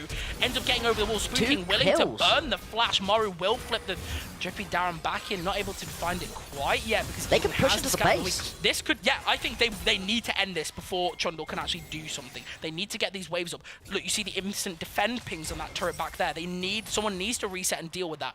We haven't seen anyone yet, and it will be Aurelia just walking directly to there. They'll choose to start up the Drake, sorry. So this tier 2's dead. You're going to get the soul right now for... Is it dead? Yeah, it's dead. Are you sure? There's no way that the Aurelia stops this. Even chooses not to fight it as well. Like, that's bad. So you lose soul, which is pretty big, but that is going to be a objective bounty tier 2 turret taken out, which is, you know, not the end of the world. Timotopus took a couple turret shots that he really didn't want. Surprising amount of damage. Pops the ult, but you saw how much he was jetting back Can up he get from the that. mid lane turret here? Wait, this is just... Eric's dead. Wait, he... Oh, the golden... And he dodges the ult with it as well. So they have no immediate burst damage to get down into the scatter. The weak won't be up for another like 3 seconds. So ends up being able to walk out of that. Really, really nice stopwatch there. Okay. I wonder if he'll spec into it full time or if it's just going to turn into a GA or just a sell angle. I think you need the full... I think the Zhonya's could actually go kind of Yeah, crazy. I think you need the full play. This is crazy. I don't understand. He just walks up. I don't understand why Last actually doesn't immediately walk back out of that one. I think it's really, really cocky to be standing that far forward. This Aurelia is really, really powerful in a very, very strong position. And I think that even if you have 2 of the members of your team there, it's still an Aurelia, right? It's full build almost, and it has pot active. And it's not just a full damage Aurelia either. Oh, You've it's got that Iceborne. frozen. Yeah, you've got the Iceborne Gauntlet as well. You're in a really strong position to just be able to tank damage, step up, be perfectly confident in this situation. It looks like the play right now out of Exeter is going to be to try to get multiple members onto this Aurelia, though. Can they manage it? The Vault Breaker will end up finding that there was no vision control there actually to spot out for this engage. Spoon King will not live with their life. I'm pretty sure they burnt that flash earlier. There's only so much fancy footwork you can do, and it won't be quite enough, but it's going to be able to finish off, secure the kill. It's taken so long. Eric is now moved up. Timotopper will not be as effective without the solo impact here. Wait! What am I watching? And Eden is here to clean up. The scat of the week last finally has a team fight. Why? They're gonna end. They're gonna try and end. They're gonna try and end. No, this is insane. Mio's got to recall. Mio's going to be caught though. Mio is not going to be able to get this recall. They'll be able to stop. They'll be able to stop. Look, has to walk. Eden walk. just looking to clear the waves. I wonder if like Timotopper even cares about the whole breaker stats at this point, because what is it really providing? They collect this in him. They are going to walk it into their base. Wait, no. X is up 2 games already. This is it. This would be the end. Oh no. This is Mio all has to or stop nothing. this. Uses the ult to clear the wave. You have to do that. matter. There's 20 seconds until anybody's back. Oh no! What a disastrous end to a well-played game by Bath, by an even better executed final team fight. What? Oh, what do I even say? What do I even say about them? I love League of Legends. If that's how University Esports League of Legends Winter 2023 finals are gonna end, I don't know what to say about that one. How do we even commentate that? How do we even go over that game? Because in my opinion, I don't even think anything specifically interesting happened. I think they were kind of out of the game for a while, and then Chundo was like, you know what? No one's gonna attack me in this final team fight. I'm just gonna gen back up off of my full stack Ravenous Hydra, gets the AoE damage onto 3 people, so he's never dying there. Still has the ult active, has the W active, never ever dies, has TP active. Eden's on the fly. He's like, I got you, bro. I'm wave clearing for you. It's fine. The game is over. Max, what just happened? I have a different opinion. I think that was the perfect end to that series. I think that series could end in no other way. I would have loved a game 5. Oh my gosh. Drippy Darren with that 3-man knock-up into the scat of the week, the 3-man scat of the week out of Eden, was so good. We'd been seeing it teased throughout the entire game with them trying to get that going, and I thought that was going to be a terrible play. You don't have your Trundle on a split push flanking. He's getting caught out. You're trying to use your whole break it up Trundle to find a pick in a side lane with multiple members around. That's kind of the opposite of what you actually want to do with those items. But it doesn't matter. Let's watch some replays of what we just witnessed, because it was happening and then it was over so fast. I think there was so much to process in that final fight, and I'm definitely not saying when it comes to that final fight that there was poor execution from the side of Exeter. I think it was perfectly choreographed. I think that was genius. Do I like how it ended? No, not at all. Not particularly. But, like, even then, we saw, like... This game was chaos, and it really felt Eric like at one point... Like, sure, it gets through onto Eric here, but at one point, I forget which point in this game, it's definitely not this point. I think it might have been this point, actually, where they're able to trade this kill. Yeah. This Aurelia felt really, really scary. There was a massive kill lead. They had every Drake. In my opinion, Cloud Soul isn't necessarily the most impactful, but at the same time, it's still a Soul to play for. They've had Baron objective. They've had, like, control of these things. But once again, it feels like every time I ever try and be like, oh, well, you know what? Someone's going to find the angle on it, so they're going to crack the case wide open. I'm wrong.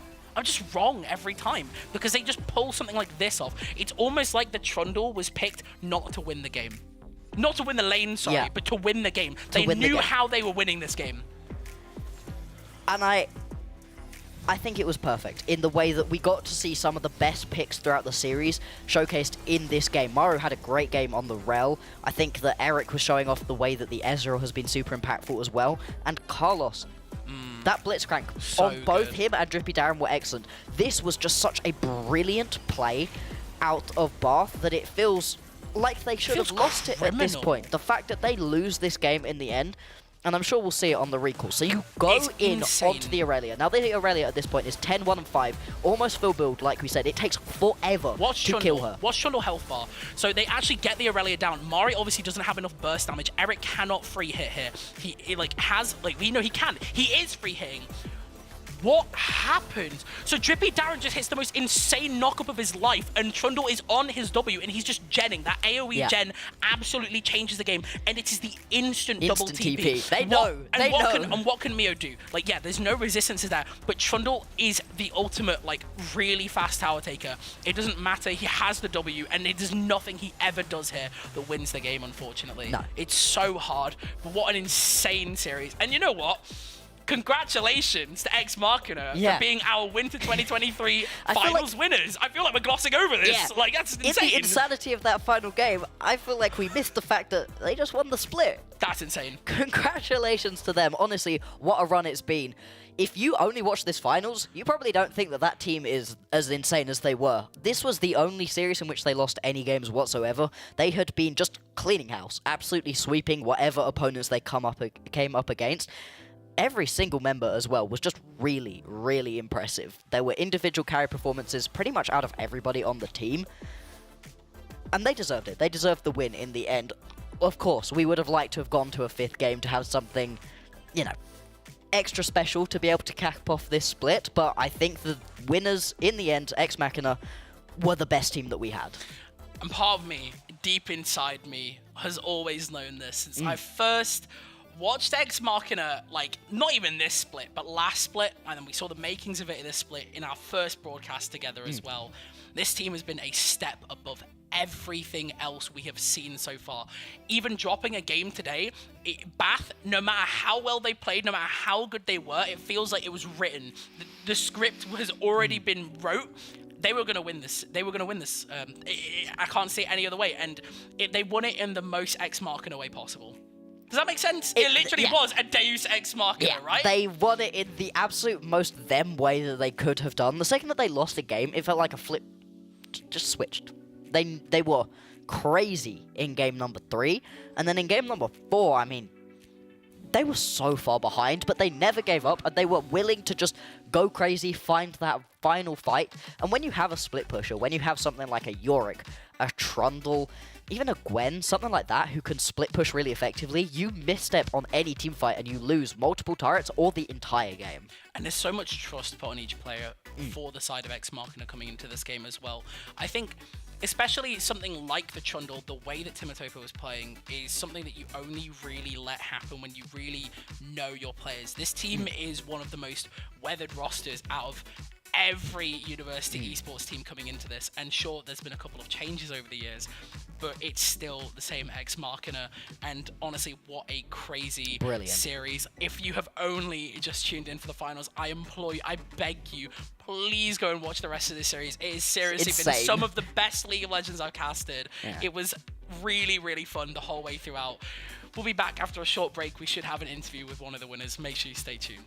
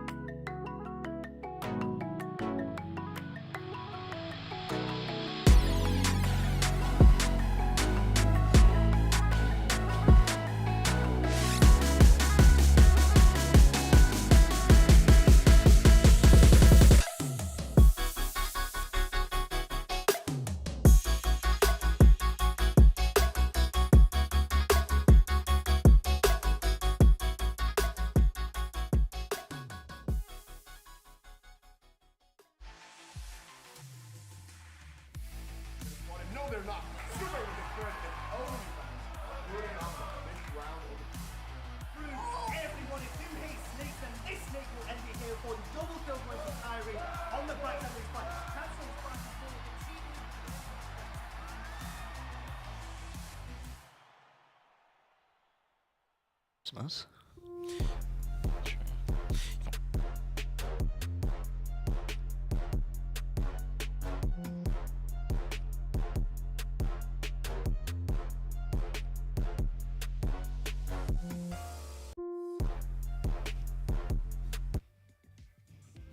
Hello everyone and welcome back to the end of the University Esports League of Legends Winter 2023 Grand Finals. I am here with one of the players from the winning team Ex Machina.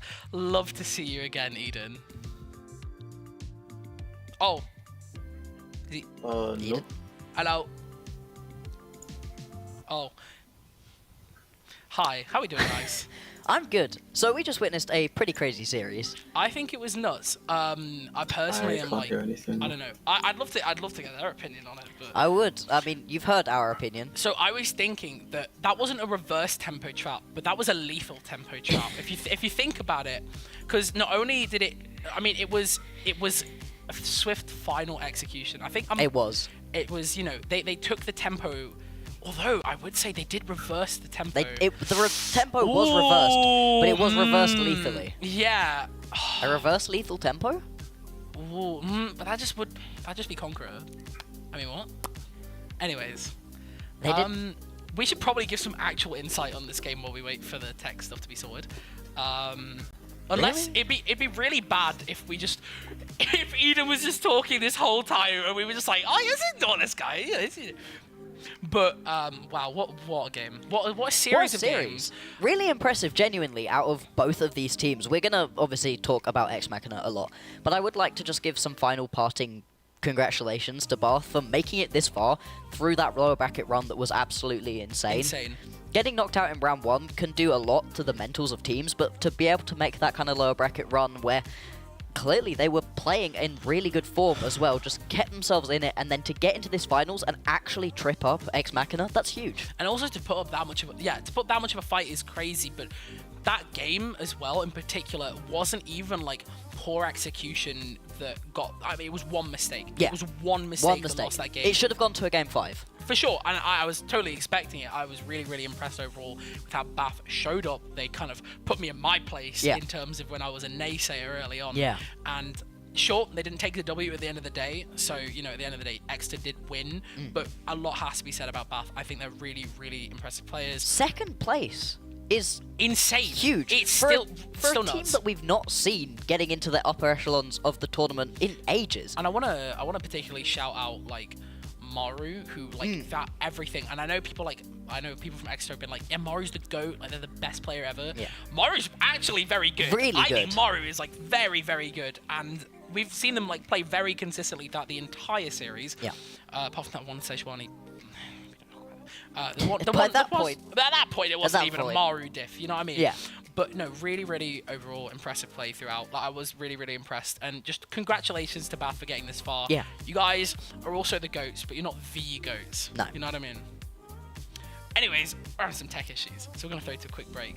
Sorry for cutting your time short, Max. Have you got any other comments before we cut to break? Just congratulations to Bath, and I hope that they come back in the next split next year even stronger and actually compete to take us 5 games, and let's see it again. I think they can, and I'll be excited to see it, but that is next year. We are here in the moment, but we're going to cut to a short break. Hopefully should have this interview for you afterwards. All I ever wanted was to make it through. Tell me, how about you? How about you? So where do we go? Where do we go from here? Where do we go? Where do we go? Where do we go? Where do we go from here? Where do we go? Where do we go from here? Where do we go? Where do we go from here? Where do we go? Where do we go from here?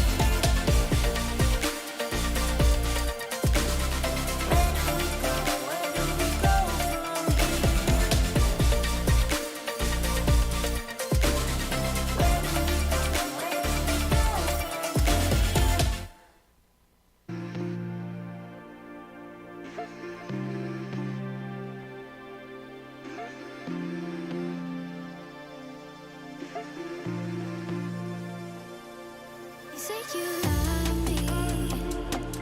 Say you're thinking of me. But you're just lonely. Tell me I'm special. But to you I'm anybody. But to you I'm anybody. But to you I'm anybody. But to you I'm anybody. Anybody. But to you I'm anybody. But to you I'm anybody. But to you I'm anybody. Say you love me. Say you're thinking of me. But you're just lonely. Tell me I'm special. But to you I'm anybody. But to you I'm anybody. But to you I'm anybody. But to you I'm anybody. Anybody. But to you I'm anybody. But to you I'm anybody. But to you I'm anybody. Anybody. But to you. But to you. But to you.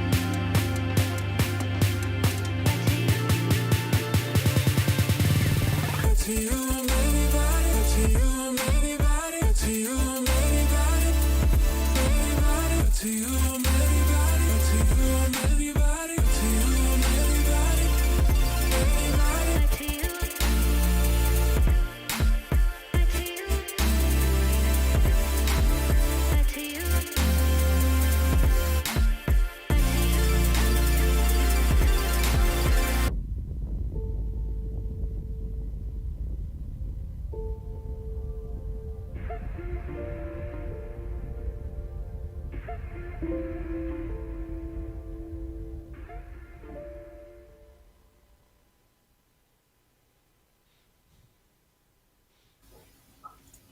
Hello everyone and welcome back. Hopefully this time we've got Eden with us from Ex Machina. It's lovely to talk to you again. Hello. Nice to talk to you too. Very quiet though, but it's nice to hear you. How you doing?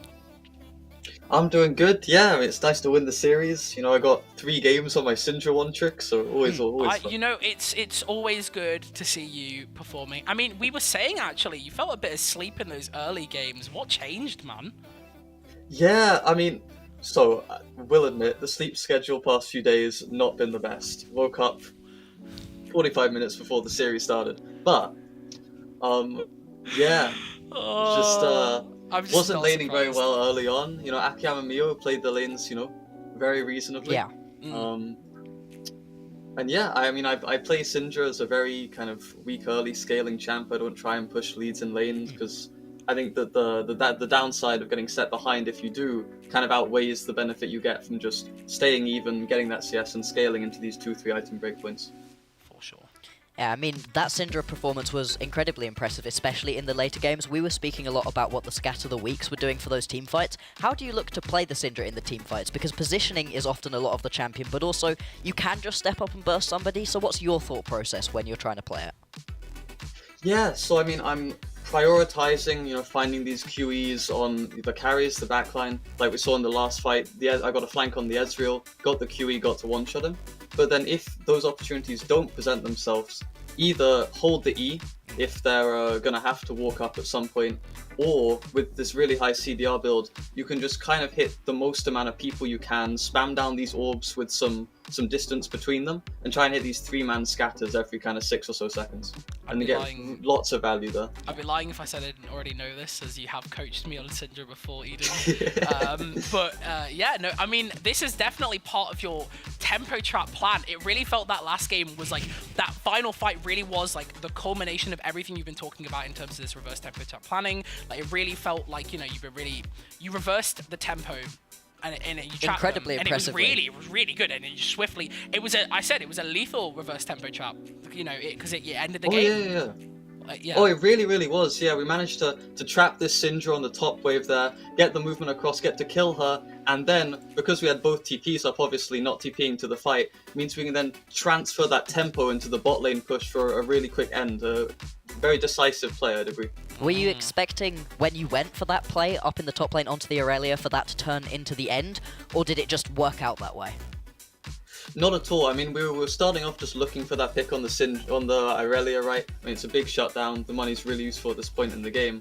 But once they all commit in, and especially once these kind of key carries are down, with both TPs up, it's just kind of a play that you have to go for, I think. Yeah, 100%. Now, I'm really interested in talking about Maru with you, because I personally felt like a lot of the overall play and like strength of that team in like consistency in terms of how they were playing that was from Maru. I think Maru played very, very consistently, and obviously you've been hyping up Maru a lot throughout the entire time that we've had Exeter around.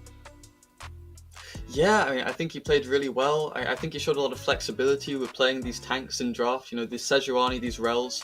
There's a lot of benefits of them, right? I mean, he was able to camp top for an extended period in a few of these games, which was really good to get Spoon King these leads. And it also just opens up drafts so much when you're able to flex this Rel around. I think that he was really good at kind of dropping some of this efficiency to be able to get these ganks off that set up the rest of his team, and I agree, he was playing really well. And how does it feel to win the tournament? How does it feel to have had such a run that you guys did, pretty much undefeated coming into today? It had a little bit of a hurdle in Bath, playing possibly better than expected, but how does it feel to have claimed that University Esports title? Yeah, it feels really nice. It's the first time I played a full kind of normal split with this team. I played the summer split last team with them, but now the first proper split winning is really nice, and it's just a really good experience to kind of play with a team of people that you like and have that kind of coordinated experience. And then winning's obviously always amazing. Well, you should be very, very, very proud of this victory today, even if it kind of went like the most insane way possible. Really, really big congrats, Eden. Well done. Thank you. Yeah, perfect. Just any final shout-outs that you want to do for anybody who's been watching along in Twitch chat or any of your teammates? There's a few, yeah. I mean, all of my team, it's been really great playing with them the whole way through. I think they're all really amazing players, and that's been great. I mean, shout out to Nidge Ones, Olive, our coach. Really funny guy, great to chat to, really good to talk about the game with. I remember last time, I was asked about other players I thought was good, and I kind of blanked on the spot, but I just wanted to throw in Nem, friend I know I think is really good, and Ken Jingwa. Currently, I think top 2 in NSC, about to play finals. Another great player, play him in UCAL. Kenji's really, really good. Very true. Anyways, I'm not biased about that. But no, it's been a pleasure having you again for your second interview, which is crazy. Yeah. So I mean, I just obviously I wanted to have you on just to kind of run it back a little bit, see how you were feeling about winning these finals, because you were just so confident and the rest of the team played incredibly. So massive congrats. Give our congrats to the rest of the team, and it's been an absolute pleasure talking to you again. Thank you. You too. Cool. Well, Look at that, huh? that's it, isn't it? It's really sad. Yeah. I don't want to go home. No, I've been having fun. I was so ready emotionally for a game 5, and then it ended all of a sudden. So yeah, that kind of sucks. But we'll be back. There's always another split. University Esports does never ends. And for the next split as well, for spring 2023, you've got even more reason to compete and get involved, because I'm pretty sure it could be in person. Don't quote me on that, but generally it has been, and I'm very, very excited. Having an audience is always great, and it'd be really, really cool to see more people involved. The competition in spring is always the best. It always the best. So if you're thinking of competing, if you're just watching along at home and you're part of your uni, you want to get involved, make sure you reach out. It's seriously, competing is some of the most fun. Yeah. I had a very short competing stint, not in league, but it was very fun, and I really, really like the experience. Make sure you get involved, and who knows, maybe you could be talking to us after you win the next. You could be us. If you want our jobs, University Esports, I did it, Oh finally. no! You're fired! I am. University Esports opens applications every single time. And they're always looking for new people to Yeah. get involved, whether that be observing, producing, as just a big shout out again to our wonderful production team, casting like us. If you really enjoyed watching us and you Or want to if get you involved, thought we sucked, and then think you could make do sure better, you apply. join. And also, it goes without saying, our socials have been linked out the stream multiple times. If you're interested in getting into casting, you can message me. I'm pretty sure you can message Max as Absolutely. well. We're always happy to give advice, and we're always looking to get people involved in League of Legends as well. It's really, really exciting seeing up and coming talent, and you know, we're kind of like, we're not on the out. I think you're on the rise. I'm on the out. Never. We're never leaving. We're never leaving. But you know, we're always happy to give advice. So make sure you reach out to us and reach out to the wonderful broadcast team at University Esports as well. Always willing to help. Yeah, the behind the scenes as well. They've been incredible. Thank you so much. We stand here, we attempt to look pretty, 50-50 on if we manage to get that one done. But the behind the scenes it's manic, always. There's so many problems to fix, and they make it look so smooth on the front end. You just get to watch a brilliant stream. We just get to stand here, talk about video games. It's so great. And so thank you so much to them. Thank you to Confetti as well for having us. We're in this amazing studio. There's a beautiful LED wall that I keep nearly tripping into. It's so cool. And I think this is a brand new room as well. This wasn't here the last time you were here for... It's gorgeous. You were here for like a UE? Yes, for the Masters. We're really cool into uni, like across Europe tournament. Very, very cool.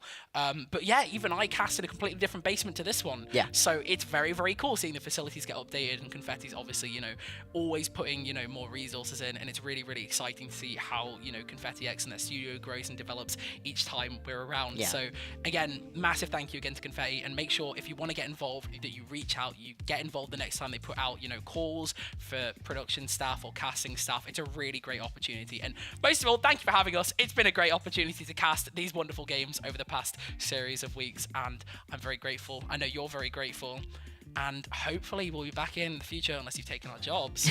So this has been a wonderful series. I've been the Mac, this has been Black Bloxer, and thank you for watching the University Esports League of Legends Winter 2023 Grand Finals, and a congrats to X Machina.